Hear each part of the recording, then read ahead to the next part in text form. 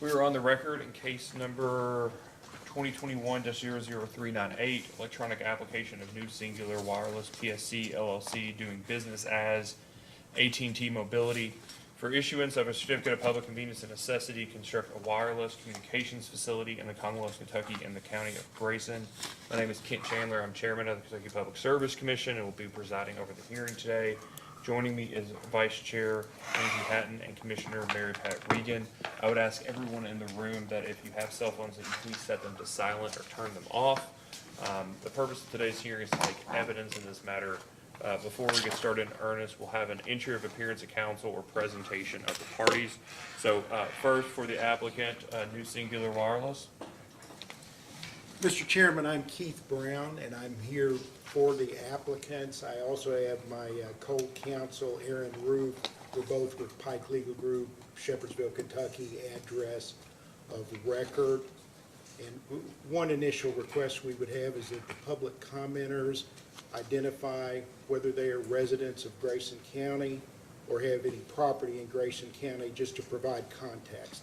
Thank you. Well, I appreciate that, counsel, but I'm not going to let parties dictate what information commenters provide, but we regularly require public commenters or ask public commenters to provide their name, their address, and so we'll do so as an ordinary practice today. Your co-counsel's last name? Roof, R-O-O-F. All right, thank you. And for the interveners, like to present yourself? I'm Roger Nicolai. This is my wife, Janelle Nicolai. Nikolai, right? Nicolai. All right, thank you. And then for counsel for commission staff. Mariah Tessie, commission staff.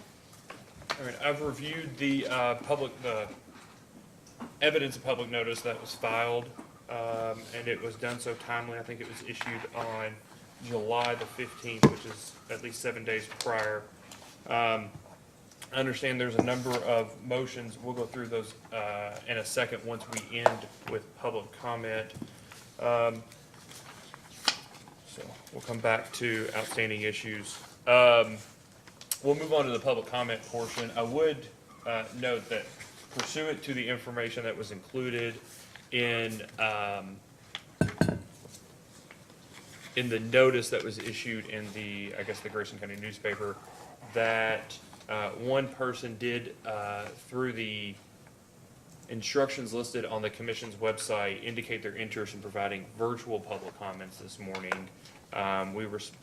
Late last night, we responded to the individual first thing this morning, and that individual did not, as of 9:10, was not on to provide those virtual comments. And so we've gone ahead and closed the opportunity for virtual public comments, but we'll certainly do them in person.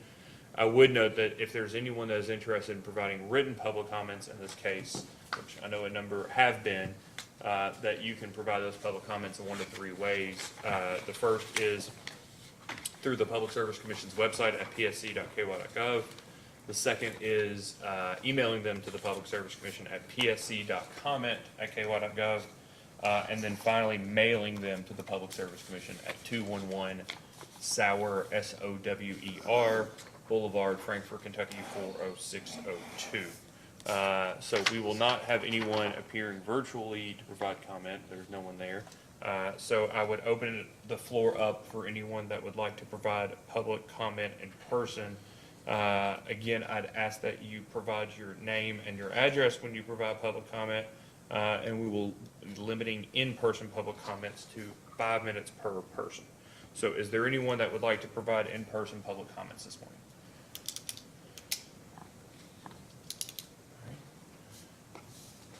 Seeing no one clamoring to come to the microphone, we will close the public comment session.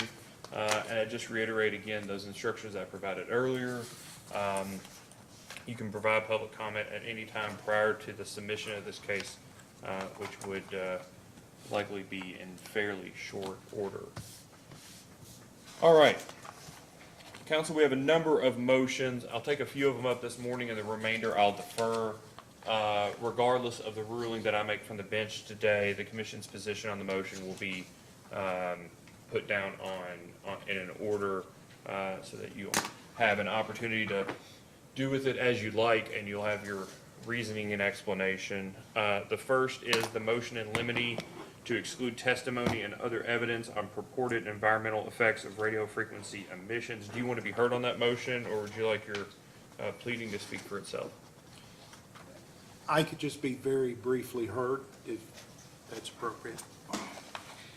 We made the motion to exclude testimony as to the environmental effects of radio frequency emissions because we've cited a specific statute that's part of the Telecommunications Act that prohibits the PSC from making its decision on such testimony.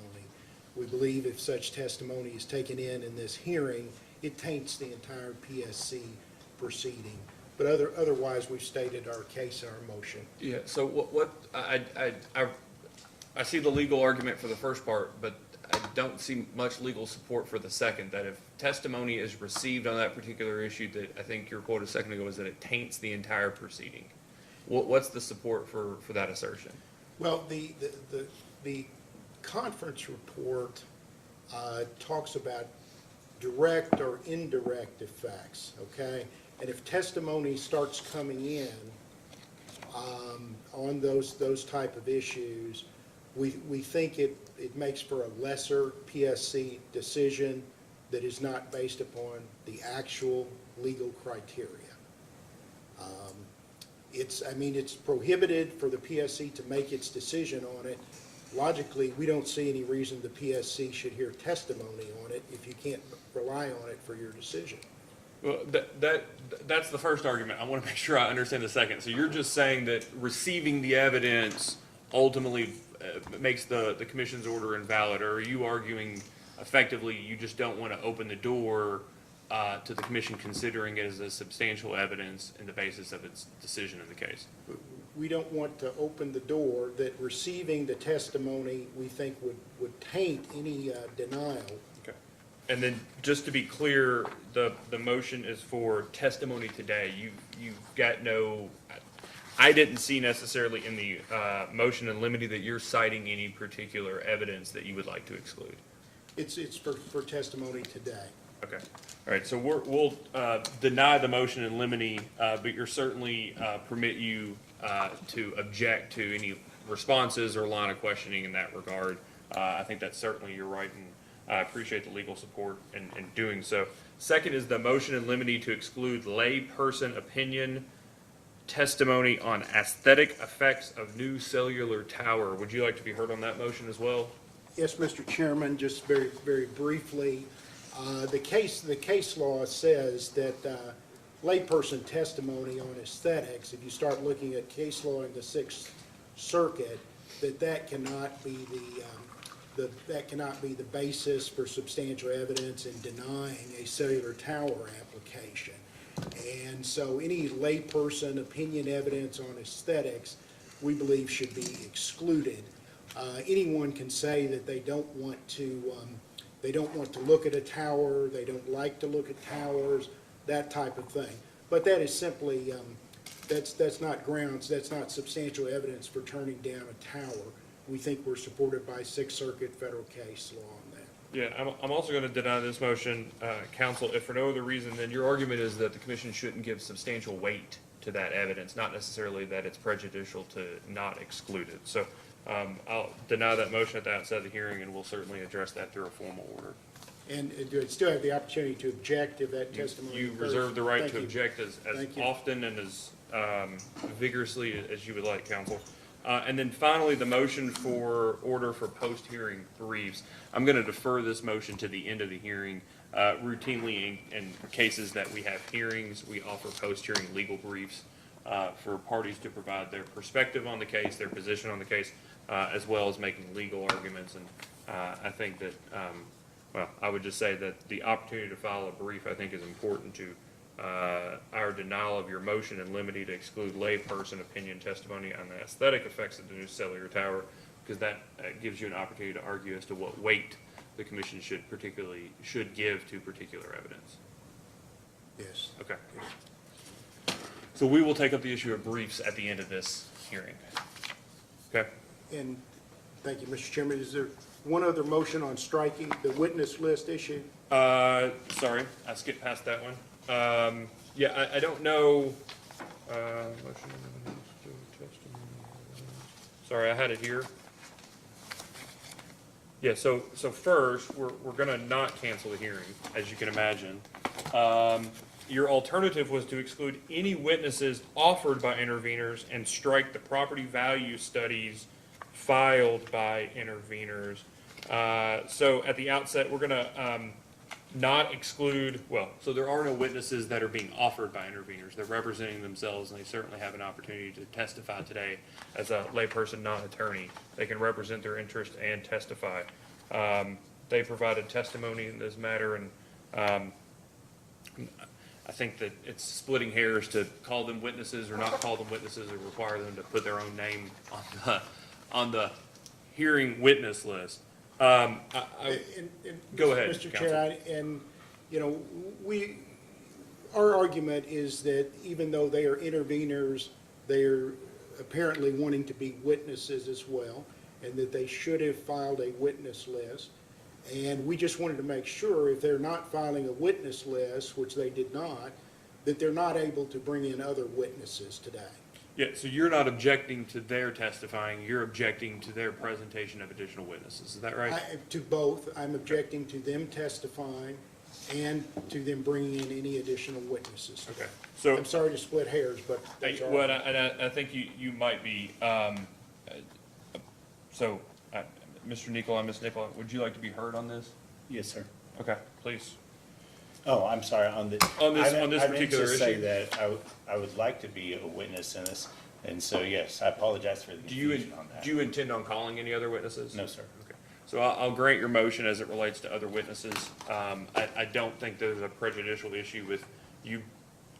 I'll say it this way. You cite both the order requiring anybody having provided testimony to appear for cross-examination. So I think you're clear, the party's clearly on notice that the expectation of the commission was that anybody providing testimony was here today for the purposes of cross-examination, which it sounds like the Nicolais are pursuant to their initial direct testimony. But I agree that they should not be able to call any additional witnesses, and which grants your motion for that purpose. All right. Sorry, Mr. Brown, did you have an additional motion other than the ones that I mentioned that I would defer, that the commission would defer? Mr. Chairman, I believe that was enough. I had four. Okay. So we've got a handful, I suspect probably a dozen other motions that will defer ruling on, or not defer ruling on, but the commission will rule on by order as opposed to from the bench. Okay. I want to make sure I have everything here.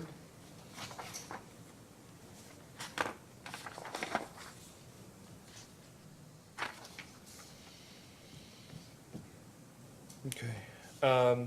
And just so I'm clear, Mr. Brown, you'll have 4 witnesses today, is that right? Yes, we have Mr. Newton, Mr. Katz, we have Sherry Lewis, and Annie Zacco. Thank you. All right, is there anything else that we need to take up before we start presenting evidence? All right.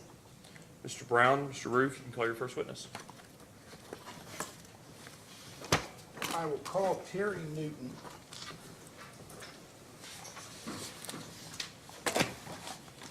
Just 1 second, Mr. Brown.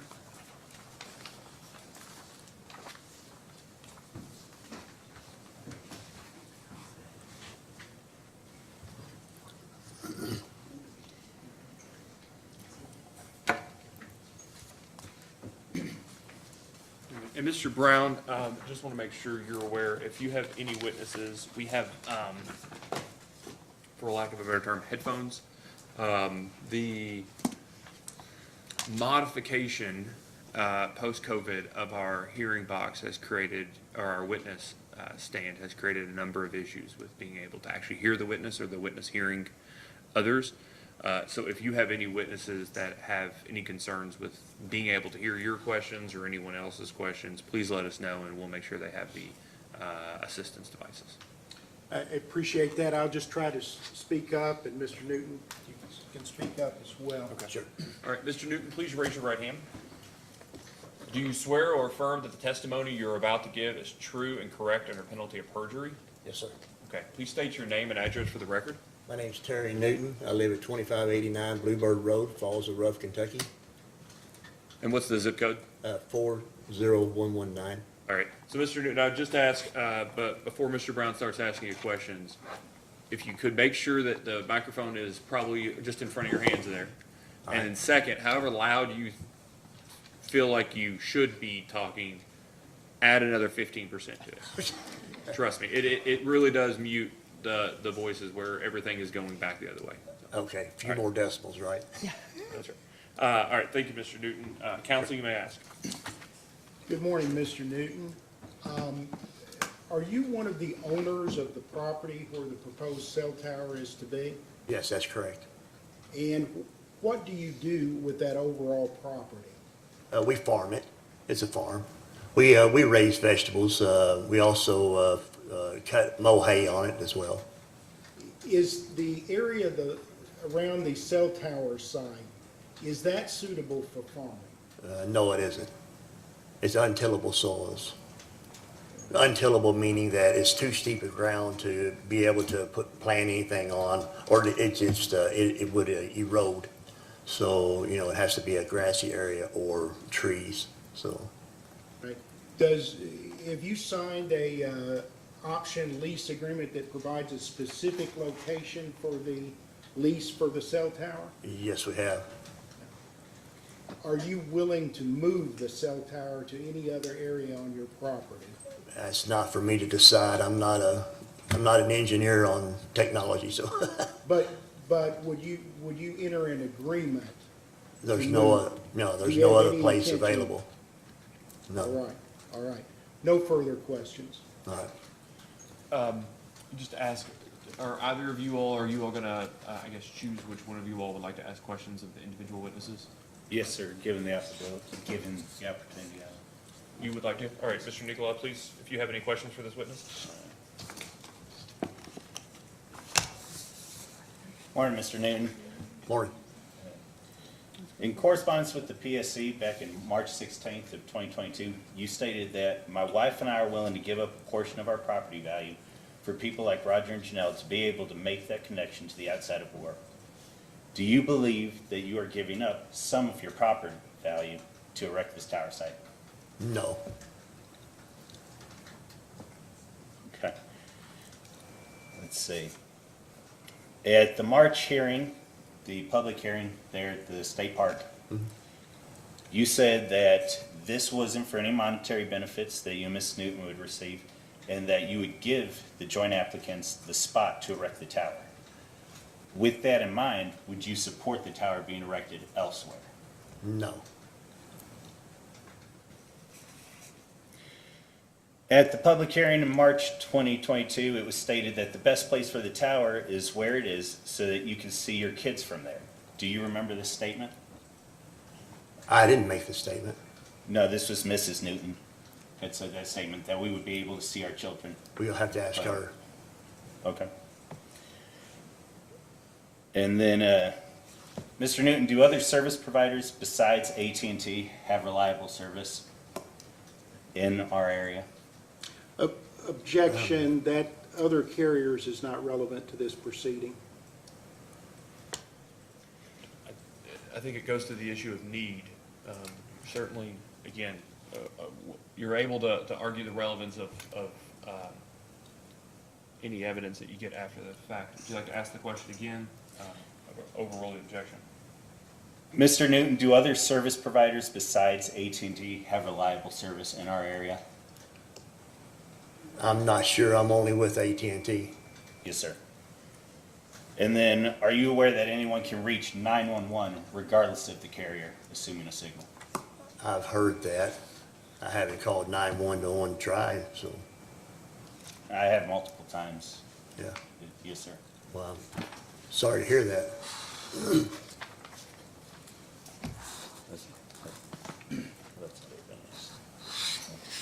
No further questions, Your Honor. Stacey? Thank you, Your Honor. Mr. Newton, if you can't hear me, please let me know, I okay? sure will. You mentioned earlier that you negotiated a lease with the applicants in this matter, correct? That's correct, yes. Okay. And were you represented by counsel during that lease negotiation? No, Okay. And when you were approached by the applicants about leasing some property,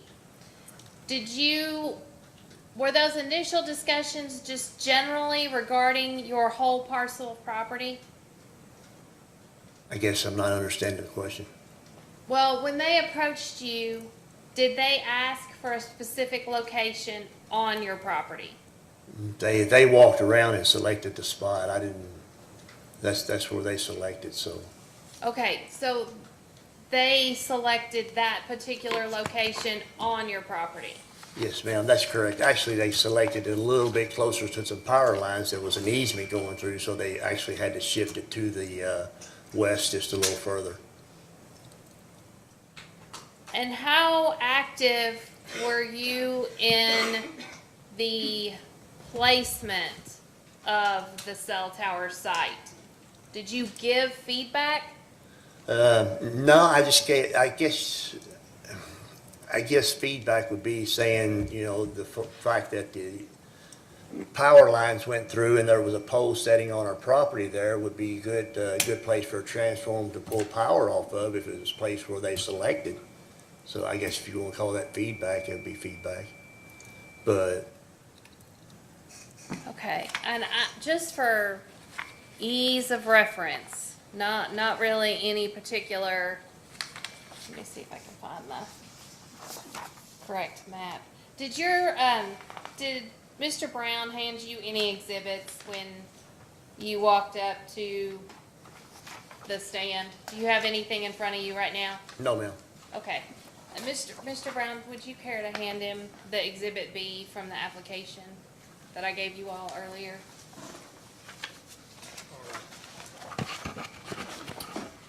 The legal side document. Yes. And I believe I passed it out to everybody prior to the hearing starting, so hopefully everybody else will have a copy.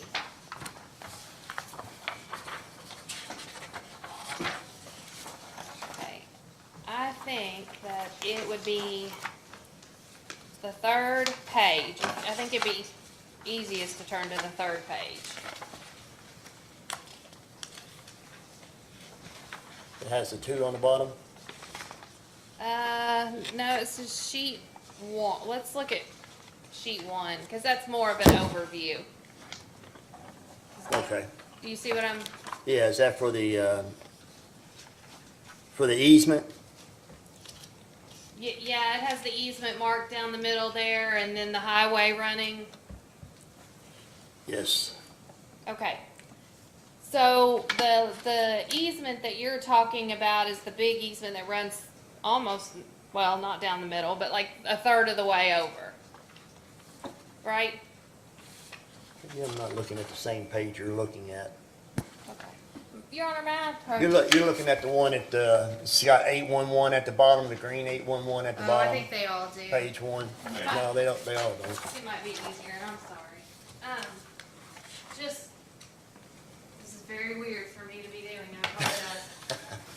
This one with the, yes. Yes. So that's the power easement that you're, Yes, the roadway, Okay. yes. all right, so you thought that would provide easier access to the tower, lease tower area? That's correct, yes. Tower connection, okay. Now, was there any discussion about locating the tower further back on that particular piece of property? No, And why did you decide no? because there was an old house at one time that set back a little bit further.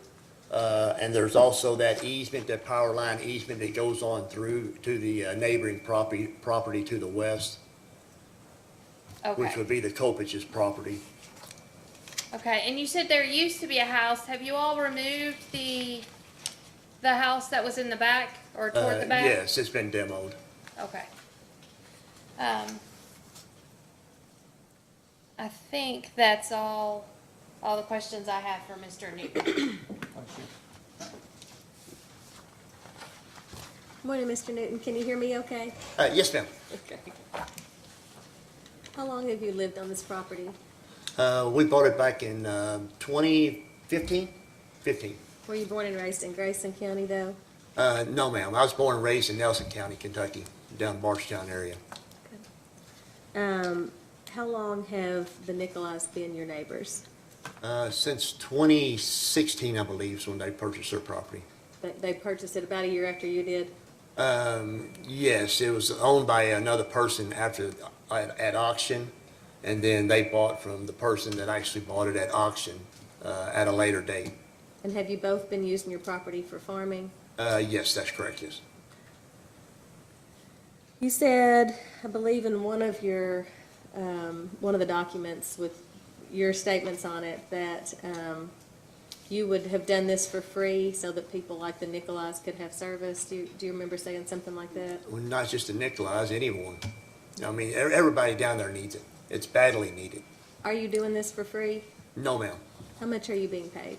I Objection can't on disclose that. confidentiality, with due respect. I'm not aware We of can any. go into confidential session if you'd like. If my witness is going to answer that question, it would have to be in confidential session, I That'd be think. fine. That'd be fine. Candace, would you like to go to confidential session?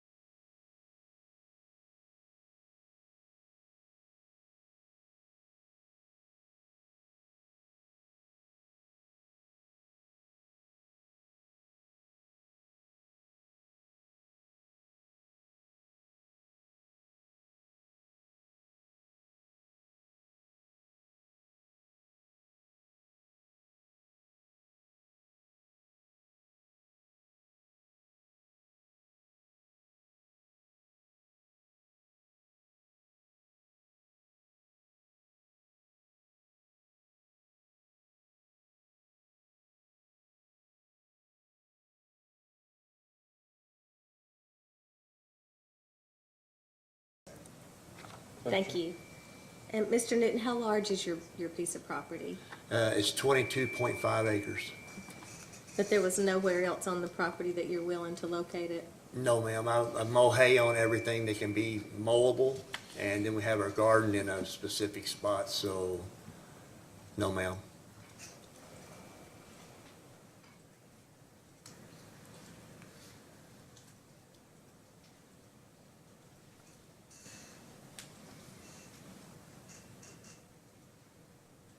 I think that's all the questions I have. All right, thank you. Morning, Mr. Newton. Good morning, how are you? Good, how are you? Doing fine. I'm just going to follow up on a question that Vice Chairman Hatton asked you. In looking at alternate sites, did you make that decision, or did the engineers say there wasn't an alternate site? I didn't make that decision. On alternate sites? Mm-hmm. Oh, I never, suggest any alternate sites or anything, so. Okay, so if the engineers were to come and say the alternate site would work, would you be willing to move the location? No, ma'am, because what I mow for hay right now doesn't even pay our farm insurance. So I have need all the property I can get to mow my hay. Okay, and you said you entered into a lease? That's correct, yes, ma'am. Okay.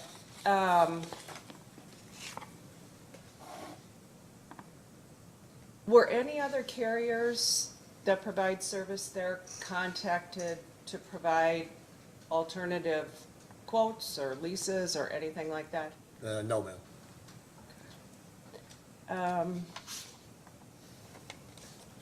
Can I ask, right, do we have a site survey? Do we have a site survey? They, I mean, they other agreed than to this? have an engineer report Okay, that has the. that, this is the only thing, No, there's a couple on the okay. application. Yeah, yeah. If the tower does go on that location, has the vendor agreed to provide vegetation surrounding it so it cannot be seen? There's already vegetation there. To block the Nikolai's view, Uh-huh. there's a tree line already there that runs down an old existing road that it makes it almost impossible for them to see probably 2/3 or maybe almost But 3/4 did of they the. offer to do any additional vegetation coverage? No, they haven't. Okay. Okay, thank you. All right. Good morning, Mr. Newton. Good morning. How many acres do you have there around your house? Excuse me. How many acres do you have there around your home? 22 and a half. 22 and a half. Okay. So you initially, I assume you didn't just call up AT&T out of the blue and say, hey, by the way, are you all interested in putting a tower in my house? Let me know how this precipitated. My daughter, which is on our cell service plan, received a call. And she called us because she's on our plan. I guess they got her number. They called her. She called us and said, Dad, you might want to call these folks back. So I called them back. I can't remember who I really got in contact with first, but he had told me that a gentleman by the name of Mike, I can't remember his last name, I'm sorry, but it's been a while ago. Mike would be getting in contact with me and come out and survey the area. So Mike had contacted me, came out, surveyed the area, and, you know, had this little device in his hand and walked to the spot that he walked to. And that's pretty much how it went about, so. So you never sent anything in expressing your interest? They never contacted you and you expressed your general interest then? That's right, yes. You never got anything in the mail from AT&T or New Cingular, Tillman, or anybody else saying, if you're interested possibly in doing this, please let us know? No. No, this is just all phone contact, and then, you know, it all generated from there. Okay. You have 22 acres. The little device the guy came out with is where he stood and said, this is where we want to do it? Is that what you're saying? Pretty much, yeah. Okay. You've got that exhibit B. Yes, You might go back to that same page we were just discussing. sure.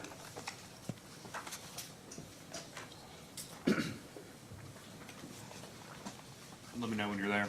Same page? Yes, I'm there. Is the parcel there that's indicated as yours, is that the entirety of your parcel? That's correct, That's yes. the 22 acres? Okay. So you've got the 20-foot ingress, egress, and utility easement that sort of winds its way through the middle of your property, right? That's correct, yes. And then there's a separate utility easement towards the bottom. Do you see that? It's a little fainter. Yes, that's correct. Okay. Do you know whether either of those are transmission lines or distribution lines? Those are transmission lines, Which ones? electric. It's Meade County RECC power lines. Yeah, I guess what I'm trying to say, do you know if they're, how do I ask this, somebody who doesn't do this every single day of their life? So, are they ordinary wood poles, or are they metal, or are they towers? No, they're wood poles. On both of those easements, or I guess both of those easements are wood poles. Now, you say both of those easements are. Yeah, so that's why I was trying to. That's why I was You're trying talking to about ask. the one going up the road, winding roadway? Yeah. So there's the first one that starts at the very top of your property. Yes, correct, That's yes. the pole. That's the poles one you were talking about, right? No, Okay. that is all roadway and easement alongside the road, no poles or anything like that. They just have they can just cross that in their vehicles to get to their lines. Is all that is, right? Ingress. No, there's actual gravel roads there. Right. I just mean that their property isn't along there. They can just use your road to get to their lines. Is that right? Who's they? The utility. They have an ingress, egress, and utility easement to use that driveway to get to use that road to get to their lines. No, they don't. But that's They- what it they- says that's what it says in the middle of the page. Do you see that? Yes, Okay. So then at the bottom, there actually looks like there's a transmission, or a utility, not transmission, excuse me, an existing 30-foot utility easement. You see, it's real faint. it's just, yes, that's correct. And there's, if you look real close, there's a center dotted line, and then there are dotted lines on either side of that center line. Do you see that? Yes, that's correct. Okay. And it runs up, and at least on this map, just sort of faintly goes away right there at the Nicholas property at the top. Do you That's see that? correct, yes. And it also does the same thing at the sort of edge of your property. That's Bottom- correct. Bottom Yes. left-hand corner, is that right? Yes, Okay. that's correct. Where the words approximate location of spring and water easement is located? Yes, that's correct. Okay. So you said a second ago that the original location had to be moved because of the utility easement. What was that in reference to? If you see right there where you're talking about where the Nicolai's property is, there's a circle. Okay, That's a utility pole, a wood utility pole there. okay, They were actually, when the guy was standing there, he was actually standing closer to, underneath that power line. And I pointed up to him and said, well, there's an easement here. I said, you wouldn't be able to put it right here because, well, you can't build in an easement. Of course, you know that. So I said, you'd probably have to shift it a little bit. And by shifting it, he shifted it to the west to where you see the compound is now. okay. Which in turn put it in a small, I guess, it's grown up a little bit more now, but there's probably a few more trees that got maybe 5 or 10 feet taller since then, so. Okay. I guess what I'm trying to get a good idea of is your question, your answers to the other questions this morning seem to indicate that this exact spot is the only place you would ever be interested in doing this, but that you didn't dictate that necessarily to the AT&T or Tillman, whoever the guy with the funny device. Right. I don't know what he was Oh, using. no, I didn't. But that they told you where the good place for it to be was, and you agreed. Is that fair? Yes, Okay. Would you have said no had they indicated anywhere else on your property at the terms you were offered? more than likely, yes. Okay. So if it was 50 northeast, if it was 50 feet, so this box is supposed to be like 100 by 100. Is that right? That's correct, yes. Okay. So assuming that that's 100 by 100, and does that look about right? 100 by 100. Yes. You know what size that barn is up above it, right? Oh, yeah, yeah. Okay, so I've the been in construction for a barn's long about time. a 60-foot barn in length, probably. The one down below, Well, so it looked like. Actually, I don't know. No, the one northeast of that rectangle. yeah, that barn? down about middle ways of the page or so. That's right. Is Just that a right barn? across from where it says lease area. Yes. Yes, that's our pole barn where we keep our equipment in and stuff. Is that about 60, 70 feet length? Yes, it's 60 feet. Okay, so that would make that accurate at about 100 by 100, right? That pole barn? No, I'm sorry. The lease site that's on this is about 100 by 100. That's correct, yes. Okay. So if it was moved, let's say 100 feet to the southwest, To the southwest, okay? and you've got, I was gonna struggle for a second, but they put a compass on here for us. So just down and to the left. Right. You would have said no at the lease terms you were offered? Yes, at the time, What do you mean at the time? because there's an old house standing there. Okay. And there's an old bedrock road that runs through there, so, Well, that's helpful. So, and the answer earlier, you're saying there's an old house there. When was the house raised? 1868, Okay. 1869, And sorry. then now, when was it torn down? Just about 3 weeks ago. Okay. So there's land there little now, longer. but there wasn't when you were negotiating. That's correct. Okay. All right. Well, frankly, there was a power line where they wanted to initially put it. If they'd have stood where the house was and said, "We'll tear it down for you," would you have taken it then? No, because there's still power line easement going through there. No, I meant where the house was. Like if the machine, instead of taking them to that circle on here, would have put them on the porch of that house. and they said, this is the spot we want to be, would you have taken it? Probably not, no, Why not? because I had, things in the old house I wanted to collect out of it before I tore it down. Okay. Other than that, if you'd already gotten the stuff out? Here's what I'm trying. Probably not. I mean, the old house, meant a lot to me. It meant a lot to the landowner whenever they sold the, property. There's a lot of hand-cut stone under that house and in them chimneys, and would have took me a long time to get it down by myself, Yeah. so. Like footers and things like that? No, there were no footers. There was sandstone blocks that were holding this house up in place. So, They're gone today. Excuse me? They're gone today, No, there's still land there. but the house is done. Just the house is Okay. gone, yes. so what I'm trying to just get an appreciation for with all of this Uh-huh. is, did you dictate the location of the tower, or did their needs dictate the location of the No, tower? I did not dictate the placement of the tower.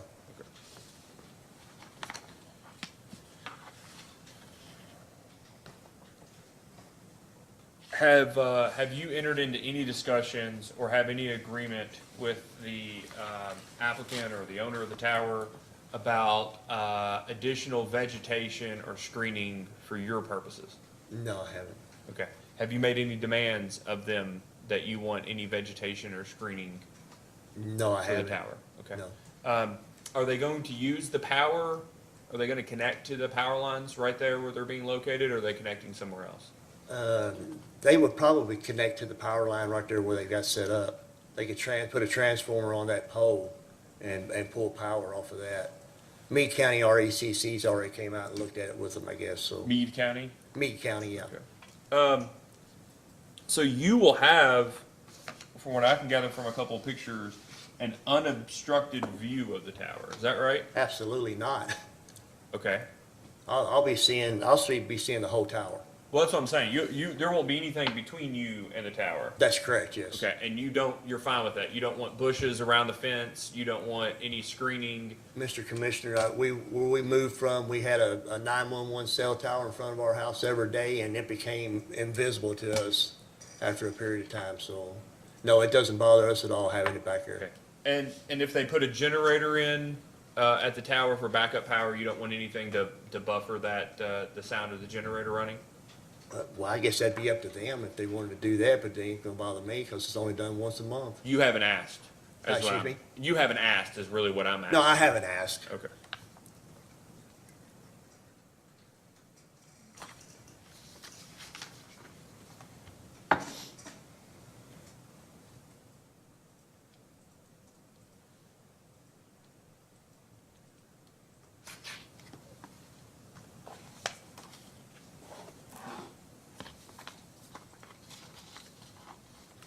And just one final question, for the answer that you gave earlier, this is sewed in what? Excuse me? What's this area, the 100 by 100 lease area, what's it currently sown in? Sown in, trees.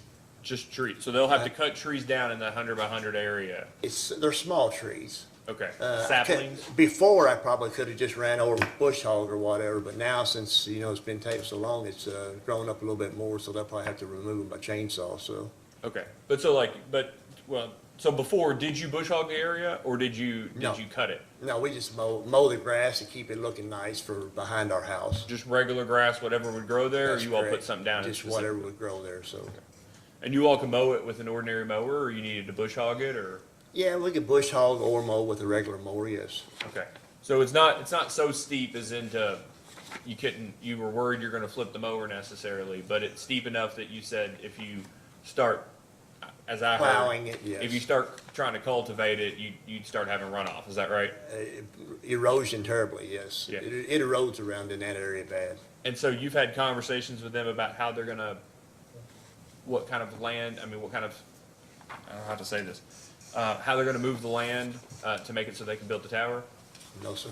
You haven't? I mean, just other than what I see on these drawings right here, Okay, like I said.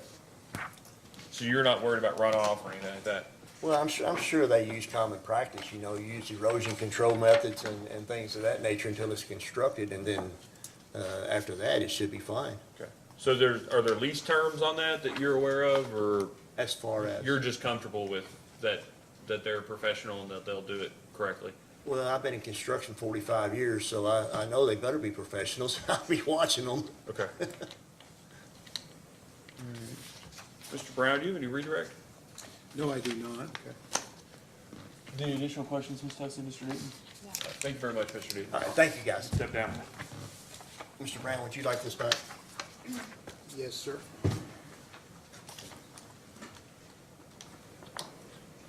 Object to our next witness.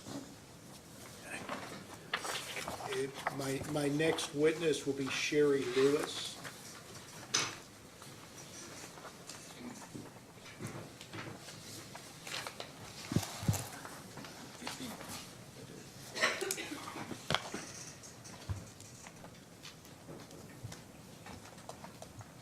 This is Ms. Lewis, right? Yes, Sherry Lewis. Please raise your right hand. Do you swear or affirm that the testimony you're about to give is true and correct under penalty of perjury? I do. All right, please state your name and address for the record. Sherry Lewis, 5628 Gabes Drive, Evansville, Indiana, 47720. Okay. Mr. Brown? Good morning, Ms. Lewis. Good morning. How would you describe your employment? I am a principal RAN engineer for AT&T Mobility. Would you describe yourself as a radio frequency engineer? Yes, that's another terminology used. Correct. How long have you been a radio frequency engineer? Approximately 27 years. And what education credentials do you have that are related to that work? I have a Bachelor of Science in Electrical Engineering as well as a Master's in Telecommunications. And did you prepare a report, a radio frequency report for this proceeding? Yes, I did. Can you tell me what the various plots mean in your report? Yes, the initial plot shows the current existing coverage as it is today. The colors on the plots, there's green, which would indicate relatively decent in-building coverage. The blue on the plot would show where you would have good coverage, you know, maybe in a vehicle outdoors. The red on the plot would show, you know, you may have issues with service, marginal coverage, and I don't know if there's any white areas on this particular plot, but that would show areas of potential no service. So there's a before plot without the existing, or without the proposed site showing the existing coverage, and then a plot showing what the coverage will look like once the proposed site is implemented in the network. Would you say that the proposed tower site would alleviate a significant gap in coverage? Yes. Would the proposed tower site, when Mr. Brown, we're not going to do direct testimony today. You all have already had an opportunity to provide direct testimony, have you not? yes, we Okay. provided her report. Okay, all right. Would you like to tender the witness for cross-examination for the testimony she's already provided?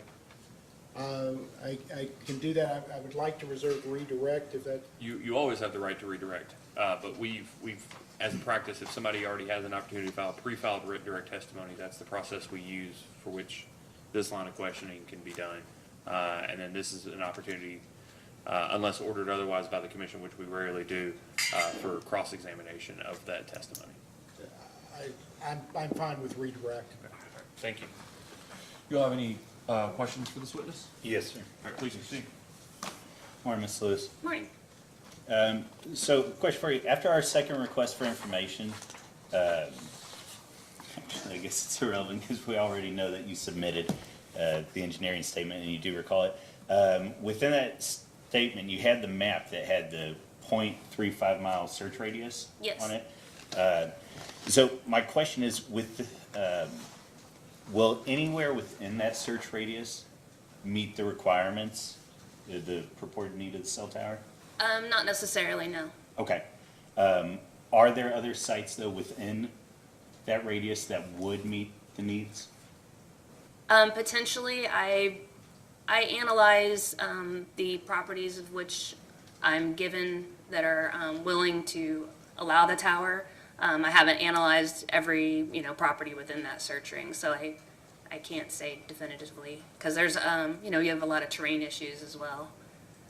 Yes, ma'am. So it's just a potentiality. Correct. Okay. Let's see, so then, it's a technical question. On this, on the radius that was submitted, the alternate site that we've been talking about on the Newton's property, it sits, as best I could tell, roughly 125, 150 feet just outside of the radius. Does that automatically negate it? Yes, anything outside the search ring was not an acceptable candidate. Okay. And then, so then in the testimony by Tillman that says that ourselves, the Sheltons and the Newtons all received communication on a tower being built, is that de facto that a tower could have been built within any of those three properties? I'm not aware of that communication, so I can't speak to that. Okay. And then, yeah, that's it. Thank you very much. You're welcome. Doesn't? Thank you, Your Honor. Ms. Lewis, if you are not the person that knows the answer, will you just let me know? Because I may have some questions, you may not be the best person to Sure. answer. Okay, so a second ago, I think in response to Mr. Nikolai's question about your search area Right. and what you're looking for, you mentioned that you only do your analysis after the property has been selected. Is that correct? Well, in order to determine where the search ring goes, I have to do some initial analysis to determine, where that needs to be in order to meet our objectives. And then the ring itself is drawn, in a way in which anything outside of that ring would not suffice for the site. So, I don't analyze every property within that ring. I just determine that that is the area in which we need to be. Anything beyond that, will not work. And then site acquisition goes out to try to acquire properties within that ring and then bring those back to me for further study to determine, if they're sufficient or not. Okay, so you don't actually eliminate properties initially. Not within the ring initially, yeah. Okay, so and I think he mentioned it was like a 3.5 mile ring initial in your. 0.35 miles. Okay, 0.35, Yeah. okay. Mhm. So so long as when you go back after the property's acquired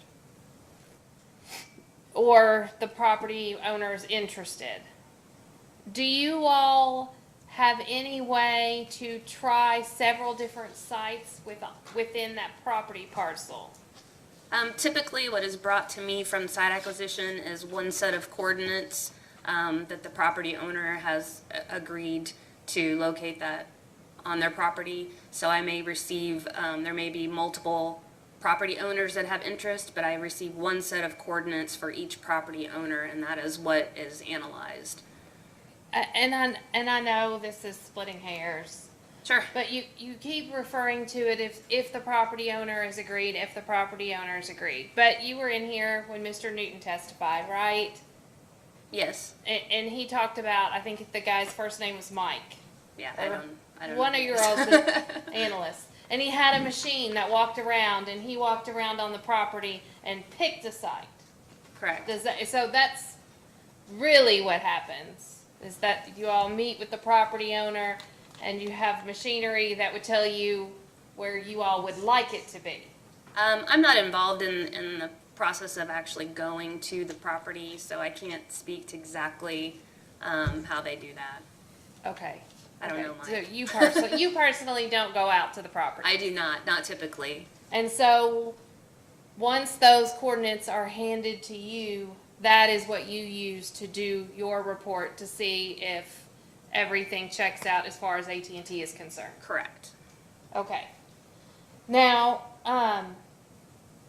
think you may have gotten, if for some reason the engineering analysis comes back and they can't put it where you have gotten your initial coordinates. What is the normal, do you all go back out and reanalyze the area, or how do you all generally handle that? Typically, I receive, one or more potential candidates from site acquisition, whether they're on the same property or on, different property owners' properties, and I will rule those out or otherwise rank them in order of which will work or won't work. After, if I were to rule it out, it goes back to site acquisition, and then they go back to the drawing board. Now, whether they would go back to that same candidate or that same landowner, I'm not sure.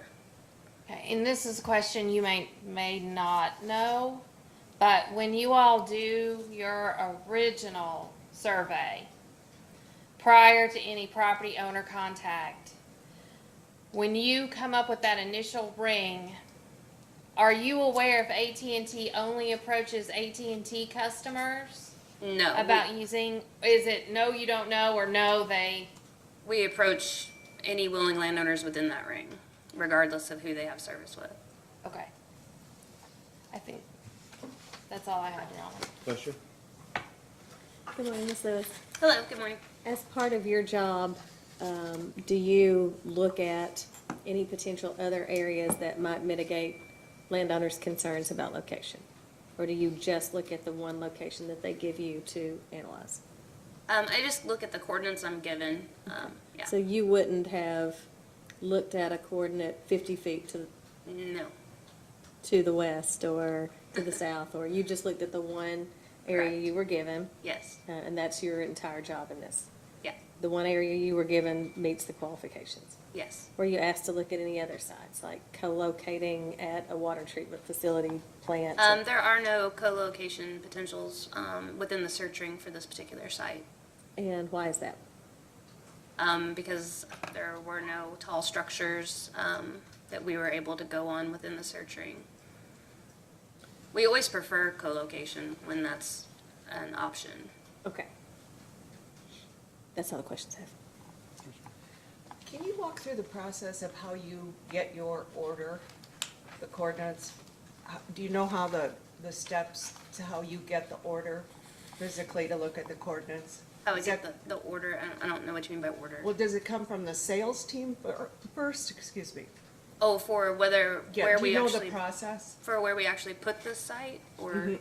Just the whole process of how this started. Do you know how that works?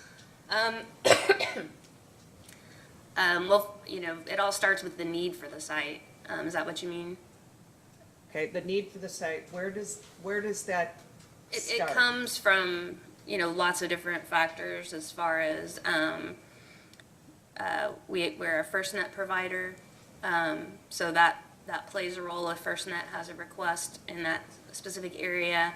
Areas where we know we have low coverage. There's areas where, we might need capacity, sales has input, customer complaints are put in. I mean, there's a multitude of things that go into deciding where we build, if we build in this county versus over here versus over there. There's a lot of things that goes into that. Okay, and then that comes to you with the coordinates. Then they come to me and say, hey, we need a site to alleviate this problem or this, a problem within this area. And then that's when I start analyzing, what's our current coverage look like, where do I see the problem would be best served to be fixed. And then I decide where the site needs to go to meet those objectives. And you do that from a computer, not physically being on the property? Correct. Okay, and is the 3-mile ring, is it 0.35. Mhm. Is that a corporate policy?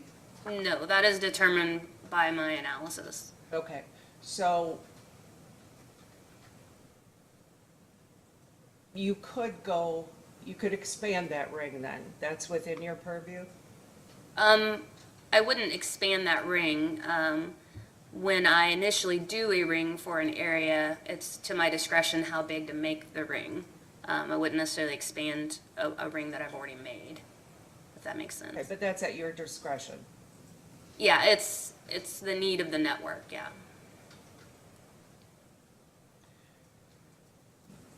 Do you believe that the maps that you look at are correct? Yes. That what's on the ground is reality? That is what's on the ground? You mean By as what far you- as the coverage goes? There's a lot of different things we use for coverage analysis. The propagation models that we use are very accurate. They take into account the terrain, the clutter, all sorts of things. It's a standard model or a program that's used, throughout the industry. But we also look at live network data. We look at, there's tons of things that go into it. It's not just, one program. We look at, the statistics from the surrounding sites and all sorts of things to make that determination. Did you look at co-locating on a water tower near there? Was that ever looked at? That, not at this particular location, but yes, we do have co-locations on water towers within the network. Okay, thank you.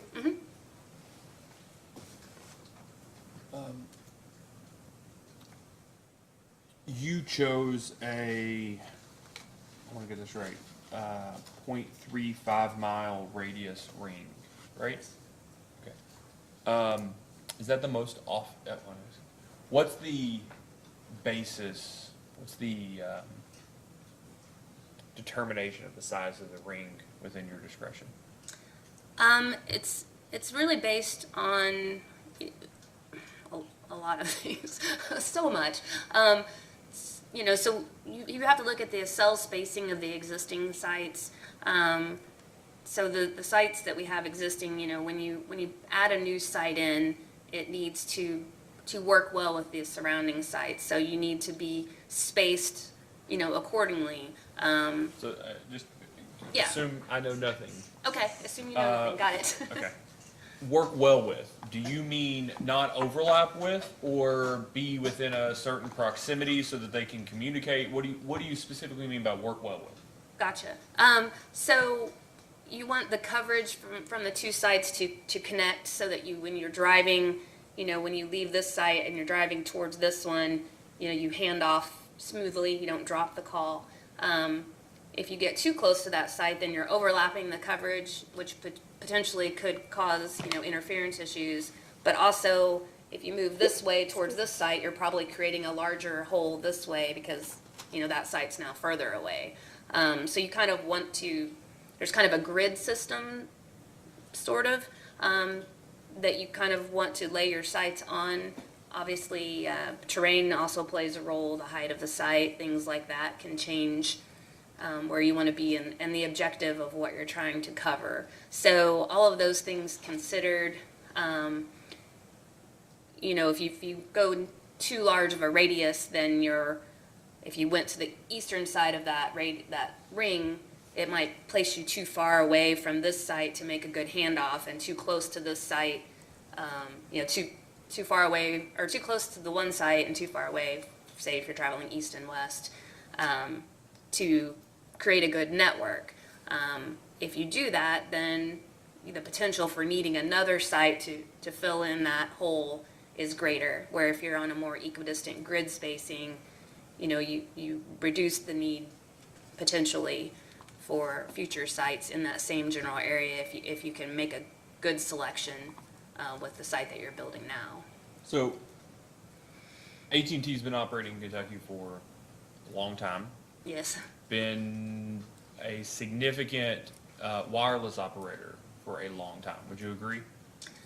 I've been working here for 27 years doing Southern Indiana and the state of Kentucky. Yeah, and you work just across the river, I don't know, Grayson County, maybe an hour and a half, 2 hours from this area, right? Yes, yeah, Okay. I'm in Evansville. AT&T is a significant provider in the Western Kentucky area, right? That's correct. Okay. Is it not odd that this is let me ask it this way. assuming no topographic issues, no like in a flat area, let's say Kansas or parts of southern Indiana, southern Illinois, a completely flat area, okay? With a tower similar to the one that's being proposed here and the cell service that would be provided with it, what kind of radius are we talking about in terms of coverage? How far would the site reach out as far as coverage? Yeah, where is it bumping up against, or you know, what's the area? Because this is the area in which you would put the tower. This, okay. Then I assume that is based on your previous answer, in large part based on the radius of service provided by the tower in relation to the radius of service provided by other towers. Is that right? Yes. Okay. So So the how big radius, is that radius? so on this particular site, this radius is, we'll say approximately 3.5 miles to 4 miles. But like you stated, you know, terrain does play a factor. So, you know, we have a larger terrain issue to the west of this site. So particularly, you know, potentially to the west, we may not reach, you know, the furthest extent of that radius because Okay. it's not flat. Okay. So, you know, I'll just say, let's go back to southern Indiana, southern Illinois, out west. They have these vast areas where, it's safe to say, less people live, right? And there's less infrastructure, there's less cities, things like that. Is the radius of those towers only 3.5 to 4 miles? I mean, I don't design in those places, so I can't fully speak to that. In some places it can be taller. It also depends on the height of the tower. So that's what I wanted to ask. What Yeah, are the- this tower is significantly shorter than most rural towers that we build. Okay, so when you say significantly shorter, just give me a ballpark. It could be within 10, 20, 50 feet. Well, probably not 50, that's a little, but like 10, 20 feet. What's the average size tower that you work with?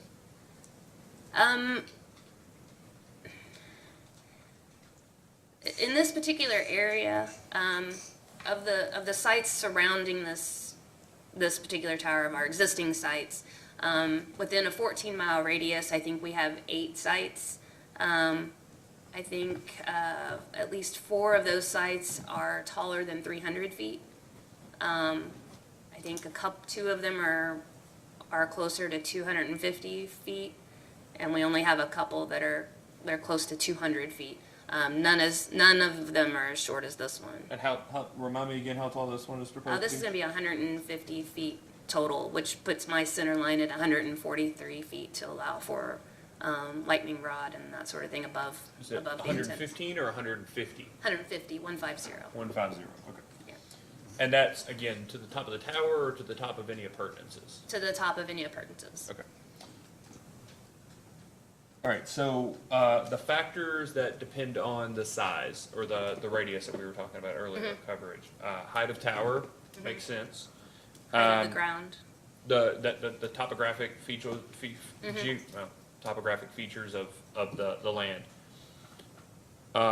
Is there differences in the type of electronic? Let me ask you this way: the actual electronics that provide the cellular coverage, Yes. is there a difference in the type of electronics that can be used from one tower to another that affect the radius of coverage, all else equal? Yes. There's different antenna models which have different decibel gain, so that would cover, you know, farther or closer. There's also most of our radios are standard, but the different radios do have different wattages of output power. Also, on every site, we have multiple different spectrum. So there's like, you know, 700 and 850, PCS, AWS. All of those have a different field of how far that they cover. You know, the 700 is going to cover further. It's going to penetrate better just because of a lower spectrum. When you get into the higher spectrums, frequency-wise, you know, they don't cover as far. They don't penetrate buildings as well. And this all goes back to like the shape of the wave and the Yeah. length it can carry. Yeah, it goes deep. I'm sure you don't want me to do that. I don't. I do though want to make sure I have an appreciation for giving those factors. Height of tower, which you indicate you got 150 feet. The other factors you were just discussing, the type of electronics, the spectrum used, all of these different items. All of those are inputs into the size. It sounds like all of those are inputs into the size of the search area. Is that right? That's correct. Okay. And so the specific information you were provided in relation to this search area, did that cause it relative to other search areas you performed for the search area to be larger or smaller, all else equal?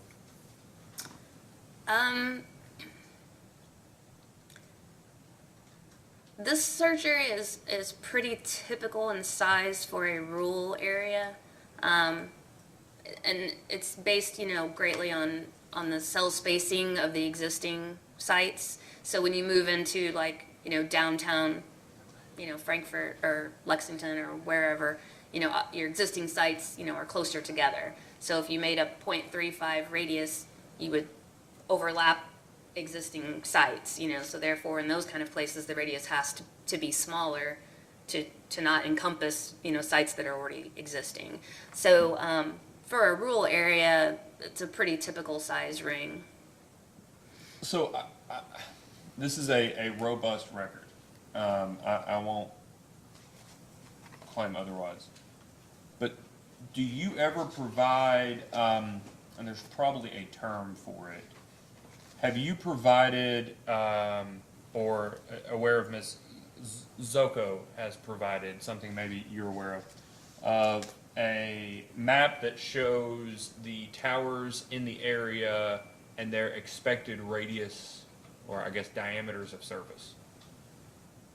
So like a map Yeah. that just has tower and then a circle that shows what the expected coverage of that is. I mean, you were specifically saying that's how you all look at it, to ensure that there aren't spaces that you're not significantly overlapping, but that there is not areas in between, that there are gaps so that you would drop calls. Did Yeah, you all have that? that's not really done that way. I mean, you don't really draw a circle for the coverage. I mean, it's coverage is very dynamic and, Right. and very If you have a mountain that runs down one side of it, the coverage isn't a circle. Right, it's not it a just circle. Stops. Exactly, Yeah, right. I understand that, but Yeah. that's what you all are talking. I mean, Yeah, That's so I mean, effectively how you- I look at the coverage, in like what you're seeing, the red, yellow, and blue forms, because that takes into account, those programs take into account the clutter, the terrain, and all of those sorts of things. It's not like we're just looking at a blank map with dots with circles. So no, not really. okay.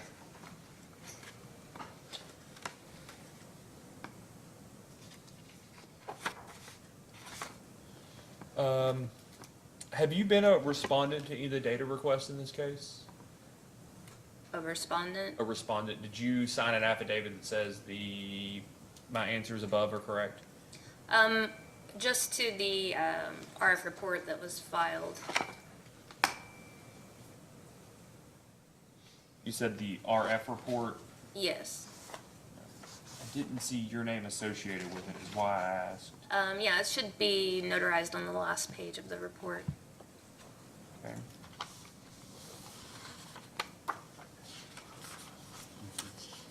I see, it's on the actual report, not on the response. Okay, Yes. okay.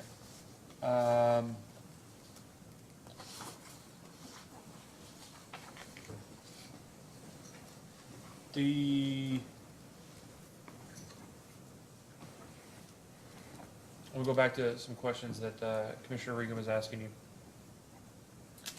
You get told the area in which there's a need, or do you define the area in which there is a need? And by need, I mean a lack of coverage. A little bit of both. Like I said, when we decide where a cell site goes, there's inputs from RF, saying, hey, we need service here, we don't have coverage at the lake, we don't have coverage, whatever.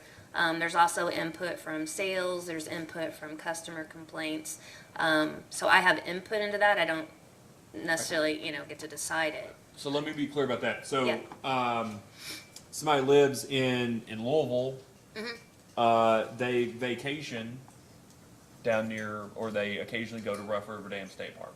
Right? They get mad every time they go to Rough River Dam State Park. They head down Highway 79, and then all of a sudden they lose signal.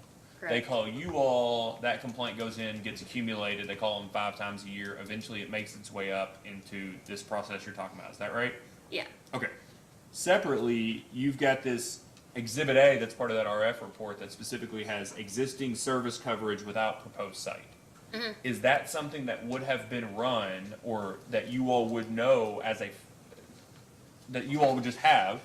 This is what this area of the state, or the entire area of the state, looks like at these different decibels at any given day, Yes. or at any given time. That's Yes. something you all have. Yes. Is that we're, right? we're very aware of what our coverage is everywhere and where we have need. That's why I want to make sure. So, so if It's not like we don't just look at it when, yeah. if I came to Evansville and I said, show me the state of Kentucky and the coverage you all have, you all would have maps similar to Exhibit A at any given time. Yes, sir. Okay. So, do you help put together or keep or maintain those sort of maps like Exhibit A? Yes. Okay. As a RAN engineer, right? Yes. Okay. So, walk me through the process where you guys are sitting down and you're combining customer input, complaints, the folks from Louisville who decide to vacation at Rough River Dam every once in a while, your ongoing maps where you know your need for coverage. Walk me through that meeting when you all go, we don't have great coverage on this highway at Lake Cumberland. We don't have great coverage on this highway at Rough River Dam. Let's do our next project at Rough River Dam. What are the considerations in choosing one over another? I am not actually part of that meeting, to be completely honest. My input would be solicited to those who participate in that meeting, as far as by looking at that coverage map that I look at every day for 27 years, as to where I know those needs are. Other people would also input that, and there's people above me that are in those meetings making those final decisions.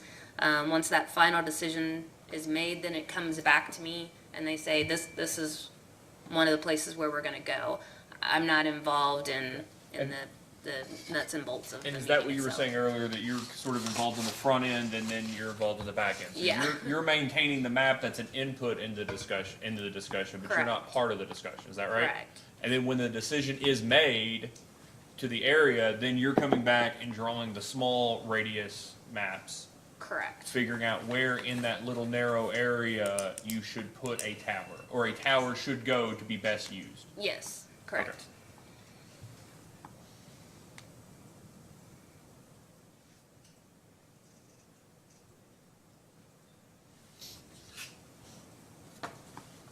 Okay. One last line of questions here. Sure. The Commonwealth of Kentucky, you've doing work in Kentucky, work right across the river, right? Yep. Commonwealth of Kentucky is a pretty big state. It's not quite Alaska or Texas, but it's a good size, right? It And is. Alaska's not as big as we think. It's all about the way maps are presented. Right. I hear a little factoid that it's long.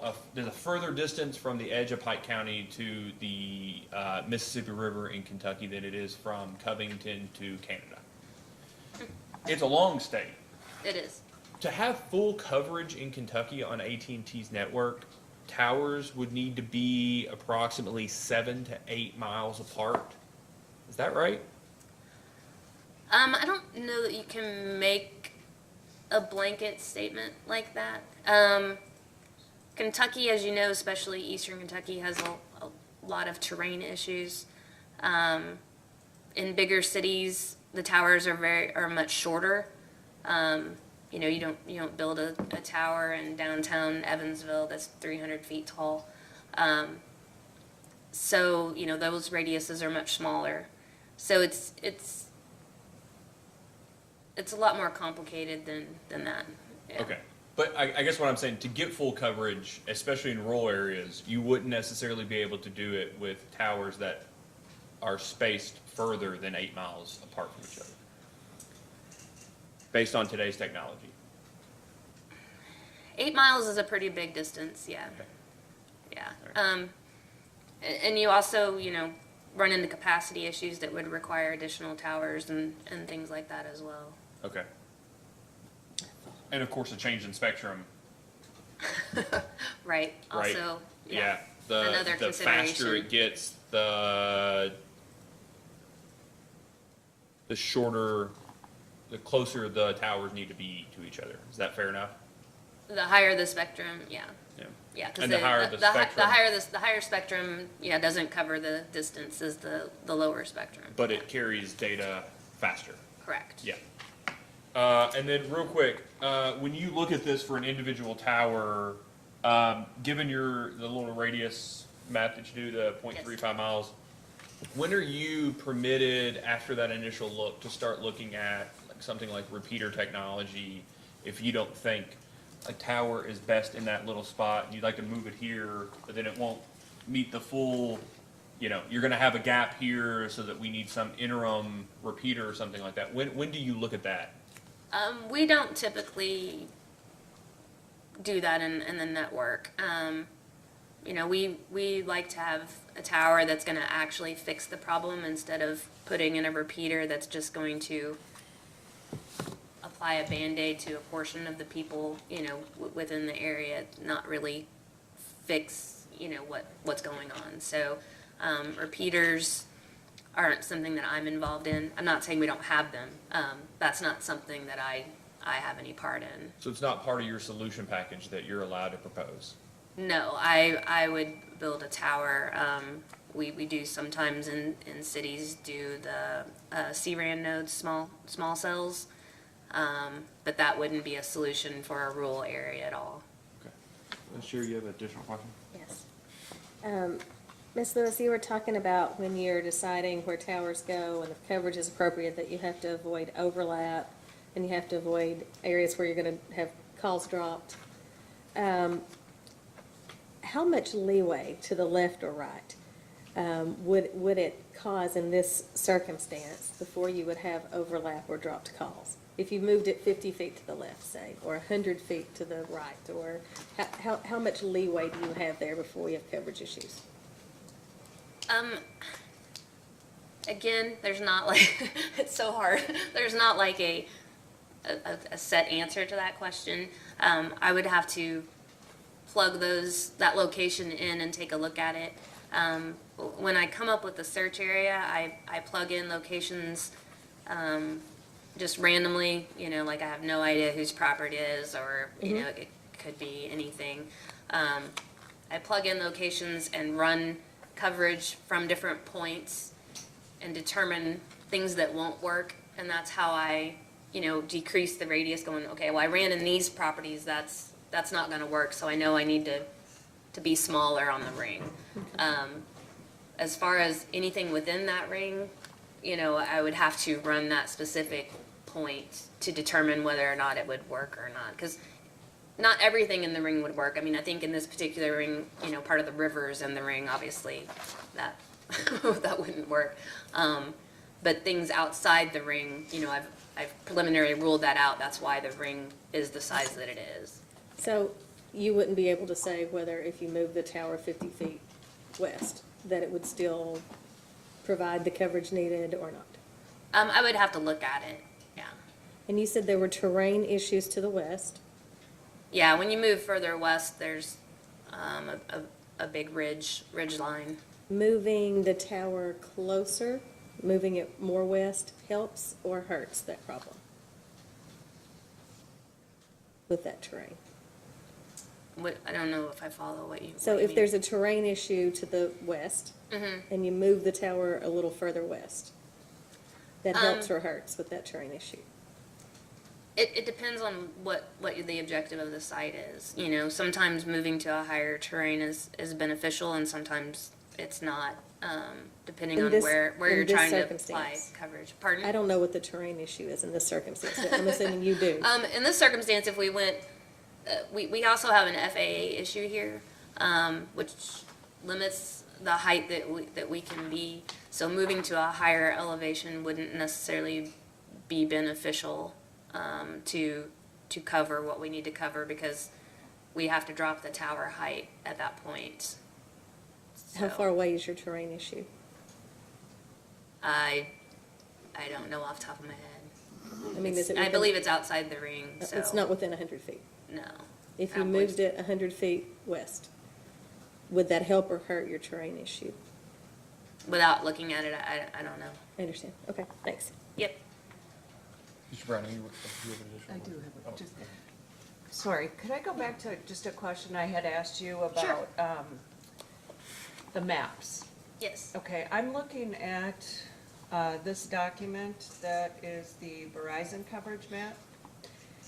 And it says here that cell towers less than 200 feet do not have to register with the FCC because there are several smaller towers in the area that are not on the maps. I believe that is a statement that Ms. Nicolai filed. I don't know. Right, isn't that part of her document? There are different rules, with the FCC, towers have to be registered with the FCC.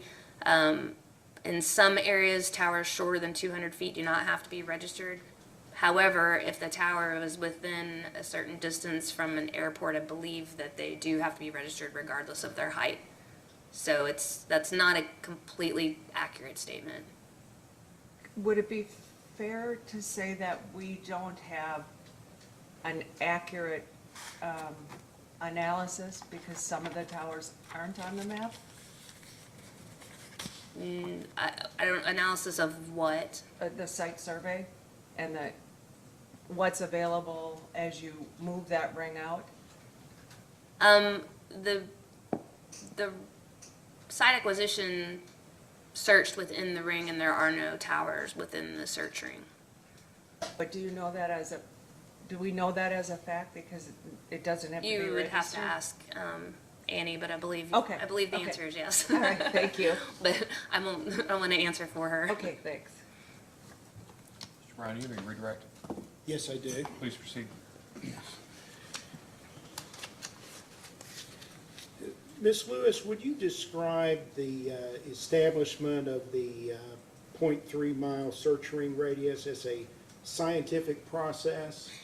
Yes, that's why it's hard to answer some of the questions with a definitive yes or no. Right, and will the significant gap in coverage be resolved if the site was outside of the search area? No, it would not. Right. Would a significant gap in coverage be resolved if this site that we're applying for is built? Yes, it would. Will in-building coverage be improved by the new site? Yes, it will. Would it be a significant improvement? Yes, because it's very poor currently. Was the height of this tower, depending upon how you count the lightning rods, 145 feet or 150, whatever it is, was the height of this tower impacted by the location of the Rough River State Park Airport to sort of the northwest? Yes, it was. Yes. Would there have been any possibility of proposing a tall 200-foot tower Yes, if it weren't for the airport restrictions. if it wasn't for the airport? Correct. Will this site provide coverage in the area of the river, of Rough River, and the area Yes, it will. surrounding that? Yeah. Could you describe what FirstNet coverage is? Yes. So FirstNet is coverage that is provided for FirstNet customers, which are customers with police and fire and emergency responders, I guess is the word I'm looking for. It was created post 9/11 when the towers went down and everyone was trying to use the cellular network, and first responders weren't able to get access to, because everyone was trying to call everyone. So this network is specific for that. They have their own reserved spectrum so that when they try to make a call, an emergency, they get connected over, anyone else. So if this tower is built, would you would expect emergency communication services to be better in this area? Yes, this tower will have FirstNet spectrum on it as well. And do you know of any other towers, water tanks that are in the search area that would be tall enough to meet your radio frequency objective? No, not that I'm aware of, no. Thank you. You're welcome. Anything else for this witness? No. Thank you very much. Thank you. We'll take a short recess, and we will come back, I'll give some sort of specificity. We'll come back right back at 11.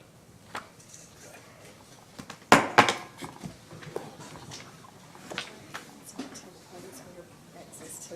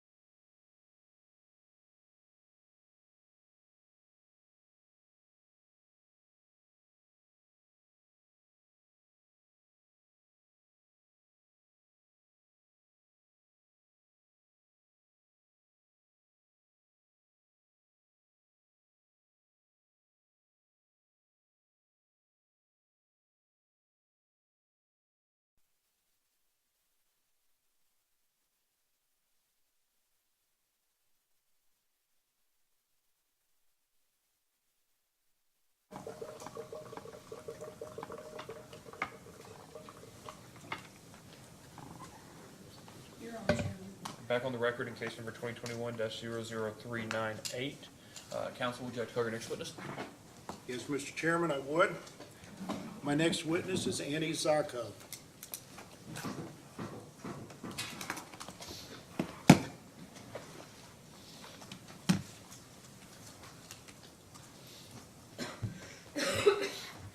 Please raise your right hand.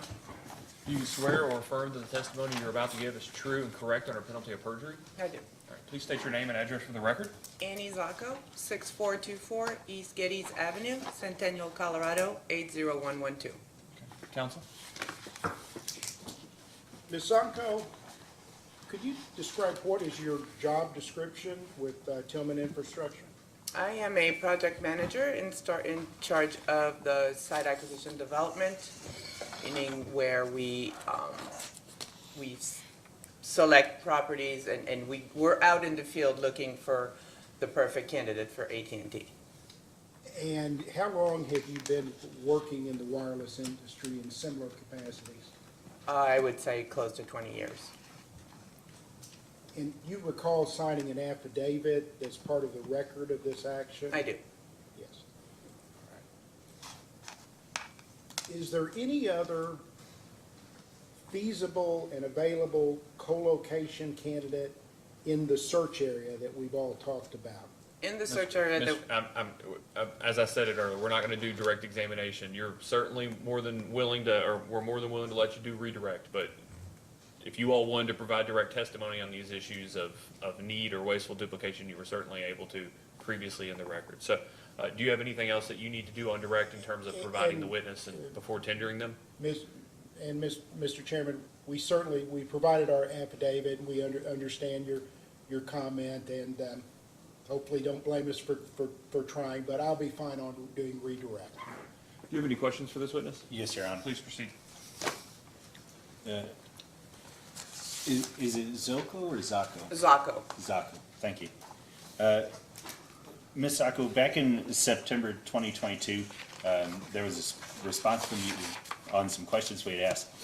And in the first response, you stated that a search of the Federal Communications Commission, the FCC database for this area revealed no existing towers within 2 miles of the search area. Do you remember stating that? I do. And then my question on that is, why is 2 miles important? Why was that the metric? It was to show that we even looked outside the search ring to make sure that if there was a tower that would have been tall enough, that maybe it would have been accepted by the RF engineer. So conceivably, there could be towers outside of the 0.35 mile search radius that could Correct. work. We won't go any further than 2 miles out of a. Right, but you could leave that 0.35 mile search area. We can. We normally do go outside the searching area, just like I said, just to make sure that if there are co-locations available, that we make sure that AT&T is aware of this so that they can examine those towers first. Yes, ma'am. And then, do you have to register all cellular antennas under 200 feet with the FCC? We do. As a tower owner, Tillman Infrastructure is a tower owner. No, I'm sorry, not you as a tower owner, but all cellular towers that are under 200 feet, do they have to be registered with the FCC by whomever puts them up? I can only speak for Tillman because that's who I work for. So, and I know that as a tower owner, we do register every tower, even if it's below 200 feet. Okay. Let's see. Conceivably then, could there be towers that aren't registered with the FCC that you could co-locate with? Not within the searching area, but in other areas, yes, there are some. Now, when you're saying search ring area, are you talking about the 2 mile search or are you talking about I'm the talking about the 0.35? 3.5 miles. Okay. The 0.35 mile, yeah. So conceivably, within the 2 mile search area, there could be towers that you could co-locate with that are If there- unregistered with the FCC. If there had been any, we would have definitely looked at them. But conceivably, you could. Conceivably, I will look at them and I have to hand it over to Sherry, our RF engineer, for her to evaluate those. Yes, ma'am. So then, I guess one specific question is, within 2 miles, about 1.8 miles, there is down on the Windstream Verizon tower, and I'm curious if you looked into co-locating with that, and what prevented that? I don't recall seeing a Verizon tower within the Within the 2 miles? 2 miles. Okay. In the correspondence with us in the PSC, you talked about small parcels and residential structures being within portions of the search area. Why does the existence of those matter? So if a site is located in a residential area, normally the zoning will prohibit us from putting a cell tower in a residential area. So depending on the zoning code for that parcel, that is definitely taken into consideration. When it's residential, you have to worry about the fall zone and making sure that if the tower was to collapse, that it wouldn't fall on somebody else's property, obviously. So it's all. Yes, ma'am. Let's see. So when we're talking about the fall zone, doesn't matter if the tower was to fall into our property, and how does it matter? Our towers are designed to collapse upon themselves. Okay, So we try to give it the smallest radius possible. So if anything, it will collapse within the lease area and not anywhere else beyond that. yes, ma'am. Okay. Let's see. You also talked in that correspondence about maximizing distance from more dense residential developments along the roads within that search area. And so my question was, why were you worried about maximizing the distance from the residential areas? To increase our approval rate in zoning, obviously. This is all based on following the regulations. So for a site to be considered viable, it has to be leasable, it has to be zonable, and it has to be buildable. So if we select a location where it's not gonna get approved in zoning, then it's a waste of time. Yes, ma'am. Let's see.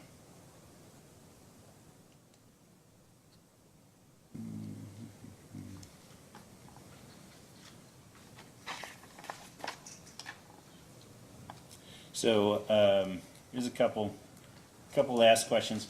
One is, do you know, granting some form of cellular coverage, is access to 911 always available? I'm sorry, can you repeat that? Granting some form of cellular coverage through whichever carrier, is 911 always accessible? I can't answer that. This is a technical term that I wouldn't be able to speak to. I mean, I know that with the FirstNet, this is really the only exposure I've had to technology, is that AT&T builds their sites for FirstNet, and therefore AT&T utilizes FirstNet. Is there, I mean, can you reach 911 outside of FirstNet though? yes. I Okay. mean, yes, because every tower gets issued a E911 address. So by that, Okay. yes.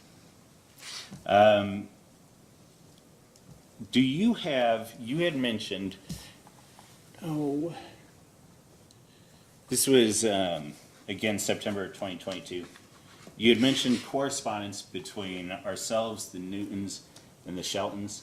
And this was mailed correspondence. Do you happen to have copies of those pieces of correspondence? I think I've provided what I had to Pike Legal. Okay. Well, I'm curious, because among other things, in Mr. Newton's testimony this morning, he had said that there was no mail. Correct, correspondence. because we were able to talk to him over the phone. So if we make a verbal conversation first, then we won't be mailing out letters. Okay, so was that verbal confirmation and all that made prior to any sort of other correspondence? We to try us to at get the people Sheltons? on the phone first before Okay. we mail out letters. So, Yeah, that's fine. Any additional, you have I'm sorry, additional Your Honor. questions, Mr. Nicola? Let's see. I'm not rushing you, I just, Yes. Okay. So, does Grayson County then have zoning in place for towers in residential areas? I don't have the records in front of me, I'm sorry. I don't think that Objection, Grayson. that's a legal question. I think it's a factual question. If she doesn't know, she doesn't know, but she can answer that she doesn't know. I'm not sure, I don't know. Okay, then, if you don't know whether or not they had zoning, then why would it matter whether an area was densely populated or not? So, I mean, there's some kind of determination no matter where you go. If it's not at the county level, it's gonna be, with the PSC, it's gonna be, there's some kind of authority that needs to approve the site location, and they set those guidelines.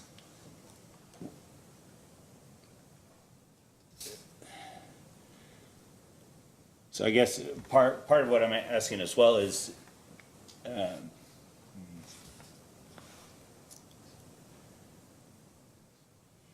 if you didn't know the zoning was there and you were purposely avoiding those areas, is that not tacit admission that there are other factors that go into building the tower? So, I And just that want to there could be- clarify that Yes. not because I don't know about the zoning, that I don't have that information somewhere in my file that I could look Yes. up and look at the zoning code, right? Okay. So, but residential is never a place to go put a cell tower. We try not to, those are very few and far between. Yes, ma'am. But then 600 feet to the nearest building, that's an okay spot to put it. Then it would have to be based on the setbacks that are part of the guidelines for us to meet. So if we can't be more than 2,000 feet, if we can't be any closer than 2,000 feet from a residential area, then obviously we're not gonna go anywhere close to that. Sure, but putting a tower within 600 feet of the dwelling, that's all right. If the property is zoned as agriculture or as, not as residential, then I would imagine that would be why we. Thank you, I appreciate it. That's it, Your Honor. Counsel? Thank you, Ron.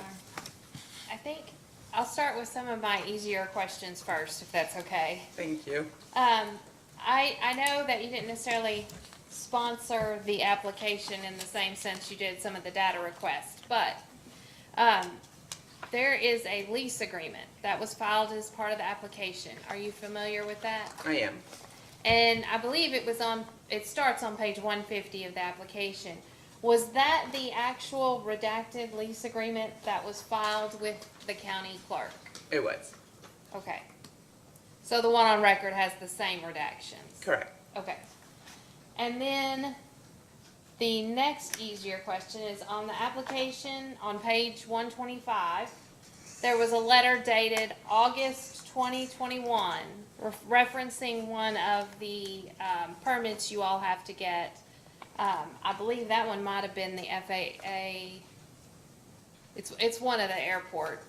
But it's only good for 18 months. Correct. Have you all applied or updated that application? We have. We Okay. have.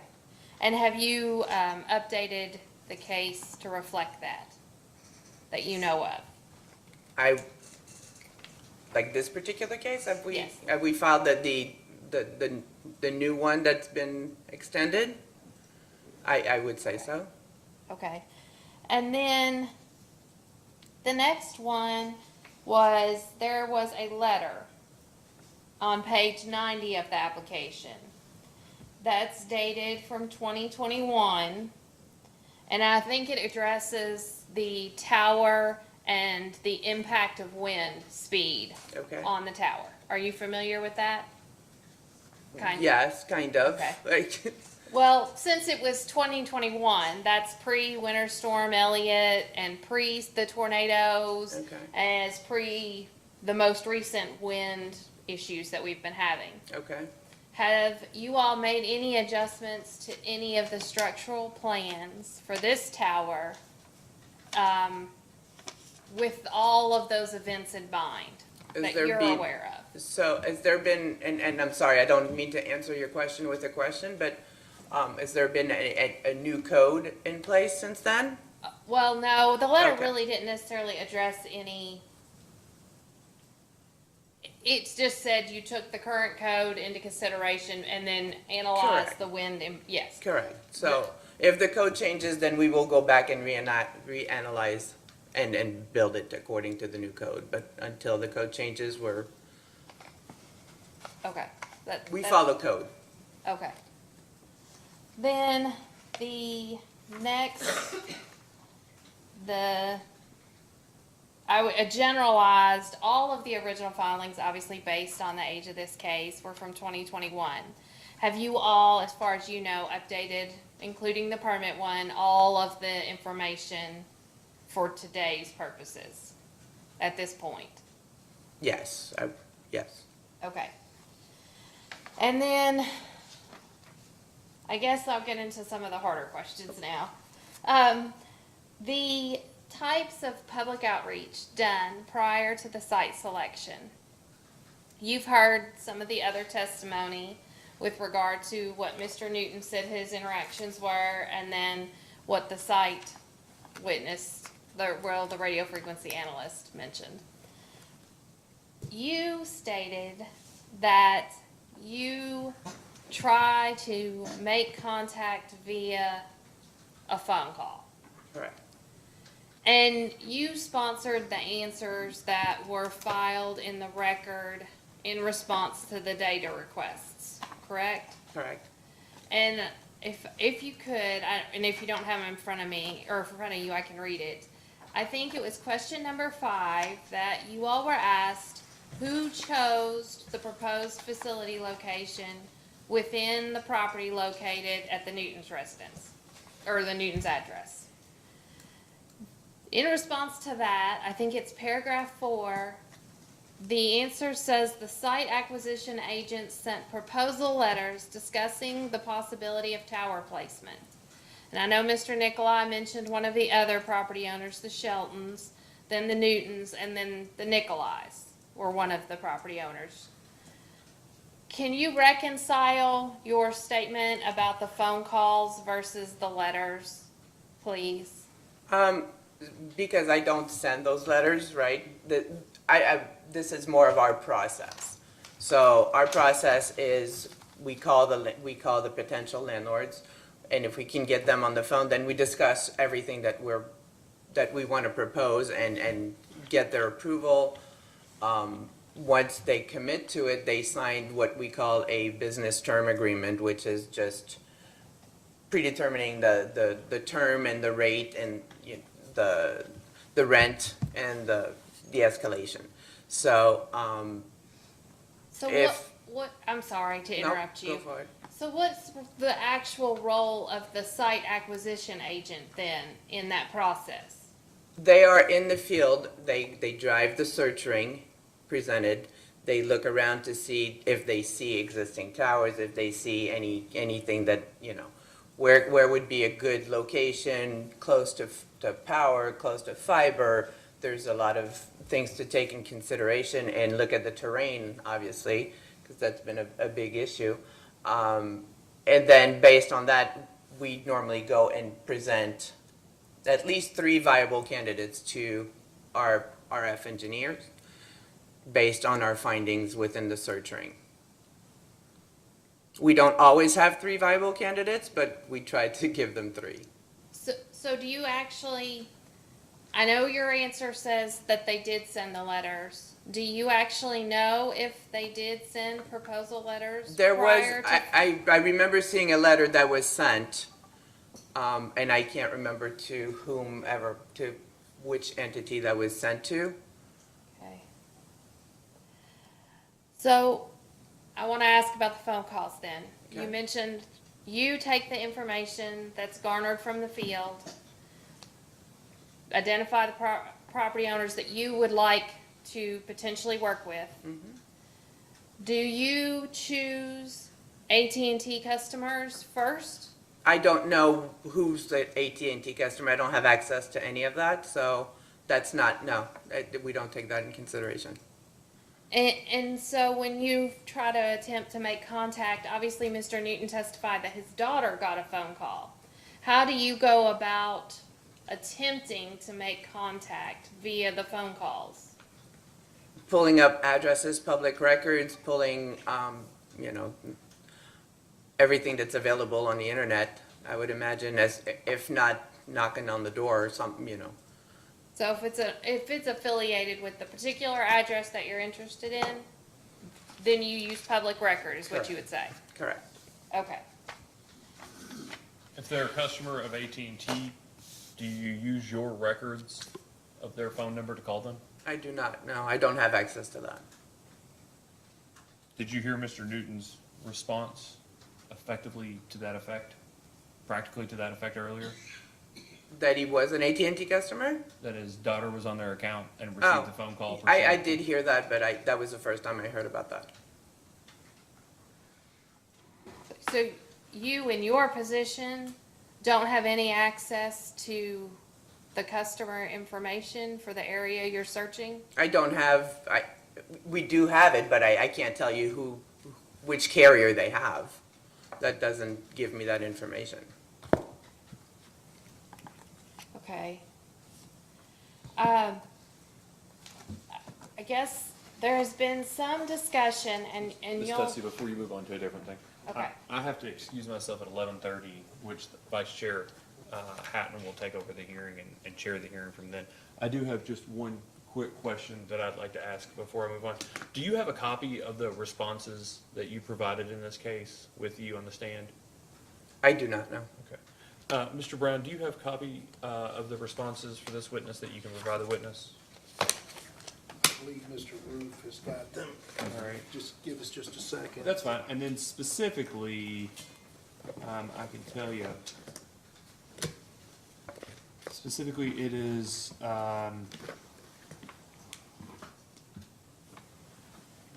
goodness.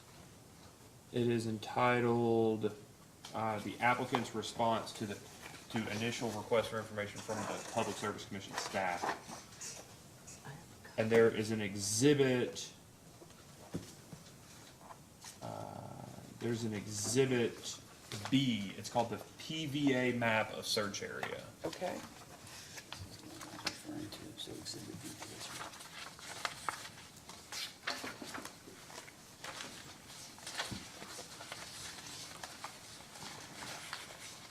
Just real quick, before I point you to that map, you provided a response, I just want to make sure you sort of agree conceptually. That the Newtons communicated to Tillman or Tillman's representatives, was that you? It was to my agent. Okay. That the remainder of the parcel is unavailable because the Newtons do not want to clear trees to accommodate tower placement, or the proposed site location is non-tillable land, and the remainder of the parcel is used for agricultural purposes. Do you remember that response? I do remember that, yes. Do you mind to look at that Exhibit B? It's the PVA's map. Do you have that in front of you? I do? Okay. And that shows that the parcel in question is at the far western portion of the 3.5 mile radius. Is that right? Correct. Okay. And then if you go on to Exhibit E. Exhibit E? E is an echo. Okay. Just a couple of pages later, it's entitled Aerial Photograph Depicting the Distance Between the Tower and the Residence of the Nicola Parcel. I don't have Exhibit E, do you? Goes to Exhibit D. Oh, Let's see, exhibit E is. Exhibit D over here, okay, so that would be this one? I think that this might be exhibit E from the other affidavit.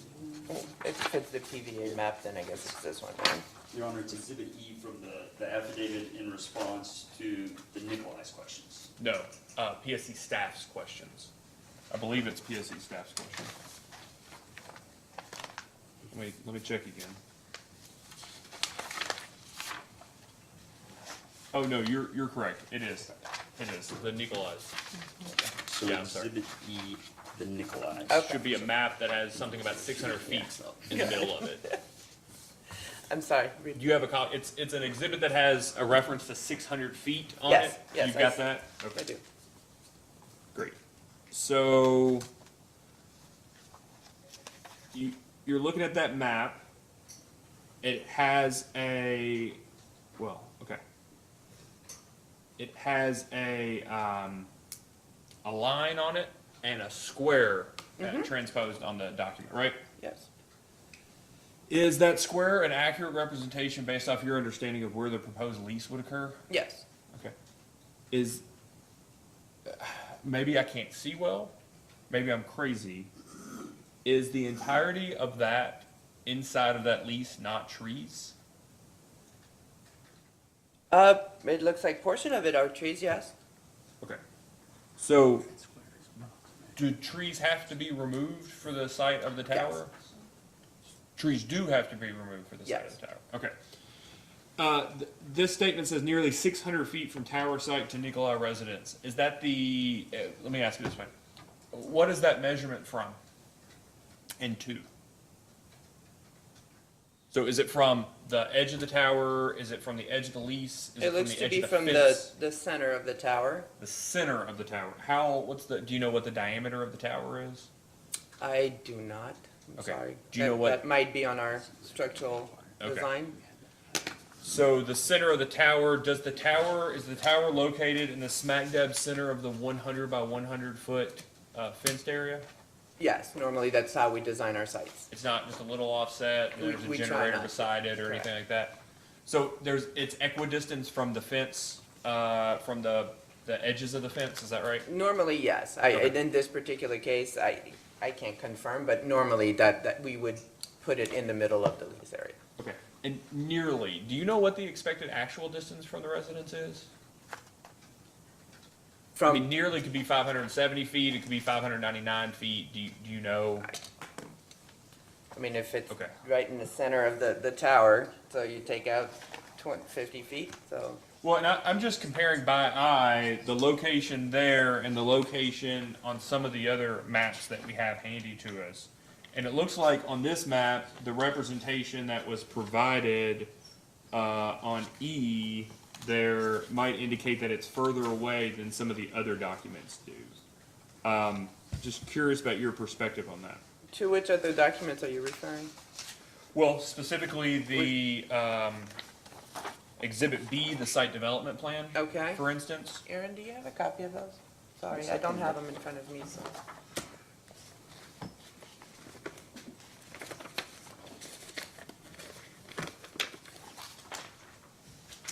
Thank you, sir.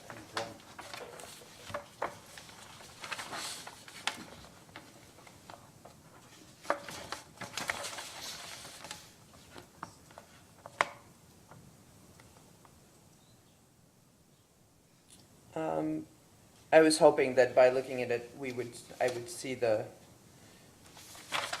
distance on the survey. Yeah, it doesn't provide the distance. Right. This is one of the few places that I could find in the record in which the distance was actually referenced.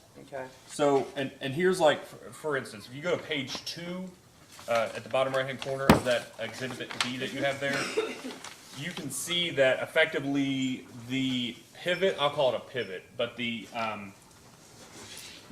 border of their property comes down and then turns left, the blue property, do you see that? Right. On the exhibit, on both of the exhibits, it turns. Okay, so Exhibit E would show that, maybe a portion, I'll say, of the property is below, here's the best way to say this. Do you see on Exhibit E Paradise Acres Road on the right-hand side?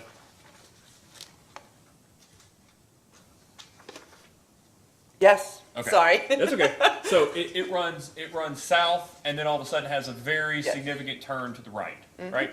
There is a line immediately before that turn that comes off of it that runs almost due west. Right. Okay, that property line there hits where I call the pivot, but where that property line of the Newtons changes. Do you see that? Yes. Okay, so on Exhibit E, if that line kept going it didn't stop that perpendicular line, it would run through the proposed site on Exhibit E. Would you Correct. agree? Yes. Now, going to page 2 on Exhibit B that you have, the legal size paper, would you agree that if that line keeps going straight, which it almost Oh, I see does, what you're saying, that, yes. yeah, it's not near as far away on this as it is on Exhibit E?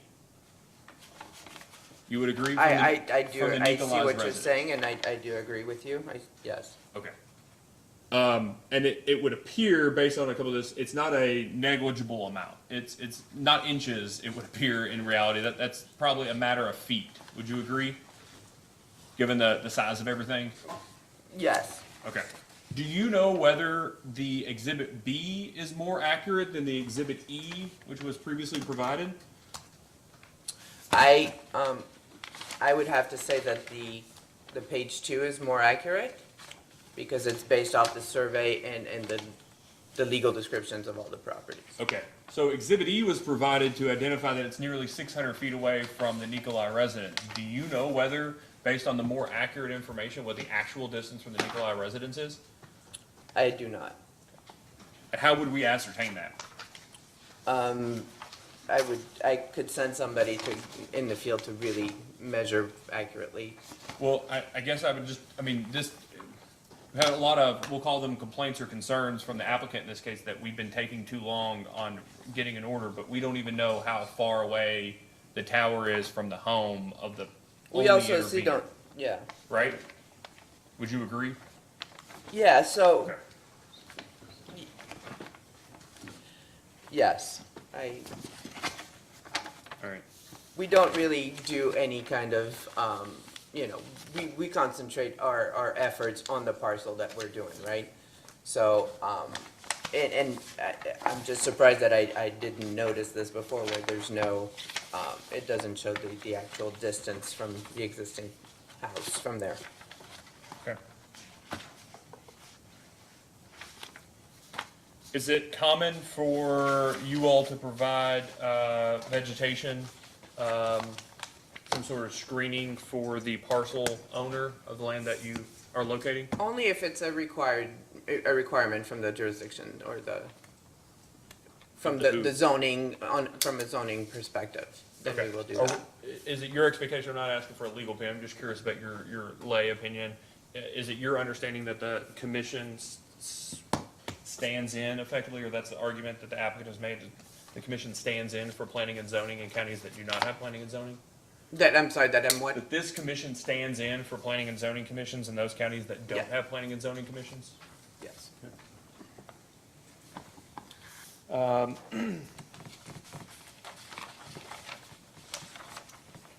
Do you mandate that, let me ask you this way, do you ever provide screening in your experience to non-participating landowners? Landowners for which the site is not actually leased or purchased from?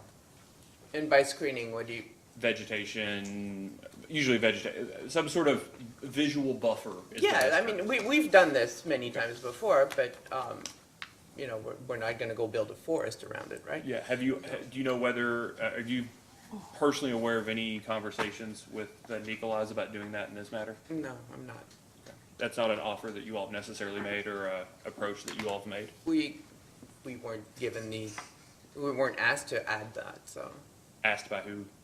Who would you be ordinarily asked by? I mean, I don't see, my legal team obviously would have mentioned something to me saying, hey, can we camouflage the equipment area, right, where we put our ground equipment? Can we, first, well, we're gonna put a fence, but can you do some landscaping around it to make it look, So you're depending on your legal team to ask you that? right, because they're the ones involved with the zoning information, and they know the code much more than I do. Oh, but I guess what I'm trying to say is you only do it when you're required. Yes. You never offer it to surrounding landowners. Correct. Okay. All right, Ms. Tutson, additional questions? I do, and I guess I'm gonna pick up kind of where you started on the maps. In response to, it was a response to comments that was filed on November the 21st, the 19th, 2021, on page 2. I will just read it to you to save the time. The statement was made that furthermore, the tower will be galvanized steel to minimize its visibility, and the general area where the proposed facility is to be located is a heavily wooded rural area. And the chairman provided you Exhibit E, which appears to have the tower in an entirely heavily wooded area. But you were in here earlier when Mr. Newton testified, right? And you heard him say that that wasn't the case, right? And in fact, I think on the original plans, as the chairman pointed out, the tower appears to be up in front of those heavily wooded tree area. Was that you agreed with? Yes. Yeah, okay. So that is another conflicting tower placement item, I guess, in the testimony. Would that be a way to put it? I mean, obviously it's not really in a heavily wooded area, based on what Mr. Newton says in your original maps say. So we're talking tower versus lease area, right? Well, I guess I should say lease area, because you said the tower is in the center generally. You're right. And the plans do have it in the center. Correct. So I guess I should say the lease area is mostly actually in front. It seems to be, yes. Okay. I mean, I can't, obviously, I don't know the height of the trees. Are those just bushes or are they just trees? I can't tell from those aerial maps. Okay. And then I know that the chairman touched on vegetation management and that type of thing. One of the other things that comes up pretty often in cell tower cases or solar cases is the construction noise and the mitigation of noise during construction. Have you all had any talks with the Newtons about when the construction hours might be? No, but before we start construction, we normally contact the landowner and determine if there's anything that needs to be avoided, right?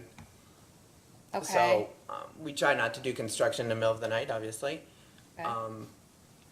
We try to be respectful of the neighborhood and we try to get in and out as quickly as we can. So I'm not saying that there's not going to be any noise, because let's face it, but we try to, we definitely contact the property owners and make sure that this time frame is okay with them and go from there. Do you, on the front end, take any mitigation measures with regard to noise, since there will be a wide variety of equipment coming in and out? I don't see how we can mitigate that, but Well, okay. So the answer would be no, you just use the equipment that you need. correct. Okay. And you all don't actually ever reach out to any surrounding property owners, ever? No, no, I will say no.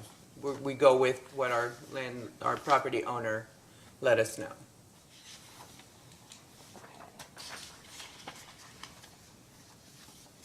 I think the chairman covered everything else that I had, so that's all I have. Thank you. Commissioner again? Just a couple questions. I'm going back to your initial, your responses. And the question was that, who initiated contact regarding the proposed wireless communications? Is Tillman an agent of AT&T? No.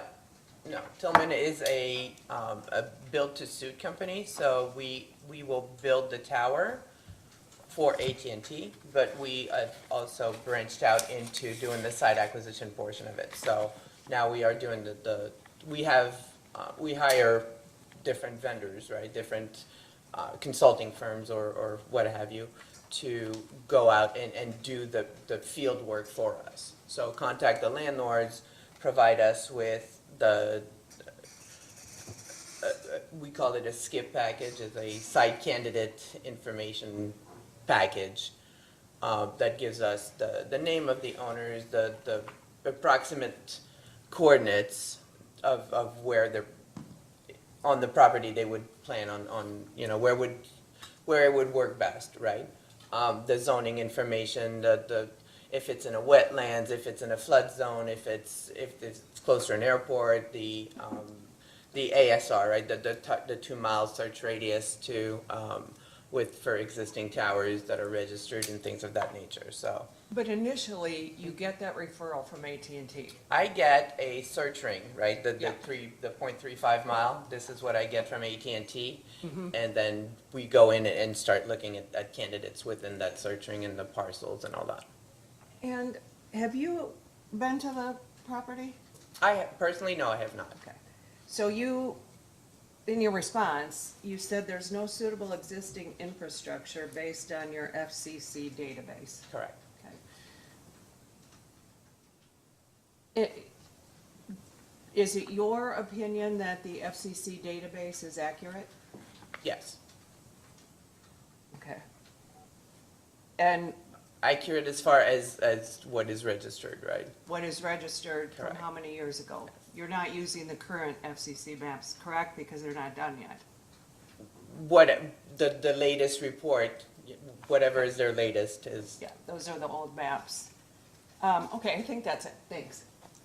Ms. Zacco, you're employed by the company that builds these sites to suit AT&T. Does that mean you're not involved with choosing the appropriate site or considering alternatives? I do have a say in that, yes. So obviously I don't do the actual field work, but it's presented to me and I review everything and put in my recommendation as part of the review process. Okay. In light of the two, it looks like two separate sites between Exhibit B and Exhibit E. Do you know if there was an original area that was considered and then not chosen? Like, as far as the two sites that the chairman was asking you about that look like they're different, do you know if one was rejected and another one chosen? No, it's the same site. It's the same location. It's just, sometimes the parcels on record and what is shown on survey, we do see some discrepancies in that, and that might be where that comes from. I like to go more by the surveyor because he's been on the site and he plots everything that there is to be plotted. So that's why I'm choosing to go with the drawings more than the aerial map. Okay. So you were saying you thought that Exhibit B was the more accurate one, Yes. but you don't think they're describing different areas of the same property? I don't think so, no. Okay, that's all the questions that I have. Do you guys have redirect? Yes, I do, Ms. Vice Chair.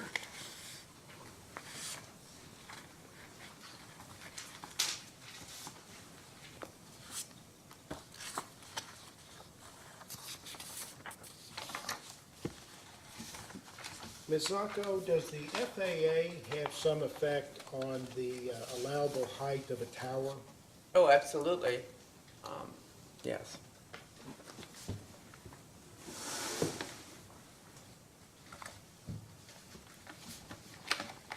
Are you familiar with this notice of preliminary findings, which I would like to introduce as an exhibit from the FAA? It's dated 4/28/21. Any objections to this? Have you seen it? I haven't seen it, but no objections. We need to enter it in as Exhibit 1? That's in, thank you. Would you like it marked as applicants, is it Exhibit 1? Sir? Sir, would you like that marked? Yes, we will.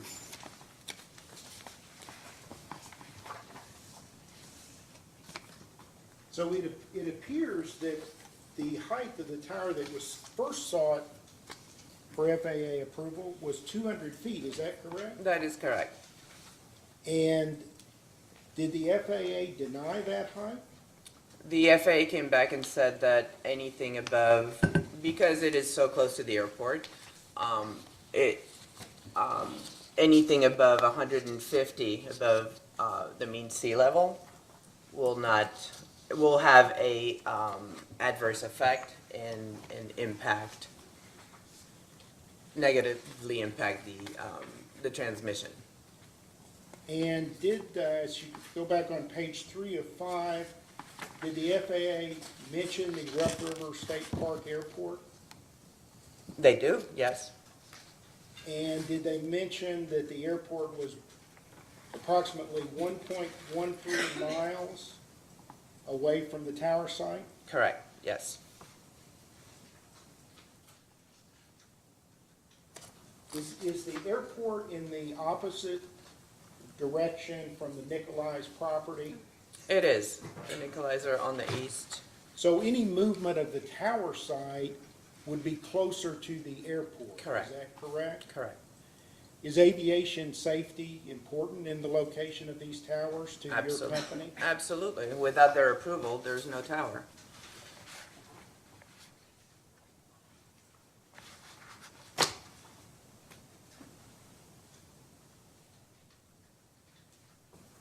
Now, I've got another document from the FAA that I would like to introduce as Exhibit 2, applicant's Exhibit 2, that appears to be an extension of the FAA approval at 150 feet, dated 2/14/23.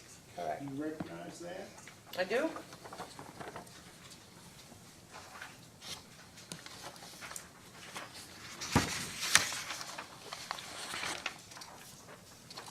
Thank you. Exhibit 2, you'd like it marked and move to admit? Yes. And, Mr. Nicolai, do you have any objection? No, ma'am.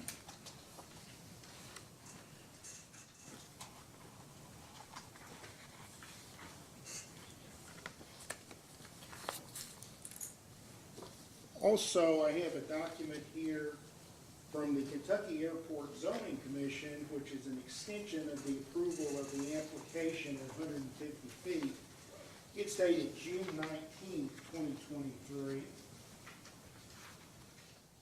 Do you recognize this document? I do, yes.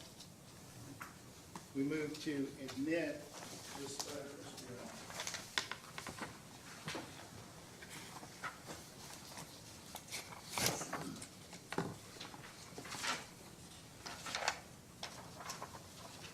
Thank you. I'll mark that as applicant's Exhibit 3.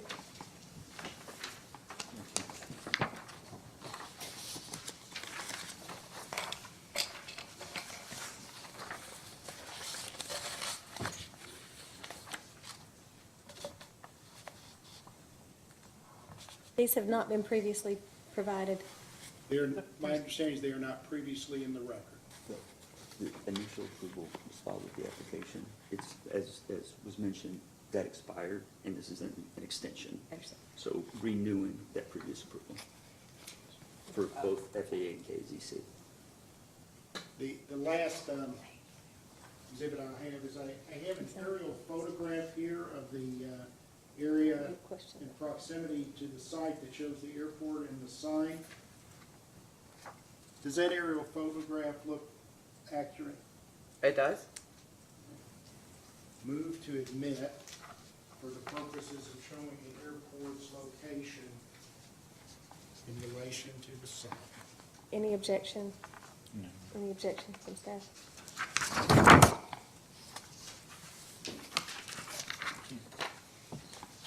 I'll mark it as Exhibit 4 for the applicant.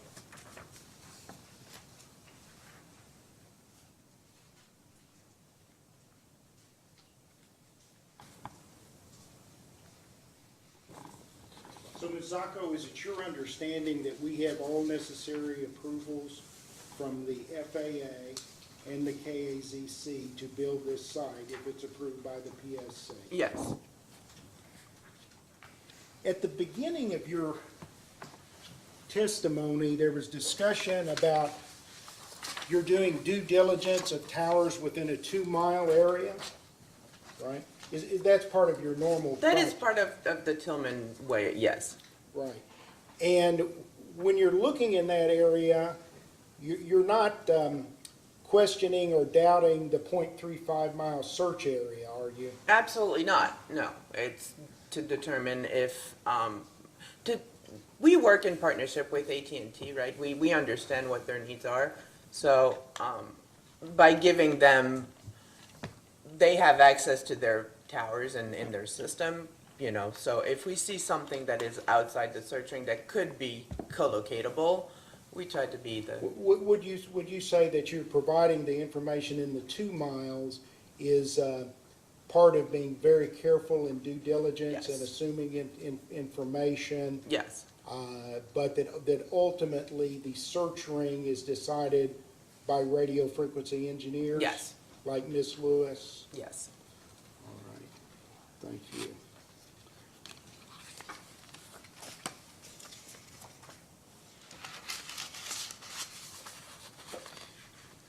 Do you know of any requirement that you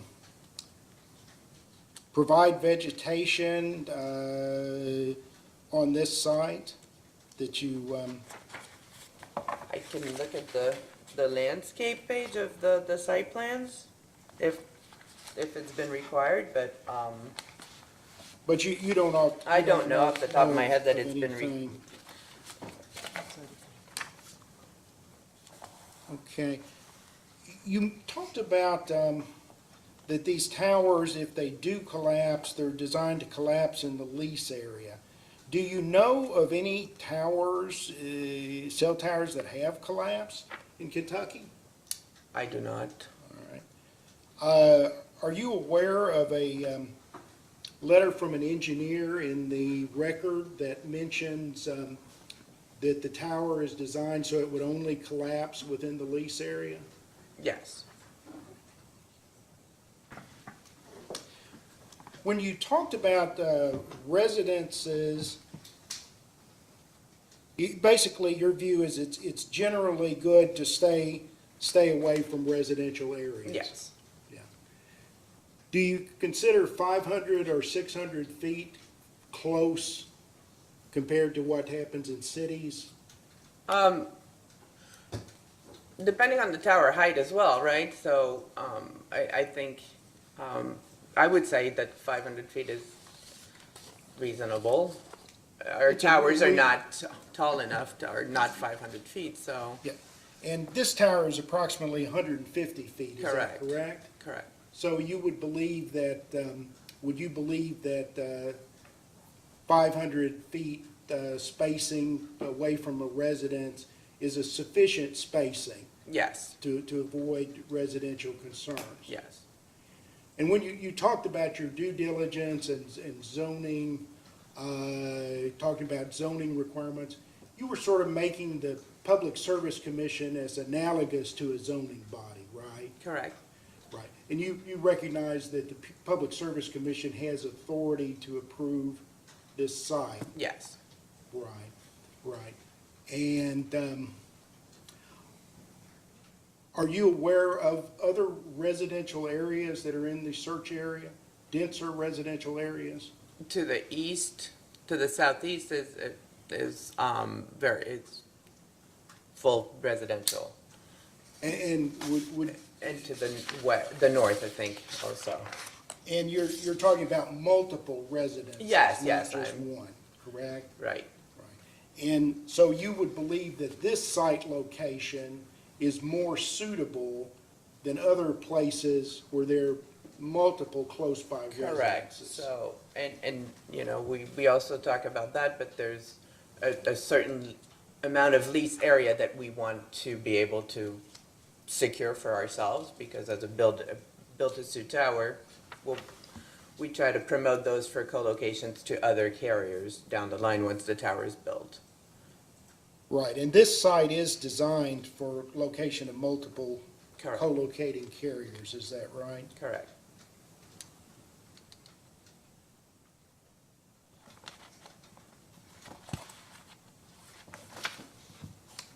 No further questions? In light of new exhibits that weren't part of the record, do you guys have any follow-up questions.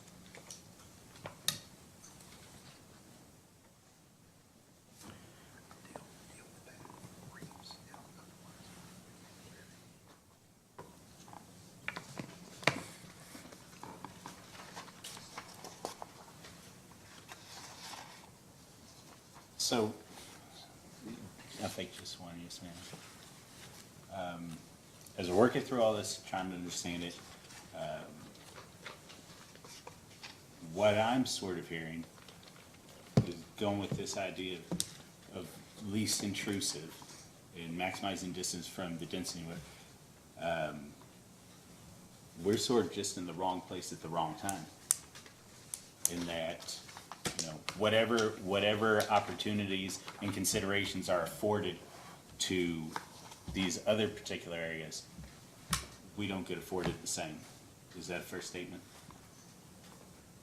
I mean, that's a personal opinion, I would imagine. I'm not sure that, Well, I'm asking if you're maximizing the considerations that are given to these other areas, is the same likewise done for us and for our property?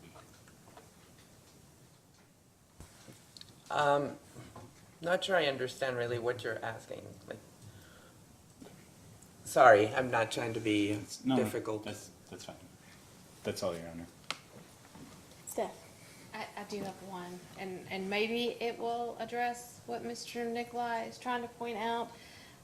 Based on your testimony, you don't view 500 to 600 feet from a residence unreasonable because of the height of the tower in this case. Correct. But the truth is, you proposed a higher tower, and the only reason you didn't get to build it is because the FAA said no. Is that correct? Correct. Okay. We have to obey by those. Okay. And Commissioner? I want to go back to the process. Okay, so would it be fair to say that you would not be building the tower unless you got a call from AT&T? AT&T is, I mean, we build towers for other carriers as well.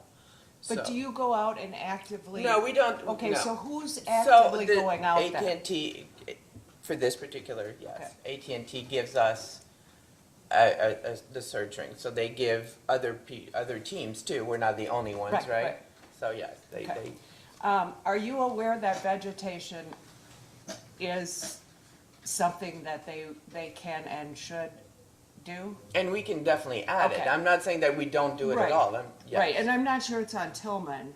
I would just ask you to go back and check about the requirement for vegetation. Right. Because I could be wrong. Right, but, and I um, think, yes, I think there is, okay, let me just, and if it's required, it should be in our drawings. if we go to this, I think it's Exhibit 4, is this 4, that you just brought in? And this, again, this is the first time we're seeing those. So the line that's going from Rough River State Park to Falling Branch.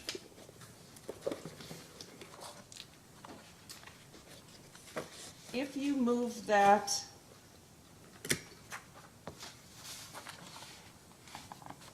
I guess southwest 200 feet or further, where the house is, doesn't that still meet the requirements from the FAA at the airport? I don't know, Okay. that, Is that something? that's the thing, so. And the letter says that if the location changes, then we need to refile for them to re-examine where it's going. So as a data request, we could go back and ask for that to be done? Okay. I'd like to ask that in the data request to follow up. I think that's it. Thanks. Anything further from anyone for this witness? You may be excused, ma'am. Thank you. Do applicants have another witness?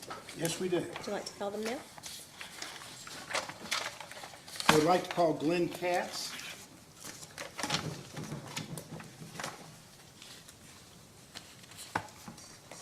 And before we get started, does anyone have a pressing need, like maybe a health need, diabetic, anything like that that would require us to break for lunch right now? If not, I might try to at least get through this witness. Anybody have a need to break for lunch right now? Okay, all right. Mr. Katz, would you raise your right hand, please? Do you swear or affirm the testimony you're about to give is true and correct under penalty of perjury? I do. Okay, please state your name and business address for the record. My name is Glenn Katz. My company is Realty Solutions Company, Inc. My address is P.O. Box 20983, Louisville, Kentucky, 40250. Thank you, sir. Counsel, you may ask. And Mr. Katz, could you briefly summarize your credentials as an appraiser? I am a certified general appraiser with a certificate in Kentucky. I've been appraising for, I believe it's 30 years now. I am a designated member of the Appraisal Institute. I hold, they offer 4 designations in both residential and commercial arenas, and I hold all of the credentials.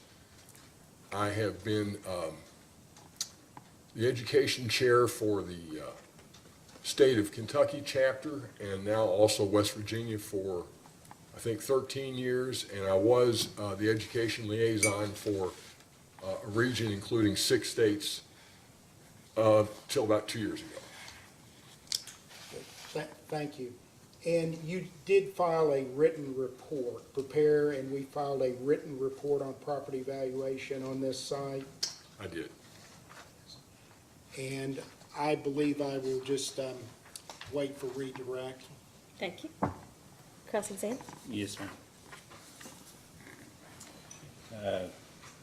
Mr. Katz, I might have missed it in the credentials. Are you an economist? Are you an economist? No, I'm not. Thank you. On an appraisal, are you required to note towers on adjacent properties within your reports for appraising? No. No. Yes, sir. This study that was originally presented to the PSC, has it been used in other cases? That study was performed for this project. Okay. And has it been used in whole or in part in other cases? Parts of the study are, it's an ongoing project. Okay. For me as a professional, we build we live on information and data. So yes, it is collective. Collective is a good word. Yes, sir. And then, that being the case, would you argue that it's a general purpose study since it has multiple applications been used in multiple areas rather than a specific study? I would not characterize it as a general purpose study, no. Okay. How many individual cell tower sites did you include in your study? There are 2 cell tower sites in the study. Yes, sir. And then how many individual properties were associated with those 2 towers? Excuse me, with those 2 tower sites? I'm sorry, Just the housing listings and the sales listings, do you remember how many individual properties were associated? I can give you a range between 5 and 15. I don't have a count. Yes, sir. So when you built the study, did you pick each individual piece of property within the study?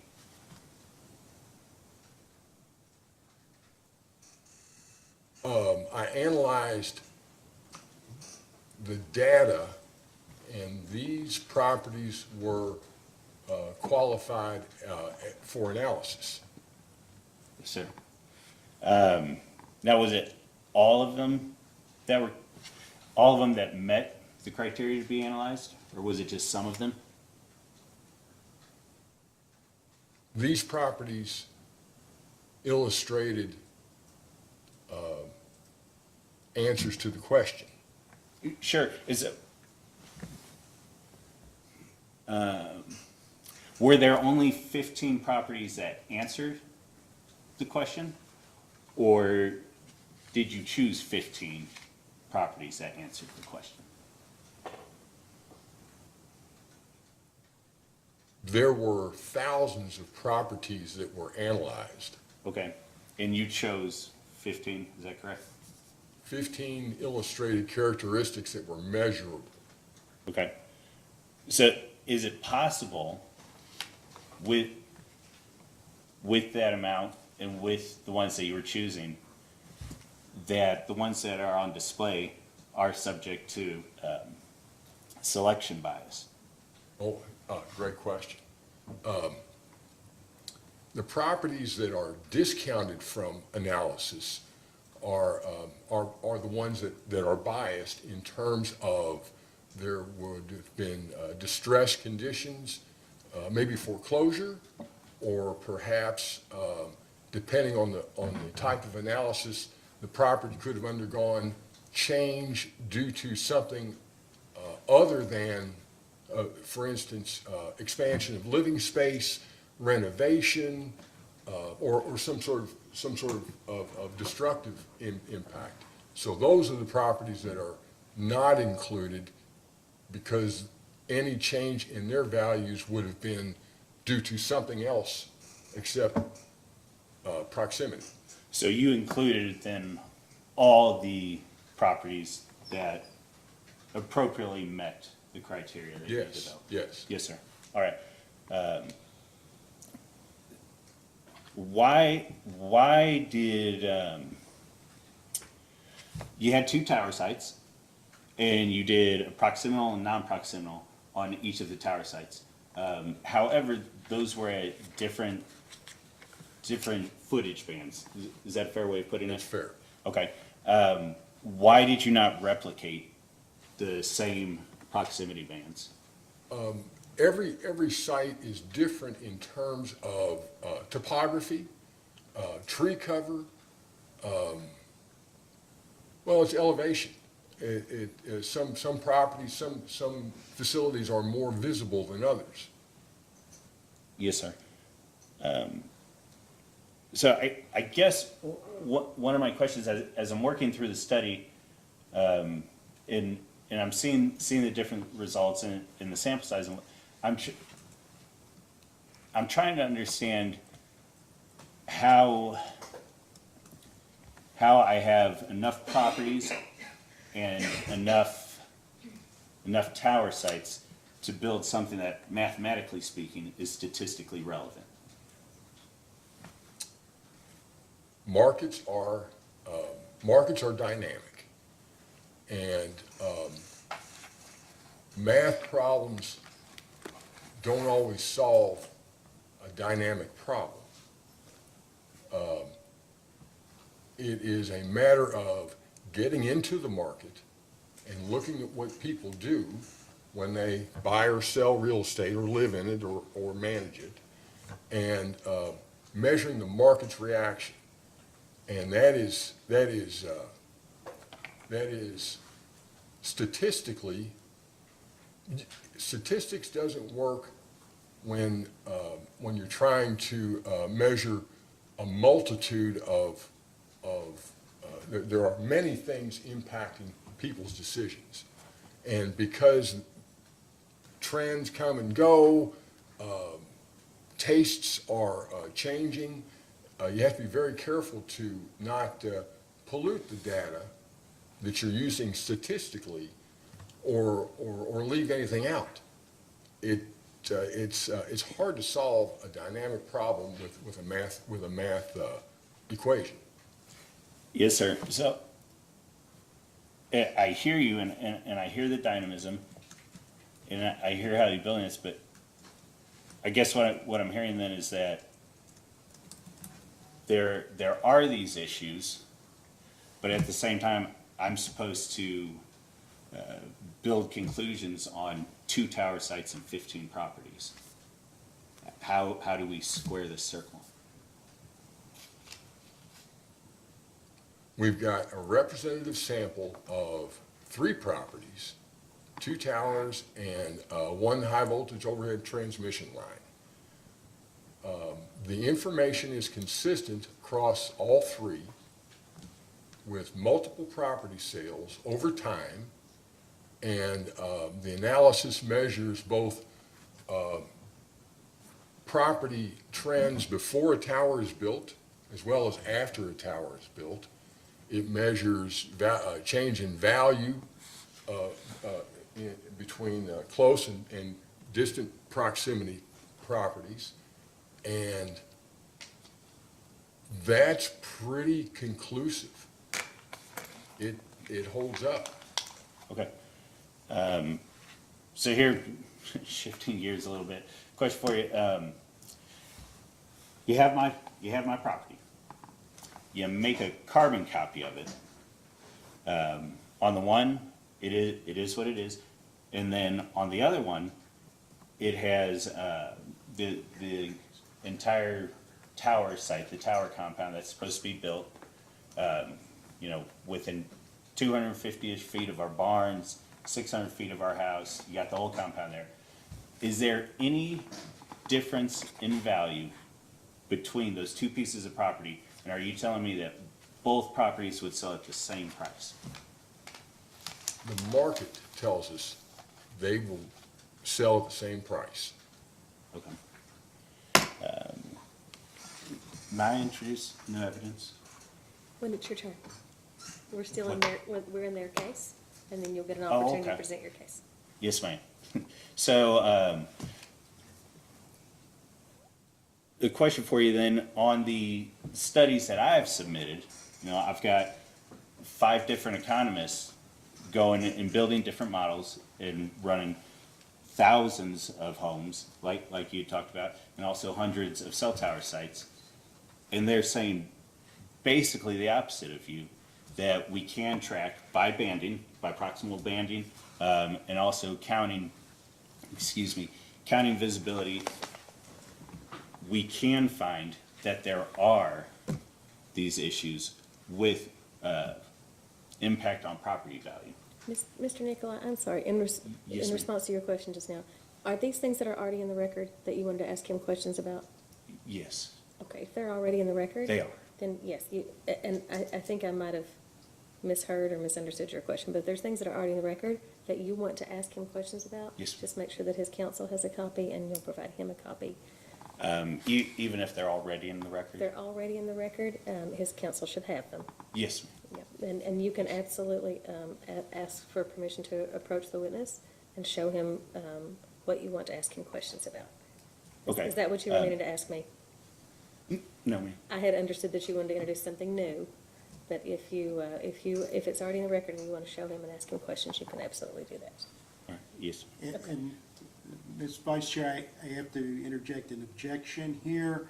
There is a pending motion to strike those property valuation reports submitted by interveners because they were not listed on the witness list and they are not here available for cross-examination.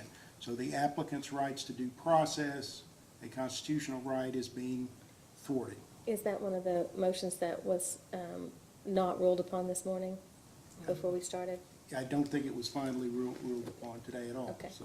And were you planning to approach him with those? Yeah, Exhibits. I do. I have questions on the studies that we've submitted. Are you sure he didn't rule on it this morning already?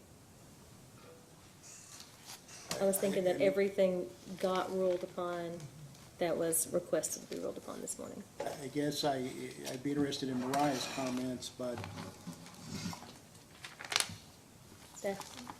I was under the impression that he was going to allow Mr. Nicolai to ask questions about evidence that he had submitted, and then it was going to go to the weight, but I was just double checking my granted as to other witnesses, but this is not technically other witnesses. I think it goes to, I would say, it goes to the weight of the evidence. So your objection is noted and preserved. and I'll allow you to ask the questions. Yes, ma'am. Thank you. So I have two studies submitted by 5 different economists, like I said, and they go through a lot of what you go through, and likewise built proximal bands. And they're saying that this is going to happen. You know, these studies had, as I mentioned, thousands of homes, over 150 different cell tower sites. What do we do with those? I read your studies. Yes, sir. I am aware of those studies. Those PhDs are pretty smart folks. But they are not valuers, if you will. I can't dissect their reports, but there were a couple of issues that I didn't understand. One of them is that if you noticed in the reports, they identified physical characteristics of all of their properties that they put into their multiple regression analysis. Room count, bedrooms, basements, garages, site size, etc. There are 3 things that they left out that, as a valuer, I find that are at the top of the list on that impact property value. One of them is construction quality. One of them is floor plan. So the myth is not the myth. The thought is that the 1-story house with a walkout basement is the most popular design in the world.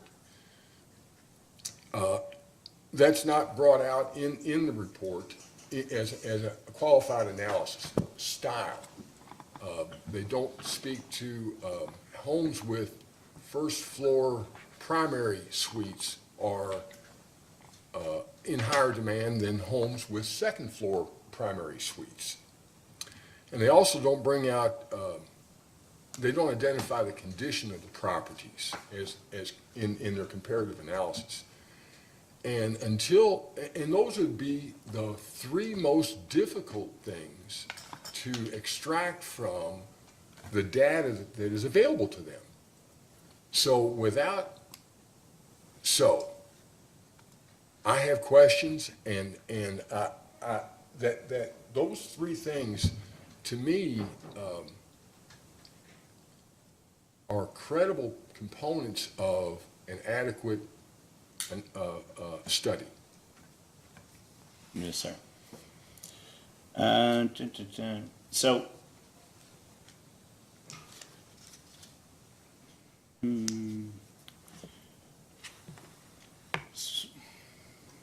so what I'm hearing is that your results are valid, their results are valid within each of y'all's particular criteria. At that point, I know, I hear the argument for dynamism.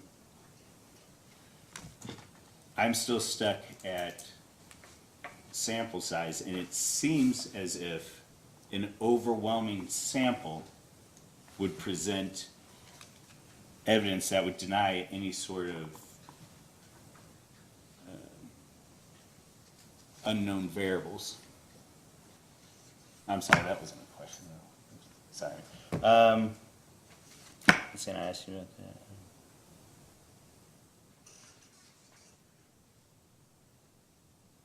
that. Thank you, Mr. Katz, I appreciate it. Mr. Katz, if you can't hear me, just let me know. I just have a few questions. You mentioned that in this case, you prepared the report on behalf of AT&T as the cellular provider, correct? Yes. Or the applicant in this matter. How many times have you testified for a cellular service provider prior to today? Many. Give me a ballpark. 20. Okay. And have they been in the context like this, a regulatory proceeding, or have they been in a variety of different contexts? It's been, this is my first time in front of the PSC, Okay. and I have appeared in front of County Zoning Board of Adjustments several times. Has it always been for AT&T, or is it other service providers as well? AT&T and other service providers. What's the ratio? I'm sorry, I would say fairly well balanced. I'm sorry, I don't pay attention. Okay, but you think, you used the words well balanced, so 50-50? Or more often with AT&T? Maybe more often with AT&T, Okay. yeah. And then, do you charge an hourly rate to AT&T? My rate is, my rate is for the report and then if I have to make an appearance. And if it's, and depending how far it is, I have to go. So it's primarily a flat rate, but if it involves extensive travel, then there's more. Is it a contracted rate, or is it, is it a service contract that the rates are determined by, or your billing is determined by? I don't have a contract. It is a verbal agreement. They ask me what the rate will be, and it's fairly consistent.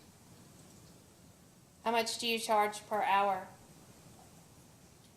Objection, this is getting into proprietary type matters. I don't see the relevance. Well, if he works for AT&T primarily, and in general, I think that knowing how much he gets reimbursed for a report that arguably hasn't been updated, I think that the public has a right to know. I'm gonna sustain the objection. Okay. I will move on then to the report that you claimed was ongoing, or I guess the study was ongoing. Those were your words, right?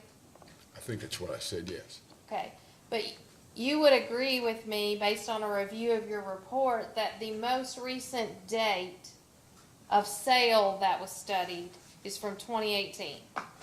2018, possibly 2019. Okay, that's still some years ago. Yes, it is.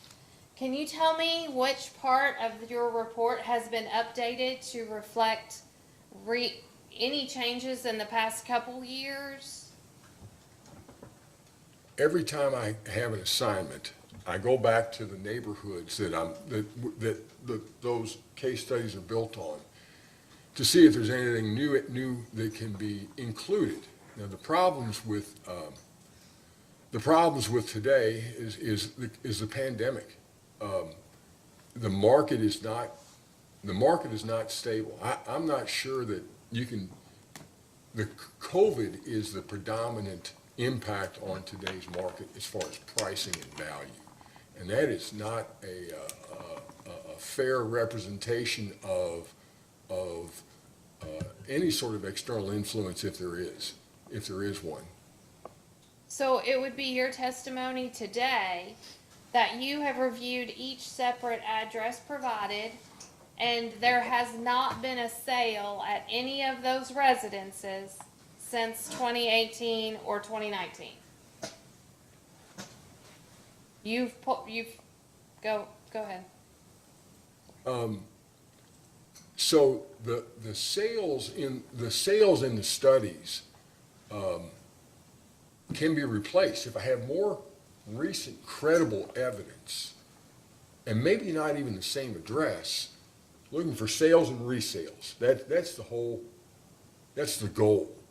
When we can measure change in value.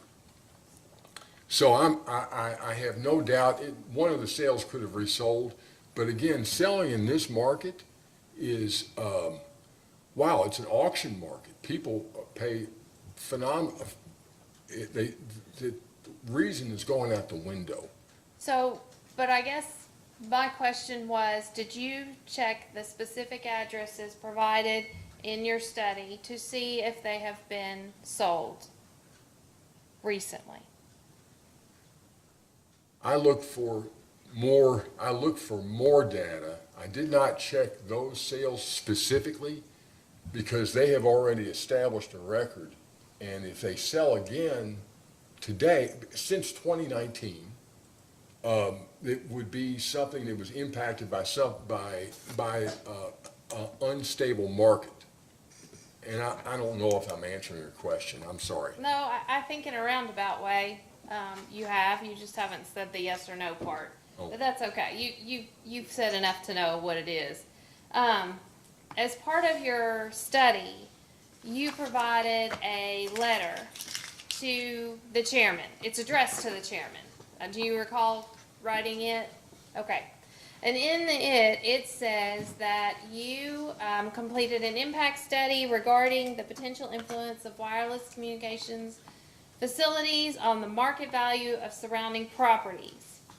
And the subject line says that it's for this particular location. But you would agree that your case study, all of the properties included within it, including the transmission line one, is from Jefferson County. Yeah, yes, they are. And generally, more urban areas. Yes, yeah, as compared to the Topic property, yes. Yes. And so the actual property evaluated in your studies is not in the surrounding area to the Newton's farm, correct? Physically, correct. Okay. And you personally never went to Grayson County and evaluated the surrounding areas or visited the PVA office? I did not. Okay.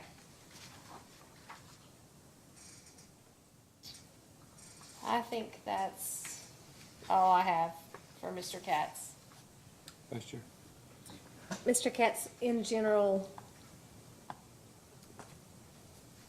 could it potentially be seen as an improvement of the value of a rural property if they get access to reliable cellular phone service? Yes. It is infrastructure, and infrastructure started a long time ago. It all deals with connectivity. People need to be connected, whether it's roads, water, public utilities, signage. That's just what we do, and the impact of public utilities infrastructure took place a long time ago, and this is just one more part of it. It's all positive, yes. I imagine, in general, we'd prefer that access to reliable cell service not come with a view of a cell tower. I would say that if you ask 100 people, they would all say yes, but what they do is they look for a place where they can be safe and secure, they can be connected, and that's where they make their decision. The vertical structures of towers and things, like the gentleman said, they go away, they disappear, they get absorbed, whether it's trees or just the way of life. That's the only explanation I've got for why the market does what it does. Do you have any, in your years of experience, do you have any way of valuing the offset there between how much it might improve your property to have better cell service and how much it decreases your property value to have to look at a cell tower? I'm sure that is a valid question that can be answered. I have not done the study, though. Thank you. go back to Vice Chair's question. You did, in the 15 that you looked at, you didn't include cell tower with vision in the analysis? There are 2 cell towers. Right. And there's, I'm sorry, maybe I didn't understand the question. I gotta look over there. Well, did I misunderstand your question? I may have misunderstood how you just answered the question to Okay. the Vice Chair. She said, is there a way to include cell service or cell tower in the valuation? Oh,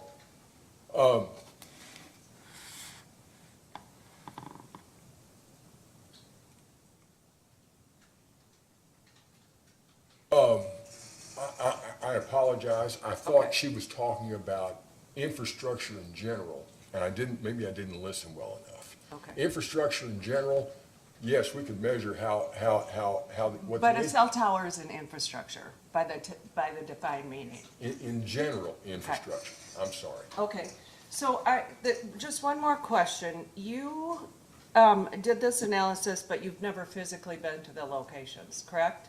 I have seen, I drove both locations. Okay, and I think if I understood you correctly, when you were doing your analysis called the discounts analysis, that the study would be redone if there was a foreclosure, a property change, or something like that. Did I hear you correctly? Based on the structures on the property and things like that? My intention was to say that if I saw a sale and a resale of a property, and I was attempting to measure the value difference and what caused that value difference between the 2 sales, if that sale was impacted by a foreclosure at either end, or between the initial purchase and the second purchase, if that property had experienced a renovation, a change in physical characteristics that would have impacted the value change, that property was discounted from analysis because its value change would have been attributed to something other than the market. Trying to measure market change. Okay, so on the Newton property, I think they said they purchased in 2015, and there was a structure, a house on the property, and they're not selling, but that structure now, 3 weeks ago, was taken down. Does that affect the property value? I didn't see the structure. I don't know. I think that's it. Thank you. I'd like to make sure that I understand your answer a minute ago to Ms. Tussey.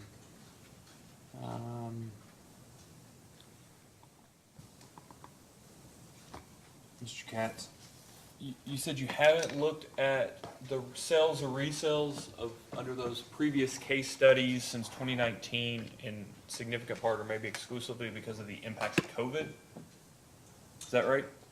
I have not found any sale and resale evidence since COVID impacted the real estate market.